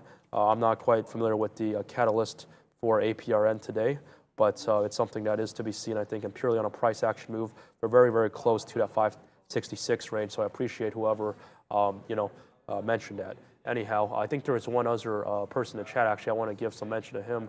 I think it was okay, mentioning that sucks that my AMC puts did not make a lot of money because they canceled the options. I think it's actually quite interesting what happened with AMC today because it was they call it a share dividend. They did a 1-for-1 with the APE shares for each AMC share. You have the options now being repositioned, the AMC 1 share, option now. So if you have a call option, you have a put option. If you're holding AMC longs, let's say, or you're long a 15-strike AMC call, you're very bullish on AMC, and you woke up this morning, you weren't aware of the dividend, and you saw the price go to $11. You might have had a mini heart attack. I was selling puts on AMC, so I did myself. But then I saw that the actual option prices haven't changed all that much because they've been repositioned. They're changing a little bit, especially for the near terms. But if you have a $15 call, that includes the AMC stock itself as well as the new APE shares, and same with the puts. So you sort of have to add those two prices together now, I feel like, to have one whole AMC unit. But as I speak now, I think my thesis on drugs is about to go south as it's now broke 250. That was a strong psychological support I was mentioning just a moment ago. See if this is the double bottom, these two bottom wicks here. But if this breaks, I think I'm going to have a stop loss at around 244. I think that seems to be game over for this drug. We're going to have a nice symmetrical move to the downside, I'd say it seems like, though, at that point. So I'd be very wary. This stock went from $1 to $4 to back to $1. So we can very well go back to $1. And I think with that being said, I'll be exiting my position at around here. So I'll be flattening my drug position. I think you guys were in the chat telling me to get out of that position. Again, my reason for being in it for so long was just that, I kind of assumed that, we would head higher by the end of the day, even though it's turning bearish now. I don't know if it can probably pull back very strongly, very suddenly, back before it gets to my target range of around 240, 250 to add back in. But I think now the momentum has just shifted absolutely. We just entered the lunch hour, and so I can only see more weakness ahead for the moment. Of course, that can be changed, but overall it is a bad trade. Again, the only reason I only held it for that long was that it was a very small position, even though I added in a little bit. From here to here, not allowed to talk about the real P&L here, but it was an amount that wasn't very significant to me. So that's the reason I was willing to stay in the trade for so long. But drug now dropping just a little bit. Well, I put more position, a lot more money into futures trades and S&P and TN, S&P NASDAQ trades. So here when I talk about movers, for me it's just a lot less amount of money I put in. I feel as though my trading's better that way when you don't have as much money on the line. But evidently it wasn't true with this case here. APRN, by the way, breaking the new highs. Now break back to 580. I think it's testing $6. It's certainly a possibility. This might be another momentum name you want to get into. Again, with these momentum names, it's like, assuming you have diamond hands, you'll be okay with holding a 20, 30, 40% drop, because if you have that one, 4, 5, 6 bagger, suddenly it makes everything worth it. But the risk reward, again, it's just sort of like buying lottery tickets in a way. You're going to have a few duds, but you're also going to be hoping that if you can actually hold them strong, they're going to pay off for you in the long term. AR is halted, right? So it's a 1205, or is it halted? No, it's not halted. Okay. Yeah, it's not halted, but it's acting like it's halted because our platform is having that bug. You guys saw that bug on Sean's platform not too long ago, where it makes it look like he lost around 10 million or something. But yeah, it's just a little bug on New York stocks. It makes it look like it's halted, and it won't let us get into some of these New York stocks. But some of them it does. So it's a little buggy, little messy for sure. But at least what's not buggy and messy are our shorts on the market. So market shorts are clearly still wanting to work for us, as it flirts with being in the money for us and then being out of the money. So we'll just have to wait and see what ends up happening with some of these trades. I got into a bunch of new positions on there. I'm sure the board will tell you how many positions I have going on there. Look at all the longs and all the shorts. Look at this. Wow, we're shorting everything today. We're just trading everything over here. I don't think I have enough trades on board, honestly, so we'll look for more positions maybe later on. Can you check out NVIDIA earnings report tomorrow? Yeah, the chip sector as a whole have been really, really weak today. I actually like the short too by NVIDIA, by VWAP. So chip sector has been really weak in general. AMD has been dropping down quite a bit today. I had some longs on SOXS, which is your semiconductor 3 times leverage short ETF. Every time semiconductors go down, SOXS keeps on going higher. That was a good successful long for me on that side. But man, look at all my new positions that I punched in basically are working out for me. EQT is the best one of them out of all of the new punches. Working about 19 cents to the north side. Let's see if we can get a breakout of high a day on said position. NVIDIA working out, MAPS working out. The couple stocks that are not working out, barely even out of the money. So we'll let them work out for us a little bit more. Just move around. Tesla coming back down. Might be time to add to my Tesla short as we are more convicted. Give me my shares. Hello? They did give me my shares. Yes, as we're more convicted on this trade now, time to add to that Tesla trade. Now only $1.50 out of the money on that side. QQQ 50 cents in the money. SPY 50 cents in the money. Pinduoduo 30. NVIDIA 20. EQT 15. Yeah, and just like that, you inspired me to actually reshort the markets. Now, I thought we were a bit oversold, but I saw this market and I thought to myself that 2% isn't enough for how overbought this market is. So if I really believe in that short, I'm going to go with it. So just like that, about a 20-cent move, 30-cent move actually downwards, made back most of my losses on drug. And for this market, I'd say on the daily, it's hard to really say where it is, where we're going to be heading, because we're pretty much opened much lower. And intraday, we haven't seen much volatility. It seems as though Asia and Europe had most of the fun trading the American futures. Now we had much more muted, volatility and range. But I think just that for the remainder of today, I wouldn't mind being short on this thing.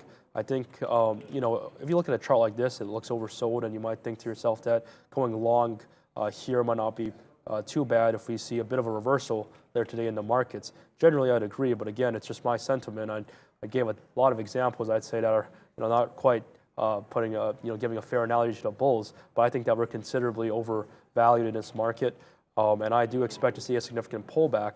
So at this point, any sort of pop that we might see in the market, this is when it comes to trading your own book a little bit, but also I think it's just a bearish environment. So anything that you see that kind of goes your way, sort of spy. If you have a really strong stock that you really like, you did a lot of research on it, and you're day trading, but you also see a really good opportunity to buy a stock you really wanted for a good price, you might just take that opportunity and do so. And I don't think there's anything wrong with that. And that's just how I would, say my trade here on NASDAQ is, and IWM as well, just shorting these markets now heading towards later today. I think a 3% down day could very much be a possibility. VIX, I think we've seen spike quite a bit, not as much as I expected, but definitely something. Anyhow, if we go back to drug, I wonder if now we bottom, but I think I'm now out of the trade. Whether we see momentum come back into this stock, a few levels I like to look at. The first level of resistance seemed to be here around the 288 range and 287 range, right here at this initial wick high. Beyond that, I think it's kind of obvious this candle bar here around that 322 area seems to be a decent level of resistance, but also just a high of day here, another level that is to be broken. But at the moment, I wouldn't be surprised if I look like a fool again and this thing makes a bit of a reversal, comes back to around 280, 290 for a nice heads and shoulders pattern, and then finally makes another move downwards, because this is a way oversold stock at this point. I think a whole dollar down in a span of around half an hour or so. So I think drug at the moment might make a nice heads and shoulders pattern. Another level of support, if you really want to favor the long, or if you want to go long on this level, it's that $2.20 seems to be a nice level of support here. We pulled back and then said, nope, we're going a lot higher. So 220, if we break this level here, there's not much of a support anymore, because on the way up, it was just, a vertical move. And so on the way down as well, you can't have a vertical move up and expect the market to treat you with kid gloves and give you a lot of level of support on the way down. So that's just the way I see it. I apologize, but yeah, we might see a second win here for drug, and that's another stock I'm going to look at a little bit later today. I'm just trying to punch into a trade over here. SQM popping on my scanner. People talking about NERV having some volume. I punched into that one too. We'll see obviously where this one goes in the memory of Luca. Luca always used to say that. Currently, couple of positions update. NVIDIA now 30 cents in the money. Took some profits on that side. Taking profits on almost every single side that I can take profits on. And trying to clip my losers quicker, as quick as possible, basically. One of them is going to be TAE. No, TAE was only 3 pennies out of the money. Most of these trades that are out of the money are not even out of the money. The only trade that's realistically out of the money is Tesla, which is out of the money by 80 cents now. And like I said, you gotta give the stock $5 worth of wiggle room. I was short 865. We gave it up to 870. 870 never really broke, so I never had to get out of it. We added it on the way down back through 860 because we were already short the NASDAQ market and the S&P 500. The MNQ contracts that we're short on are now 23 points in the money. So let's take out another contract over there. Hello, no, take out another contract. There we go. Take some more profits on the MNQ side. And obviously, if we're making money on shorting MNQ, that means we're making money shorting NASDAQ futures.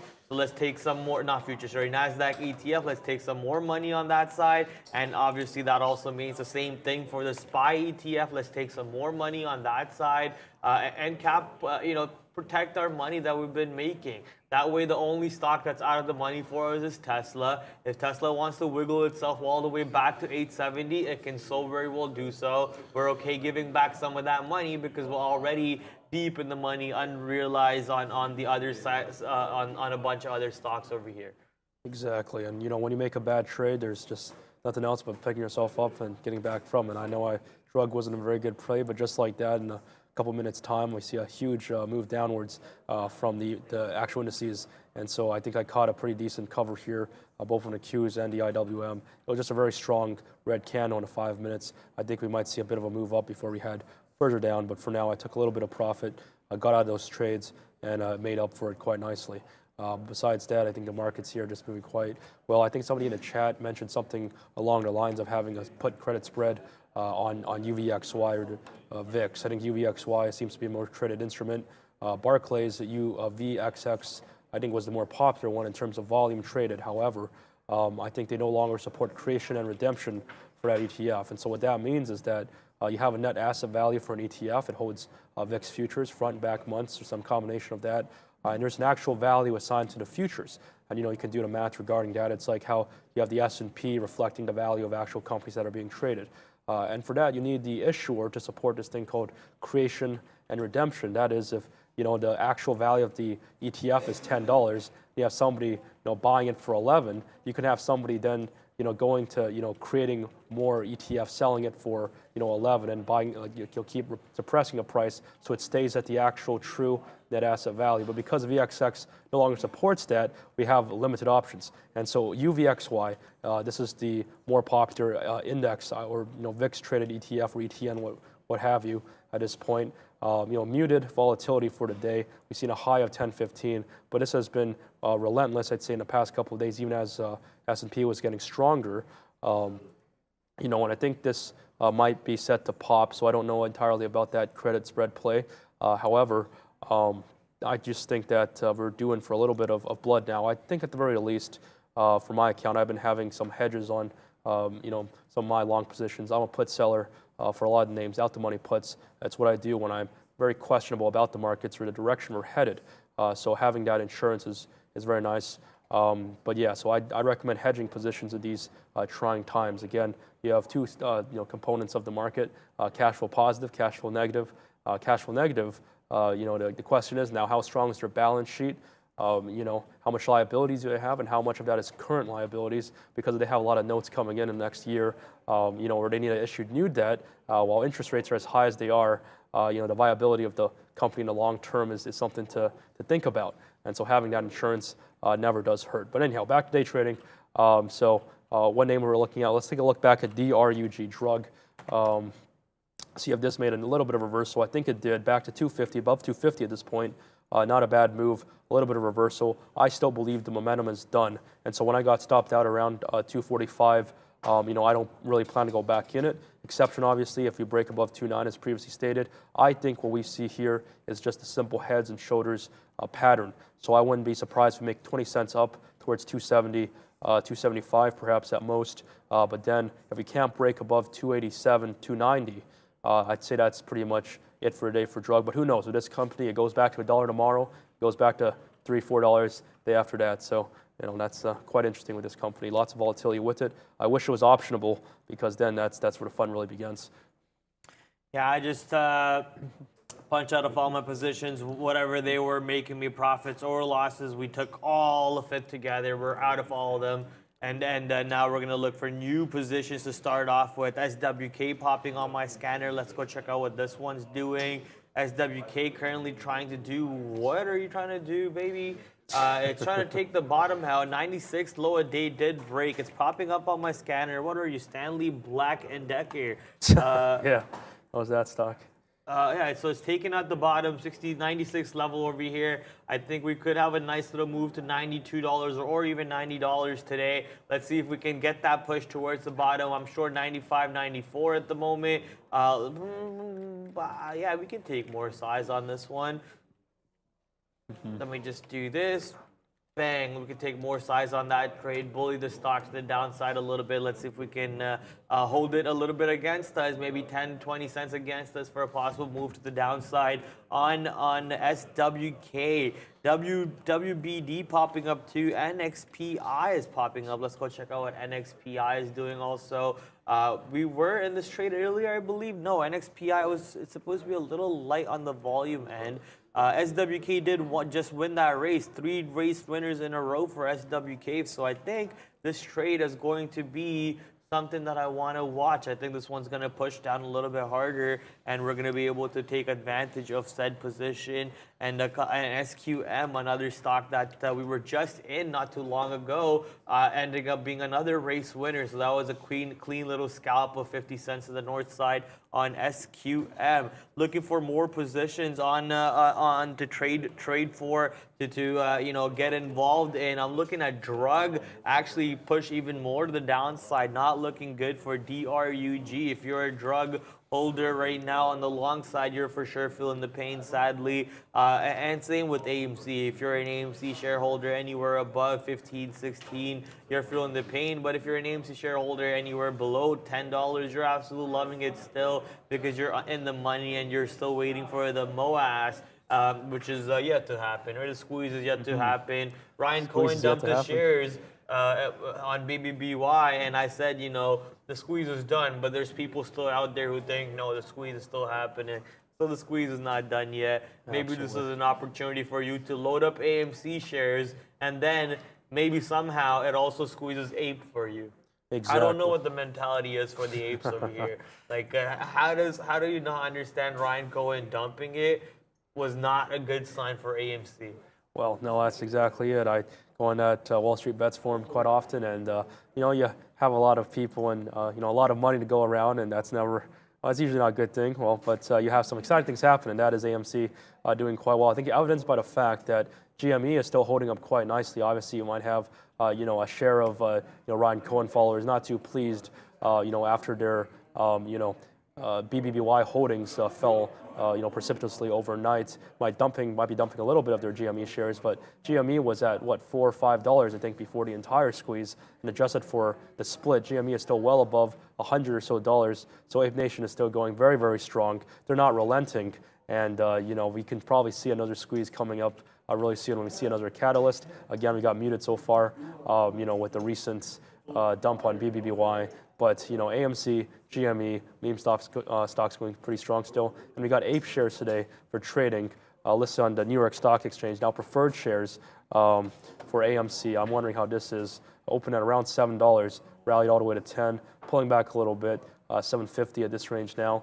But I don't know if AMC holders have yet to receive some of these preferred shares. I'm sure they have on some brokerages, evidenced by the fact that it's now trading. However, I think some people have yet to still receive their share, so it's up in the air as to what will happen. QQQ now, I think it's a good thing I took profit. Try to reload the short position. It hasn't been going too well for me. I might double down here, reshort it.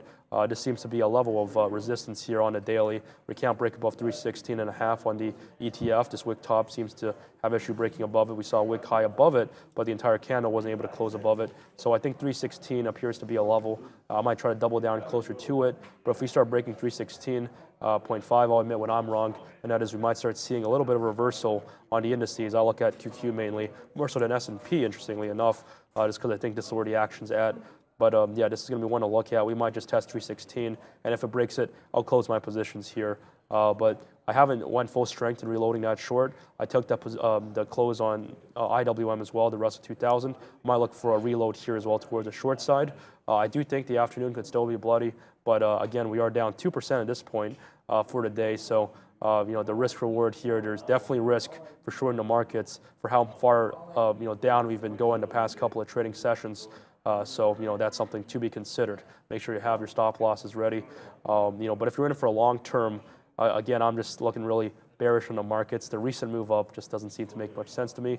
And the entire monetary supply seems to be a little bit too. You're a bear, boo. I am a bear. That's true. It's what it is. I'm a perma bear. I can't help myself. I believe in return to the mean. That's why we get along, Tony. Exactly. That's why we're perma Fred and I are. bears, It's the bear show. Exactly. The bear show with Tony and Fred. That's what we should rename it. But anyhow, that's going to be a trade I'm looking at, and we might just be heading down. I don't even know if we tested 316.5, but that's going to be one to look at this afternoon. We break the low of day at around 315.4 or 0.3, I believe. To the downside we go, so that's going to be a good one. Yeah, people saying check out NERV, check out NERV. Yeah, it's up 50%. I'm watching it. I was actually long right here, as you can see. I took my scalp on it, push 1,000 shares, take a quick little 20-cent scalp, call it a day. I'm okay with that. Risk about 3-4 pennies to take a 20-cent penny victory. That's a big dub in my book, baby.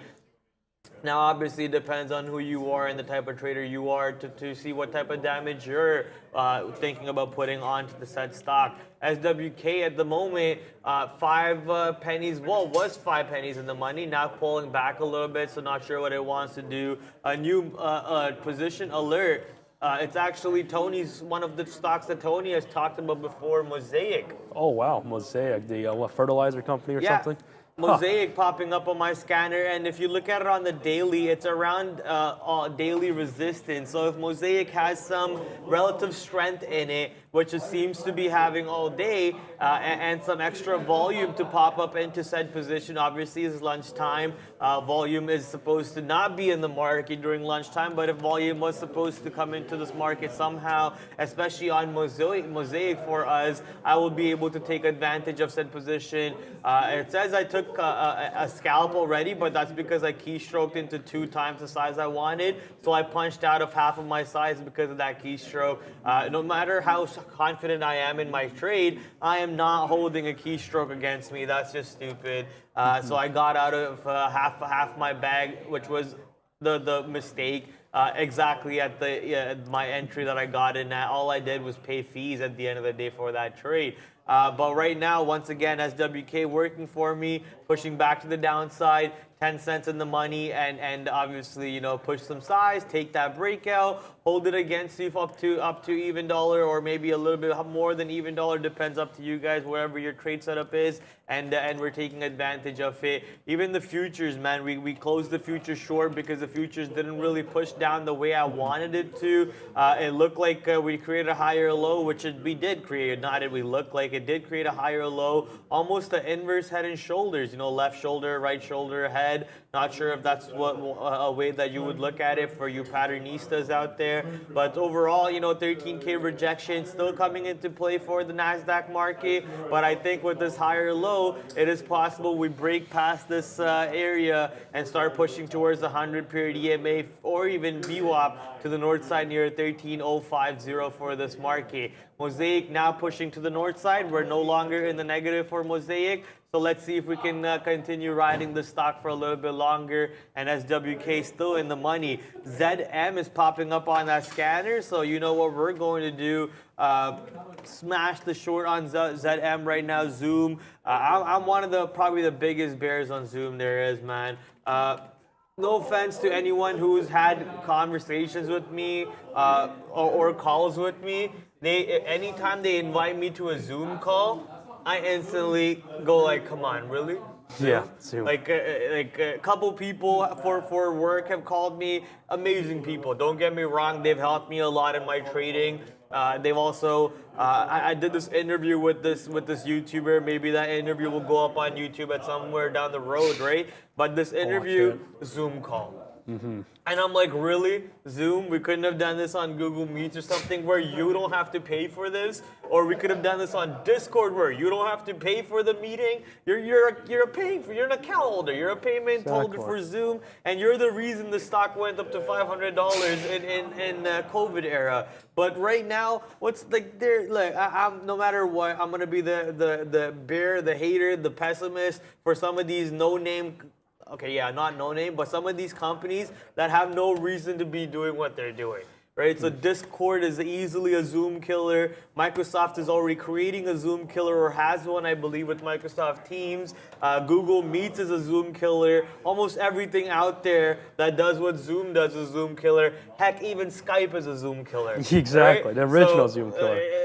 I'm just such a big bear on this stock. I believe Zoom's earnings report comes out today after market. Yes. So obviously, if you believe that somebody knows something, in that mentality, Zoom has been falling all the way from last week up to now. I believe that idea that there might be some insider trading already showing you the move of the play.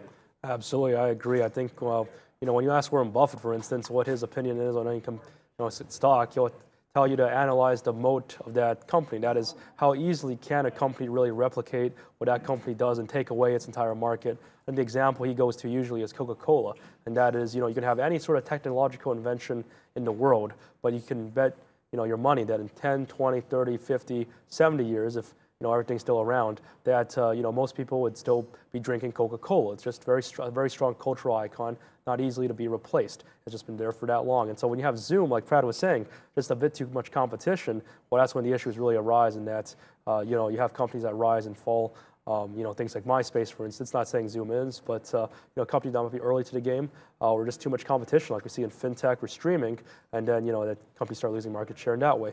But as we look back to the markets, I see Revlon being mentioned in the chat, and that is it just tested 970 over here a moment ago. I think pulling back just a little bit on the 5-minute chart. 1 minute looks about the same. I think we pulled all the way back to around 950 or so in that range. Now we're trying to make a move back upwards. We break 970. I'd say 10 is very much in sights, and it's a level that we want to test. It's been very strong psychological level for a name like Revlon. In fact, if you take a look at the daily candles, I think we've been trying to break above the $11, $12 range for some time. We had wick highs in this area. We never really closed the day at this range in the recent past after the initial bankruptcy announcement possible bankruptcy announcement was being made, and then we see buyout offers from I think Reliance Group, and now they got a new line of credit. So if we start closing above this $10 level here, that's going to be really significant. $11, I think, was the recent all-time high if you just count this area. So that's going to be one level to look at. We break 10% higher above the $10 range. We're off to races here. I see some interesting questions here in the chat regarding the programming for today. I believe I should be on for another half an hour or so. After that, we might have some other traders on, but for sure you'll see Neil and Sean again at 2 o'clock. They might even come on earlier, I'm not quite sure, but it's going to be a great afternoon trading session with them as to see where we head off with the rest of the trades here for today. Revlon, a little bit slow moving in my opinion here.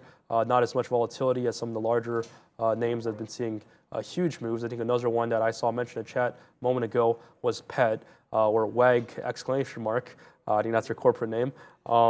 So this is a name that's been popping quite well. If I understand, this might have been a SPAC actually from back in the day. Maybe not that long ago. Yeah, so back in early August, I think it originally de-SPACed, and then it's been trading a little bit.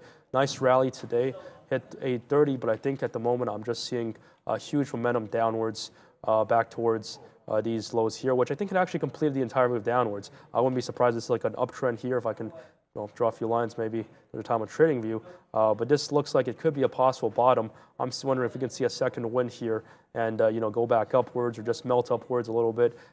Steadily moving back above 650 and 675 and then $7.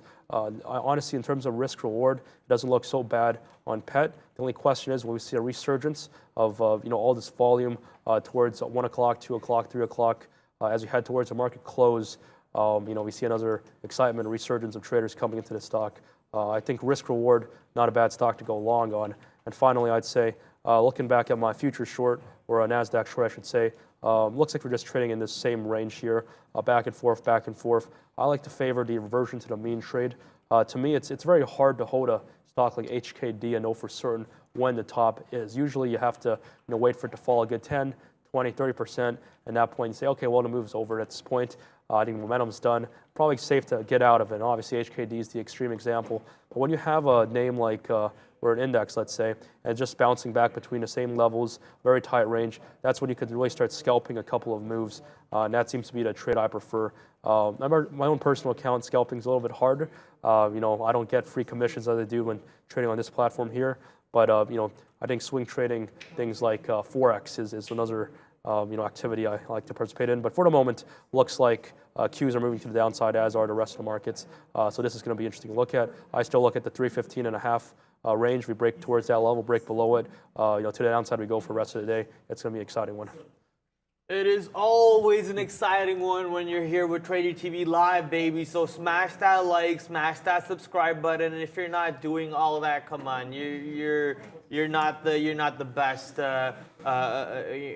supporter out there. As all of this is for free, man. Come on, we do this for absolutely free. Not a single charge for you guys. Free watch list every single morning. We're out here trading on the show live, showing you how we take executions, basically giving away our money so you guys could take advantage of it. So come on, let's put some, let's elevate that like count a little bit. Let's also elevate that sub count. We're currently at, I believe, 333, I believe, was the last number I saw. Let's see where we are right now. We're at 336, so let's go. Not even at 2K likes. Like, come on, man. I just punched into 4 new trades for you guys, and all of them are instantly in the money. If you're watching the ticker down there, the ticker tape to the downside, you'll see that I just punched into Dash, which is DoorDash, all instantly in the money. GE also instantly in the money as soon as I punch in.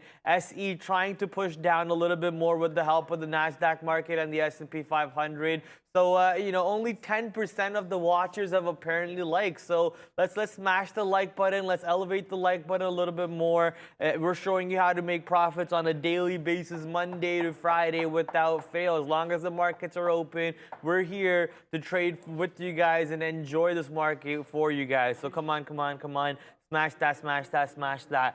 Let's pull back to the pull back here a little bit because I'm going to cover some trades that are paying me, such as DoorDash. We're going to cover our first lot of trades on DoorDash. We're going to head over to SWK and cover our first lot of orders on SWK also, as we have quite a bit of a size on that trade. Zoom, we can go cover Zoom too. Zoom, we only have about 19 cents in the money right now, 20 cents in the money. But for the size that I have on board on Zoom, that 20 cents looks good to me to take profits at right away. SE, I don't really have size on this trade, so not worried about what happens with this one. And DG and GE a little bit out of the money, and Mosaic also a little bit out of the money. But like I said, not worried about it. These stocks are showing up on my relative scanners, showing me that they have relative strength or relative weakness behind it. Another stock that has relative weakness behind it right now apparently is GCT. Holy smokies, GCT breaking 33 and pushing a little bit more. Oh, we're going to get back above to the top side on GT3, so we're going to instantly jump out of that trade. I tried to take the 33 break. We saw it go down, then we saw it pop back up, so we're going to instantly jump out of that trade, not worry about this one, as we are holding profits across the board elsewhere that we can work with much rather. This is not worth my time. I don't want to be holding GCT for longer than maybe 15-20 seconds if it's for profit or if it's for damage. Either way, I want to be in and out. It's a hit and run. Right, hit and run. I don't want to stand there, wait for the cops to come and catch me red-handed. It's a hit and run. I'm hitting and I'm running out of there. That's one interesting analogy, I'd say. Yeah, hit and run, I suppose, as Brad calls it. That's exactly it. With these trades, if your intention is to scalp it, that's what you want to do. And so you don't want to, like Fred says, be there for long enough to when the cops show up and give you any trouble for that. But yeah, so speaking of one, PET now I think melted back towards the 650, 660 range. Not a bad risk reward here. I think this chart looks kind of interesting. I think if we see a resurgence of excitement now, moving back above the 680 level, or about this level of support here, which now acts as resistance, this might be a good stock to start looking at towards the end of the day. Of course, we are still in an ascending sort of wedge over here. If I can draw some lines, I haven't quite done so before. Let me see if I can do it right over here. And let's see, is this how it works? Very well. I could draw lines on P Pro. Okay, so this looks like a descending. I can get this here now. You guys know what I'm trying to say. Looks like a bit of a wedge. And so we'll see if this eventually converges, see if we break one way or the other. This is a SPAC. It was at $10 at one point, I believe. And now it's just been a little bit muted on rest of market action. But it's only been trading a couple of days. So if we see more volume coming in, this could very well do something here. Besides that, Revlon appears now to have solidly rejected off this 970, 960 range over here, unfortunately. GCT, another name mentioned in chat, was the one I was looking at closely on Friday. I'm going to tuck down just a little bit. But yeah, Revlon at the moment, it always seems to struggle when it gets to these highs and then just pulls back a little bit. We tried so many times to break above the $10, $11 range, but not too much avail, or if we do, it so happens that we end up closing lower on the day anyhow. If we close at this range, it would be the highest close we ever had, since way back when. But this is going to be a name to look for. I think the risk reward here is that most likely we're going to be fading towards the end of the day. We're not going to break $10, but I think we do break $10, you have a lot more gain for a lot more risk. And so back to GCT, which is the name I'll get to Melly in a sec. I see this mentioned in the chat. GCT, I think Giga Cloud Technologies, or Giga Chad Technologies, as some were calling it back a couple of days ago. I remember seeing this. It was an IPO, faded from 18, closed lower. But then in the after hours in the pre-market, well, that's where things got really interesting because that's when things rallied. I saw this pre-market, I think, on Friday. This was already at the $26 range before trading a little bit to 22, and I was like, geez, is this going to go this high? Little as I know, come back to an hour or two regular market session, it's pushing 40, 50, and I think today it was trading at $62, now fading just a little bit, $34. But so far, I think it's been exhibiting still a very strong level of support at this range. If we can start seeing a move above, well, I got to deselect this thing now, I apologize. Playing around with the People system here. But this range here at around 32 and this high here at around, no, sorry, I can't see. I'm going to expand this chart a little bit. 37, 36 looks to be the level of resistance to break. Wick top over here at around just under 38. We break above that level. I'd say this is very solidly a bottom, and we might see some more momentum to the upside. That being said, this stock has been falling all the way from 62 to 31. That's a 50% haircut, just sliced in half right there. So it's, be careful, exhibit caution when trading as always. But I think this name is still in play. It was a hot name on Friday. It was a hot name this morning. And especially what I noticed is that say this closes at around in this range, $34. We see a post-market move up 10%, and it's up in the pre-market tomorrow. I think that this might just start testing 40 and 50 again. Pre-market, post-market, not always perfect indicators, but I noticed that it's a pretty good indicator of where you expect market sentiment to be. So I'll just go on to one more stock, Meli at this moment. I think this was Melio Kemper, I think it's a Spanish name. So not based in the America, or based in the Americas, not based in United States of America. So this stock has been, I think, beat up quite a bit over the couple of months here, along with the rest of the tech sector. I think this is e-commerce related company, if I can remember correctly. Maybe not so much an e-commerce company, some sort of a technology related company. Not too familiar with this name, unfortunately, unless you know it better. But it looks like we are moving towards the downside now with the rest of the markets. I would not advise holding here. There's patterns you see, in the short term, and there's patterns you see in the long term. But I think, an example like this, where you just see lower lows moving towards, more and more days, I could see this falling a little bit more before we start seeing, maybe a little bit like a sine curve, where, you see the momentum slowing down a little bit, bottoming out, showing some signs of life, and that's when you can get back in at that point. So, I wouldn't go long on a tech name like this. I'm short overall markets. You guys are well aware. So that's just my where I see Meli heading. Yeah, just cut to me real quick. You're going to see me probably not talk for a quick second or two, but focus on what I'm doing, which is taking profits everywhere that I can.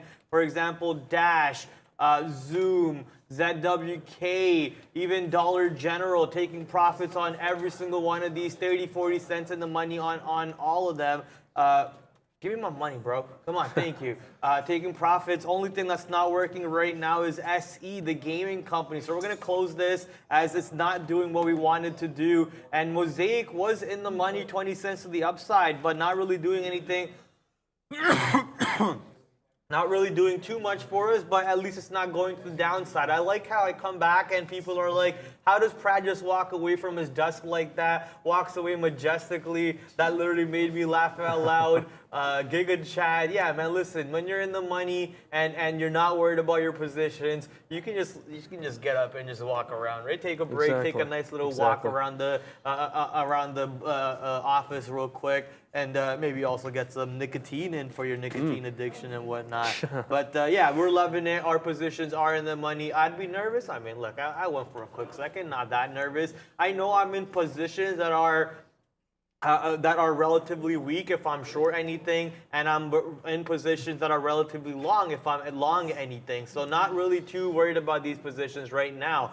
Looking at some of the other trades though, man, absolutely beautiful opportunities coming into play. NASDAQ still rejecting that 13,000. I thought NASDAQ would burst through 13,000 to the north side. So we did close our MNQ shorts. Looks like we had an opportunity to get back into that very same position at 12.99 or even 12.97 or so. Ride it back to the downside. Get that constant 20-point scalp on the futures. Not sure if, oh yeah, Arun's on vacation. I looked back to see if Arun was here to see if any levels would be thrown at us, but I just remembered my boy is on vacay.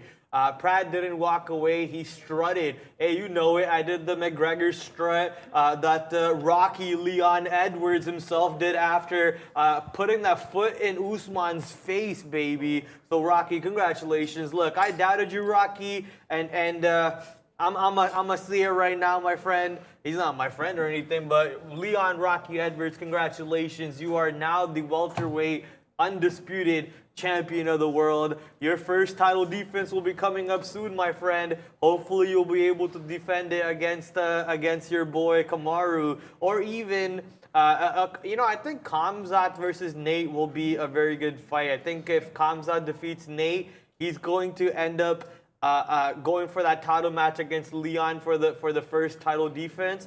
But if Khamzat loses to Nate, which I'll put money on, I'll put money on Nate to submit Khamzat. If that ends up happening, oh boy, we're gonna have some crazy storylines coming up in the UFC sphere. I don't know when Formula One's back. I think Formula One's back this weekend. Let me actually quickly go check here. Is Formula One back this weekend? When is the next Grand Prix? Yeah, it is back this weekend. We got the Belgian Grand Prix this Sunday, so that's going to be fun to watch, obviously. Lots of sports coming back into play. And look at this, though. The shorts are really coming into play over here. Looks like I should have held my SE shorts a little bit longer. Just didn't have the faith in the market to drop the way it just did, but the market coming off means our positions are extending a little bit more. SWK now 60 cents in the money. Dollar General 40 cents in the money. Zoom also 40 cents in the money. And GE, something that I have not taken profits on at all, 20 cents in the money on that. So let's take out our first lot of shares. Still have about 75% left on GE over here, and about 60% left on SWK, DG, ZM, and DoorDash. Our long on Mosaic out of the money by 10 cents. So not sure what I want to do with this one as the market's coming off. Maybe we close this long over here as the market's coming off. That's the most logical thing to do. Why hold the long when the market's short? That's absolutely right. I don't see any reason why to go long on this market, especially now that we're heading towards, I think, the low of the days for both the Qs and the IWM. I'm sure the S&P chart looks about the same. I wish I held my shorts actually a little bit stronger. I had paper hands because, I just have paper hands just because. But if I didn't have paper hands, I would be still shorting this market here. I think 315.5 again is the level I'm looking at. We break the low of day today. I think negative 3% is definitely going to be in sight. So that's going to be one to absolutely look at. But the good thing about trading, I think, market movers is that they sort of move independently over the overall market. And for the most part, you'll have some exceptions. But besides that, I've been taking a look at drug. People saying possible second wind here. I'm going to take a look at this one real quick. Bright Minds, Biosciences. Again, top mover for day, up at only 84% at this point. I'd say the second wind is not yet to be seen as we're trading right around, I should say, 230. The heads and shoulders pattern I was talking about earlier didn't quite materialize either. This is just one shoulder, one head, and just a fade from then on apparently, because at the moment I think we kind of found a little bit of support at around 230. If we could stop going lower, just a slow bleed at this point looks somewhat painful. But we're seeing if we could see a little bit of a resurgence of life after we come back to the markets. When the traders come back at around 1, 2 o'clock, we see a bit of volume pickup, especially towards the end of the day. We have Sean Neal come back, trade this. Maybe that'll re-inspire the markets a little bit to add some more volume to some of these names and start trading market movers again. That's going to be one thing to look at. Besides that, I'm just waiting for a break at the daily lows here on the Qs, around 315.35 in this range. That's going to be my signal to go short on the markets. So that I'm just waiting at the moment, trying to be like a sniper rather than having a chain gun shooting at the markets. But looking for this move. 2%. You want it to go down how much more? I want to see negative 3% today. I have a vengeance against the market because of how badly it hurt me during the entire move upwards, where every day I wake up and I see myself losing several $100s more, just like that out of the blue. And I just continue holding it short, losing more throughout the day and wondering why it is I ever entered this casino, as I call it. But with the markets, there is a bit more of a skill component too, and I do believe that with analytical thinking, good forecasting, very easy, well, I wouldn't say easy, but very possible to predict the direction of the market, both short-term and long-term. And I think we've seen too strong a short-term rally. There's definitely a bit of an inefficiency at times we're going to take advantage of. This might be that. I think the markets are not fully, taking into consideration just how bad higher interest rates are going to hurt most of these cash flow negative companies that need to issue new debt. And so for that reason, I am still short the overall broad markets and at this time. So that's why I'm still short. And that's my thesis.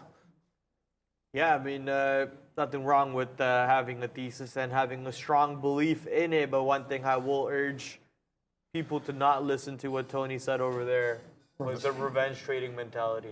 Tony, the revenge trading mentality is not useful.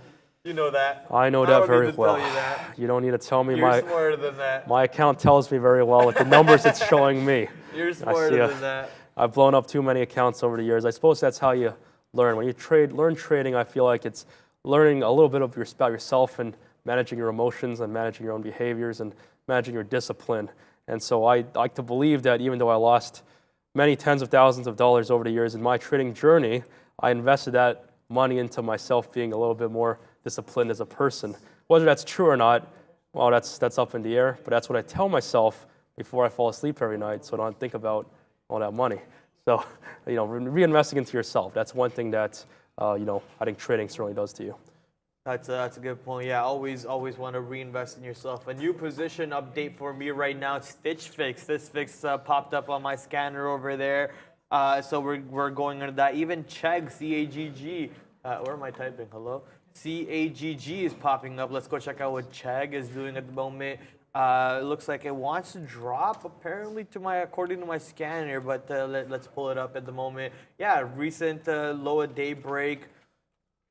Bang, low at daybreak around 20. Also happens to be this support area around 1980. Let's take a quick little short around this area. Give it that wiggle room of 5-10 cents to the north side. And if it goes, if it goes. If it doesn't work out for us, I'm fine with that. We've already banked enough P&L today to continue taking shots like this. I mean, SWK, I have a ton of size on that position and 60 cents in the money. Dollar General, the same amount of size, also 60 cents in the money. Like, we're loving it, man. We're loving the scanner. Thank you, Trade Ideas, for building it for me. Absolutely loving it. I want to head over to DRUG. I know Tony's been trading the stock quite a bit today. Moving towards the 50-period EMA at $2.23 is DRUG right now. We're going to try one more attempt at the long side for said position. And Kaba popping up for the long side scanner too. Already won 3 races today previously.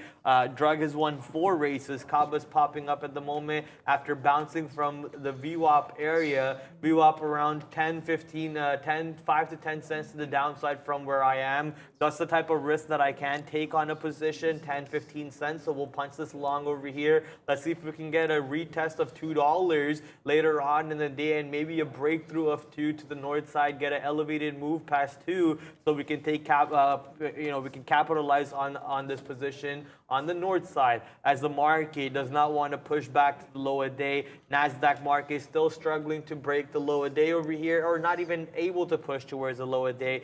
Same with the S&P 500, not able to push to the low a day just yet. So it looks like we might just be able to capitalize on these 2 longs that we have, which is DRUG and CABA. But boy, oh boy, Dollar General now pushing down a little bit more for me. Let's take some more profits on Dollar General. I hate this stock.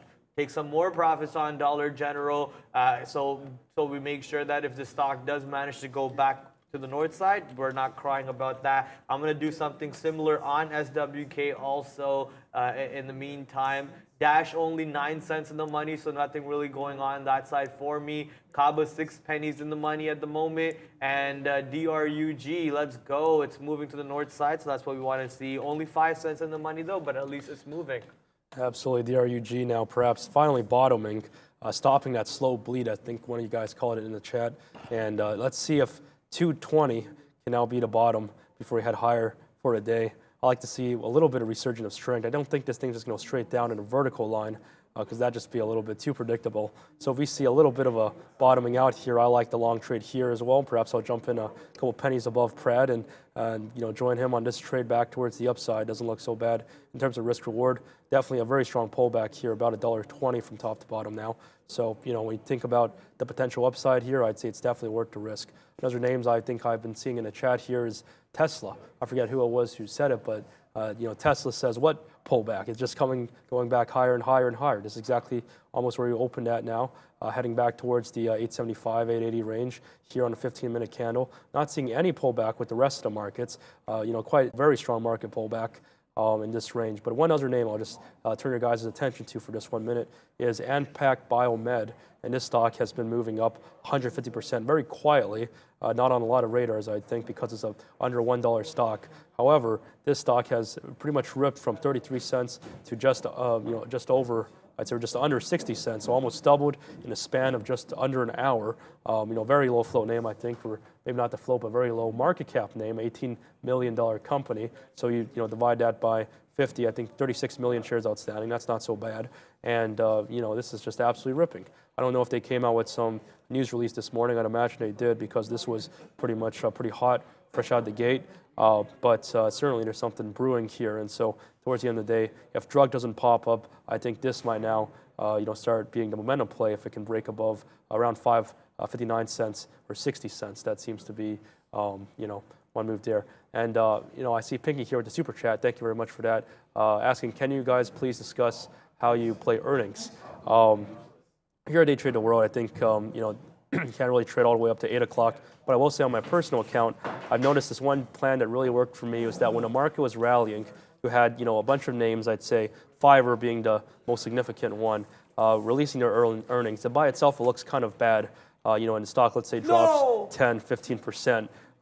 Just after earnings. However, you buy it, and then the regular market session and the post-pre-market session feels like a different audience because as soon as 9:30 opens, the stock jumped from $33 to $44 in the span of 15 minutes. And I've seen pretty much the same thing almost on Roblox as well right after the earnings miss. I've seen it on, App Lovin', I think, a little bit. That jumped from pretty much, $36 to $40, not as big of a jump. But a lot of these names, as soon as they miss earnings, but then the market opens the next day, market buys it right back. And so that's what I do when the market's strong. And I'd imagine on the reverse, you probably don't want to do when the market's showing a little bit of weakness. But that's just how I would play earnings myself. What about you, Brad? How would you play earnings, such as Zoom you were mentioning earlier today? People are asking about what the no in the chat was. Yeah, I keystroked out of my full position on Kaba. Instead of just taking my first lot out, I took the whole bag out. So that's what the no and the death smack was about. But it's fine. At least that means we capitalize on some money. Tony was asking me what the super chat question was. Super chat basically asking, wait a minute, drug also moving up. Oh yeah, I did take some profits on drug. That's a good trade. Did, Tony. No, I didn't even enter that trade. I was too slow to that. Yeah, so drug moving back to the north side now, 25 cents in the money on drug, and we took some profits. But coming back to that question, how would I trade earnings? There's a lot of ways that people trade earnings. Obviously, everyone has their own methodology and their own setup at the end of the day. The way I like to trade earnings is I like the numbers to come out, and then I play off of those numbers. People like to play the YOLO setup, the YOLO Dolo setup, which is you just guess what direction the numbers will come out, and then you play that direction just blindly, right? I don't like to do that. I like to wait for the numbers to come out and then see. Currently, Zoom is squeezing a little bit to the north side, so we're going to punch out a Zoom over here. We already had a successful winner. We're going to take out the last few lots of size that we have over there for a tiny loser. No big deal at all on that side. All of our other positions on the board right now are either in the money or absolutely flat, which is Stitch Fix. SFIX is absolutely flat. So for earnings, for example, you can either play when the earnings drop at the end of the day or in pre-market. Wait for the earnings report to come out. Let's say if earnings is at 4 o'clock in the evening, you wait for the earnings report to come out at 4 o'clock. You'll see a lot of algos coming in, buying and selling. You can try to join in on that move or wait for that move to finish off. Map out the levels off of that move, and then next day watch how the stock trades in pre-market and map out those levels. So you have your after-hour levels, you have your pre-market levels, and then you have the overall market open levels itself, and you'll be able to map out some good clean entries and exits for yourself off of that earnings play. So Zoom today will be something to take a look at for sure, which has earnings later on, I believe at 4:05 or probably 5 o'clock. I'm just throwing a number out there. Let me actually go confirm what exact time Zoom's earning is. And bang, baby. CABA just winning another, no, DRUG winning another race at the moment, which means that it's pushing up even more for us. Yeah, still 20-30 cents in the money on DRUG, and Dollar General 80 cents in the money now on Dollar General. Now I still have about 25% left on Dollar General sides, SWK, and Dash 30 cents in the money. Let's go take some sides out on Dash. And the only reason I'm saying that is because I've seen it whip right back up here multiple times. Go to my break even and even whip against my break even by about 10 to 15 cents. So just because of that, we want to capitalize on that move and not let it hurt us. CAGG on New York, also doing something similar. Only 8 pennies in the money on this one, but let's take some profits just to make sure that it doesn't whip back against us. Take some of these profits. We have enough size on that. CABA apparently had a pullback, so it looks like me punching out right there pushed the stock right back down. So I'm glad that I was able to bully that position back down a bit. Maybe we can get back in over here. I'll throw an order out at 72s. Yeah, I'll throw an order out at 72s. If they give me that fill, I'll take it. If not, I do not want it. GE only a penny in the money right now. Not really anything going on that side. And Stitch Fix also only a penny in the money. DRUG 25 cents in the money. Let's take some out right before VWAP over here for DRUG so we can hold the rest of the bag a little bit longer. Exactly.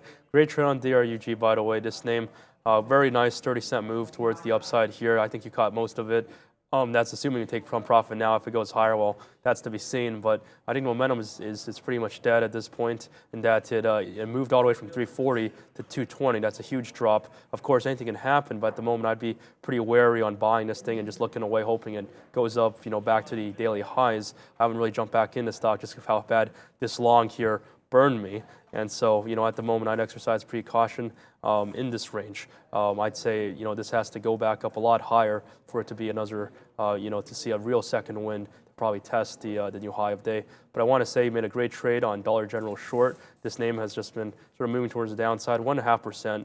That's not too big a move for, but it's a name like Dollar General, which I am surprised is down at all for a day like today, because you'd imagine that a weaker economy does very well for the dollar stores. Back in 2008, names like McDonald's, I don't think went green during the recession, but they certainly were some of the outperformers, compared to the rest of the Dow Jones components and the rest of the market in general. Is that you have some of these discount brands that get a lot more revenue during weaker times, and so I think Dollar General, Dollar Tree, some names have been holding up very, very well during the recession, but even so.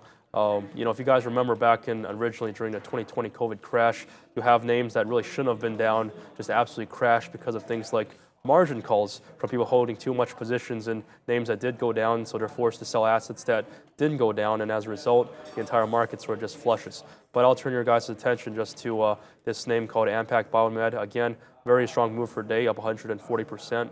It sort of flushed from around 58 cents all the way to 50, close to it. But I think that with how this name was moving very, very strongly to the upside, I went for a long in here at around 51 cents. And so I'm seeing if we can try to test 58 or 59 once again. That would be very good, I'd say, as a day trade. Momentum certainly with this stock. I forget what the volume is here, but it's been, I think it's the top gainer for the day across all sectors, across all markets.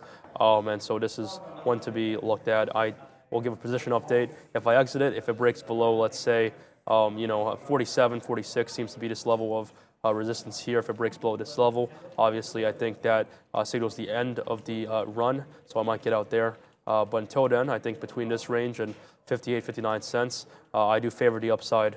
So Ampac Biomed is my long position at this moment. All right, Tony, I think it's time to give you a break, my friend. I think so. We appreciate all the hard work. We honestly do. Thank you for coming on today. Absolutely. And I think you'll be here tomorrow too? I believe so, yes. Actually, I think there's a schedule change more recently. I'm not sure if Sean and...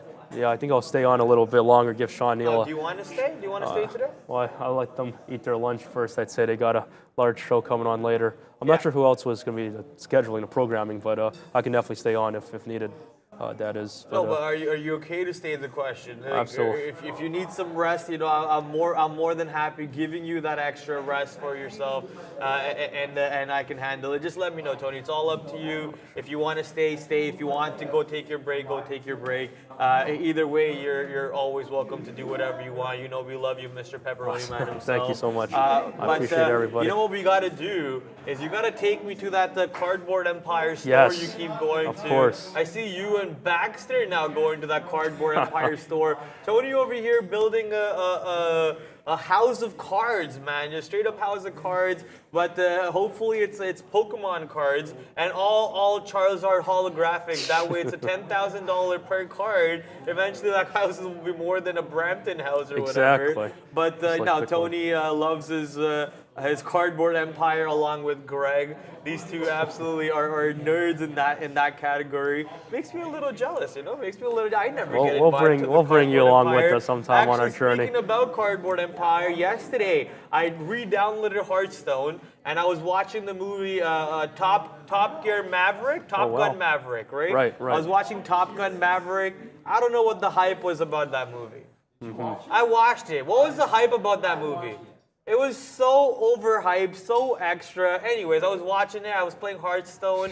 I went from bronze 10 to silver 10 in a span of the movie's length. So I absolutely grinded it. But once again, man, that movie, I just downloaded it just to watch the movie because that movie was boring me to death. I don't know what the hype behind that movie was, and I don't think I will now go watch the original one. If the second one was so meh, I think the first one's not even worth my time.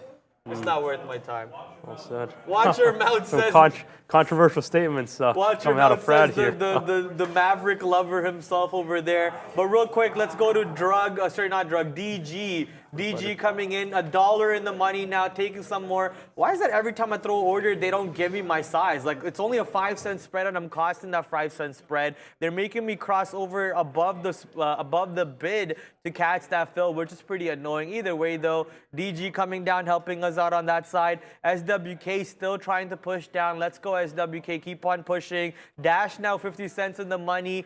GE not doing for me what I wanted to do. So maybe market's coming down, so we'll hold on to GE a little bit longer. What is CAGG doing? CAGG pushing down. That's exactly what we needed to do. And what is Stitch Fix doing? Stitch Fix currently also struggling a little bit. Let's see if Stitch Fix wants to help us out on this side or not. Someone said keep your grubby mitts away from Stitch Fix, Prad. Listen, I'm a day trader. I'm just trying to scalp it on a day trading spectrum. Whatever I do over here does not affect you on a long-term scale, right? So don't worry about it. I'm just trying to add to my P&L a little bit. And last but not least, the only long on the board, DRUG, not really doing anything to the north side for me except for giving me 20 cents. So let's take out some more size on that side. Let's go, baby. Multiple trades on the board that are in the profit, that I have been taking profits for you guys. Hopefully you are appreciating that at least. Coming back to the market here real quick, GCT, look at GCT trying to push back down here. It pushed above 240, but looks like it rejected 40, $39.96, $40 rejection, pushing back down to 35 is GCT. It is officially the end of lunchtime. It's 1:06 Eastern Standard Time right now. So, you know, the unofficial lunchtime ends at 2 o'clock if you ask me. So still expecting volume to be a little on the lighter side, but expect volume to slowly start coming back into the market as traders are getting ready to start pushing or start making new executions on the NASDAQ and on the New York side. Currently watching WOLF pop up on my race view scanner over here. So let's pop up into that scanner. Let's pull up the stock. Let's see what it's doing. I already like it. Let's punch short.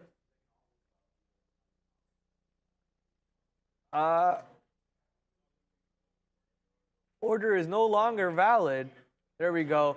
So we're now short on WOLF. That's because we didn't get our full size.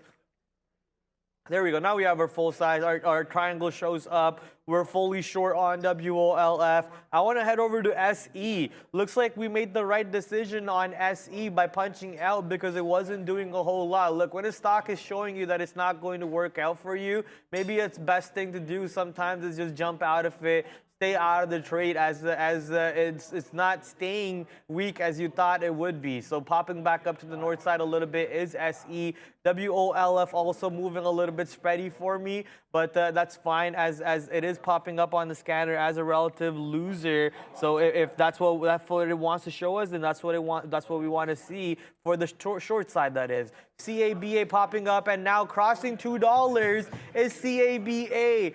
No, I gave you guys this long. It's now going to pop up on the scanner as the fourth winner. It's already won 4 races on the day. DRUG has won 5. So with this one popping up, now taking $2, that's why I took this long over here at $1.80. I said, let's see if we can get that $2 break again. We're now getting a successful break, most likely, as it wants to keep on pushing north. Let's see how high this one will obviously go to, and where will be the final frontier for the line in the sand for CABA. I'm trying to find some levels for CABA, maybe. Let me do this real quick. CABA, where can we find some levels? I think that 230 level stands out pretty clean for me. So if you want to get a 30-cent scalp out of this baby, maybe pushing along at $2 over here and giving it that risk of 3-5 pennies. You know what? Less talky, more worky. So let's do it. Let's punch that long, and then let's give it that 5-4 pennies worth of risk to the downside,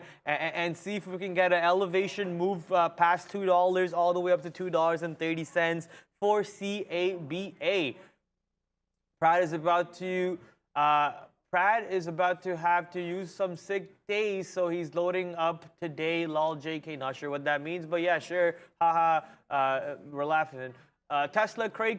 Is Tesla cray? Not really. It's still down 2% on the day. Tesla is still around $870 in the market. You know what? We're going to punch back into Tesla short. Yeah, 50,000 shares, Prad. Yes, that's exactly what we're going to do. That's not what we're going to do. But yeah, let's punch back into a Tesla short over here. Why are my orders not filling? Bang, there we go. Now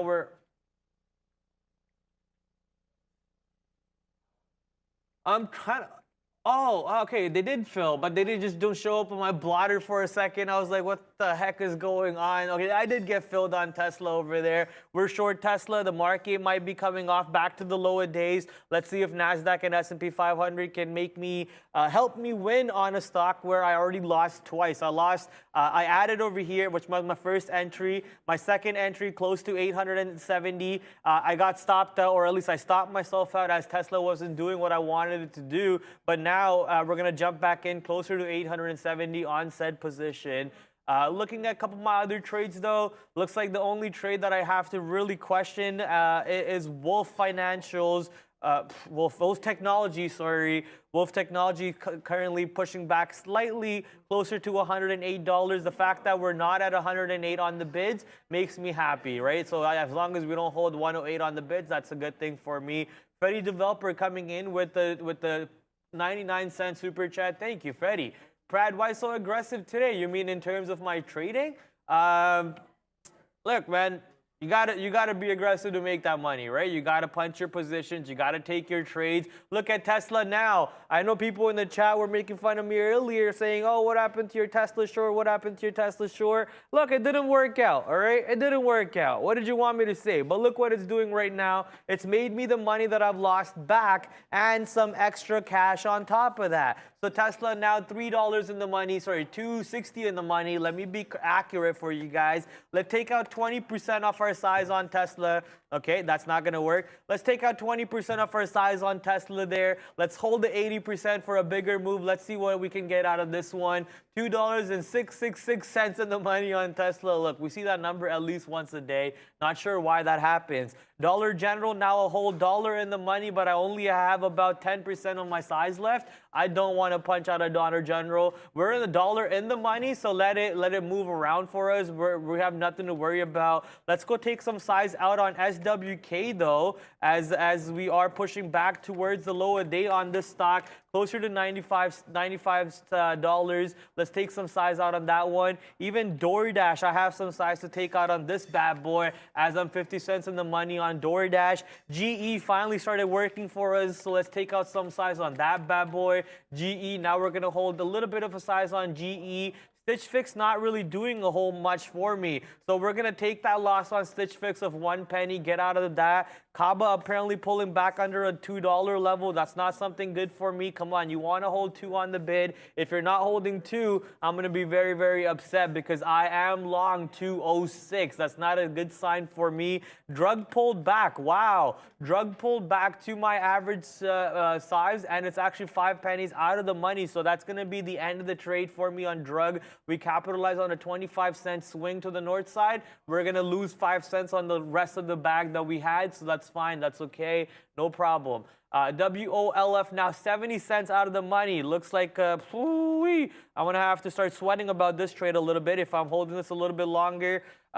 Okay, I'll give it up to 108.50. Algos, if you're listening, 108.50. So we'll see if 108.50 goes and takes me out on this trade. If not, then hopefully we are accurate on that stop and we get to take advantage of said position. Another super chat coming in, $1.99. I bought GCT at 42, down a few dollars, hold or sell. I cannot give you suggestions on what you need to do on your positions, as I'm not a financial advisor.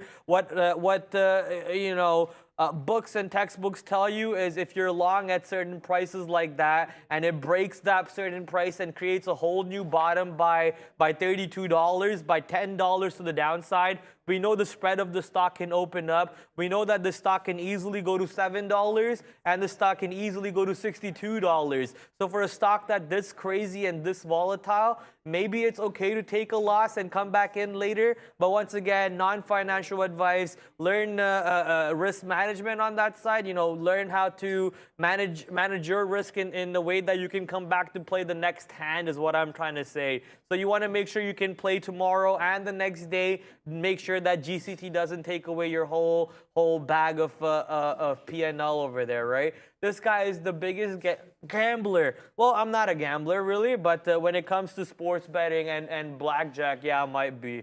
Looks like Neil's ready. Neil just ate his lunch. Neil, what'd you eat today?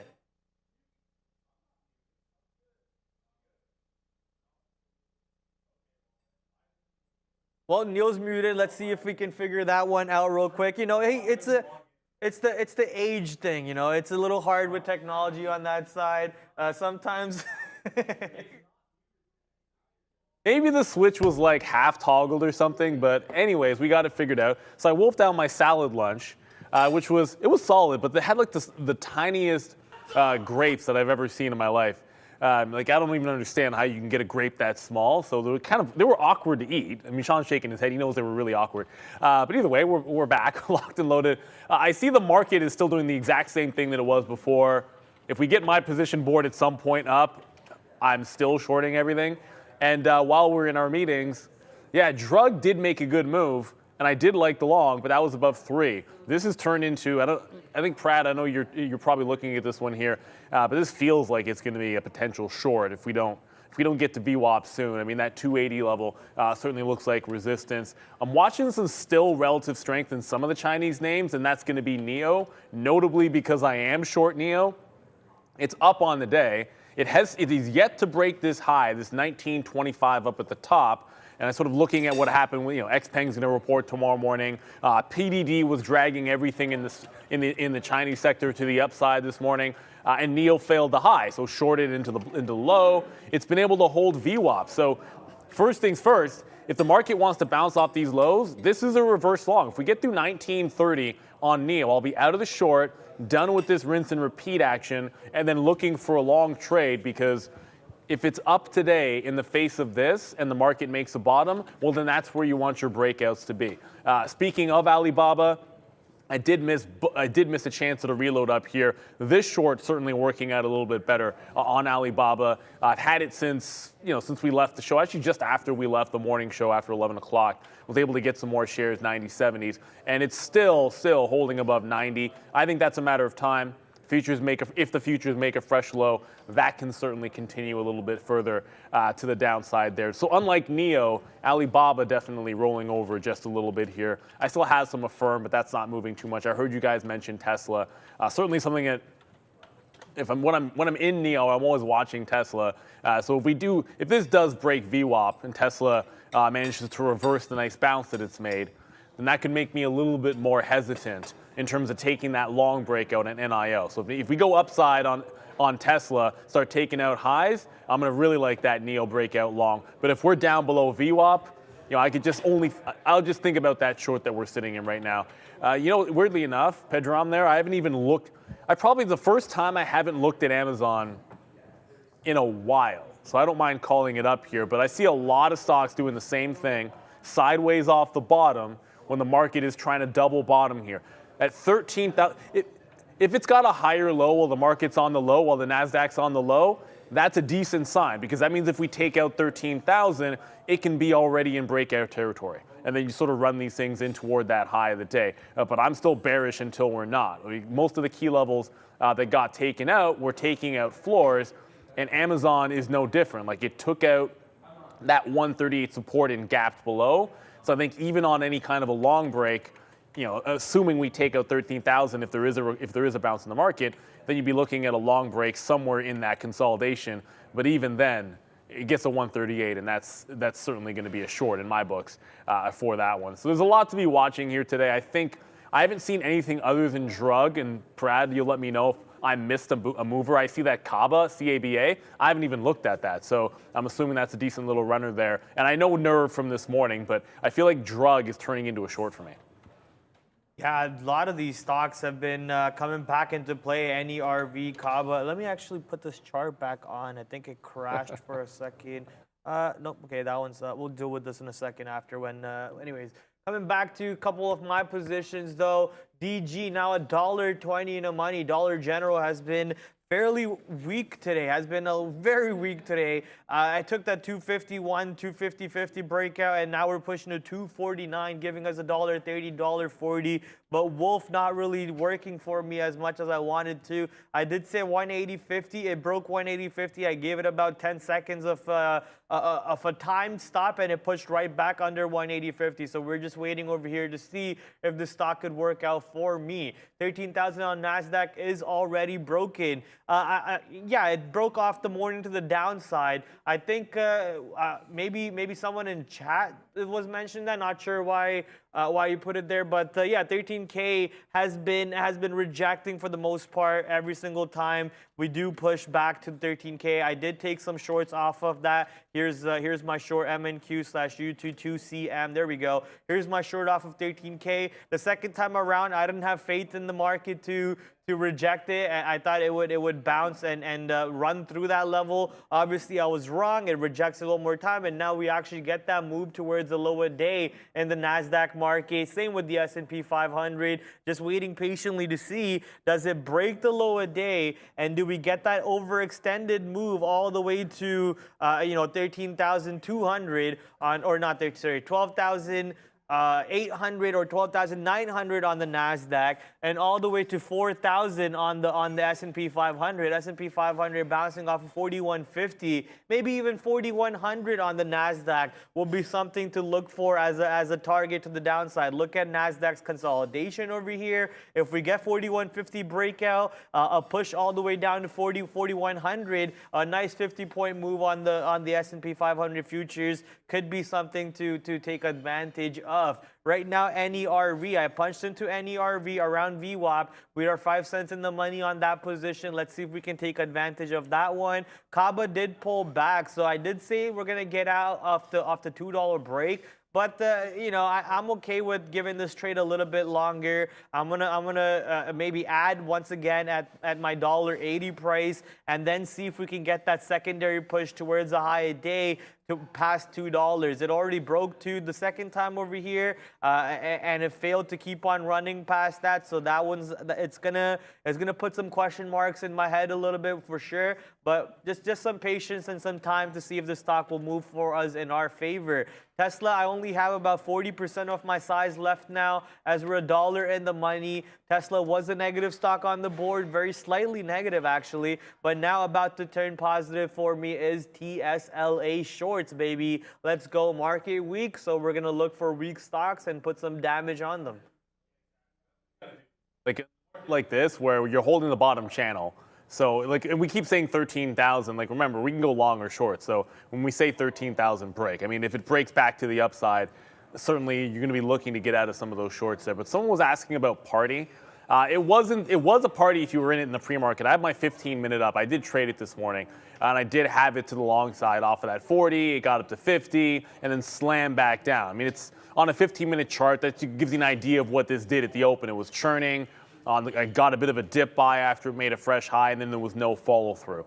So you've got a double top, wick high. Even if it pushes, I kind of think it's likely to make a higher low here and run into trouble at that same 250 level where the long ended up failing on the way back in. So this one feels, at least for today, it feels a lot like a drug where you might be able to get a scalp long, but it doesn't excite me until it really starts pressing that high or picking up in volume. The volume's already dying down on this one, so it might need to consolidate, which that would be $2, right? Like if it ends up failing a double top here, but then manages to hold, I mean, anywhere in this range, it could be 2 all the way down to like 180. It could hang out here and sort of go half to sleep on what's been a challenging day for a lot of the momentum squeeze type names. Yeah, it might have to hang out for a couple of days and get going again. That's going to be tough to come back from that double top. Hasn't taken out the low yet, but I'd be looking to short 250 if it got there. That's just my 2 cents, just based on what I'm seeing over with this one. I did forget to mention that I'm still into a firm here, and a firm, it hasn't broken 29, so at least this waited for me because I am sitting short. I had a couple of shorts earlier. One that got blown out, we jumped back in underneath 31. That's what I'm hanging on to. But I still like the 29 breakdown. Our firm's down 6%. It's on a pretty significant level. Like this floor goes at 29. I think there's some room for you to get back to like 27.5, 28 area.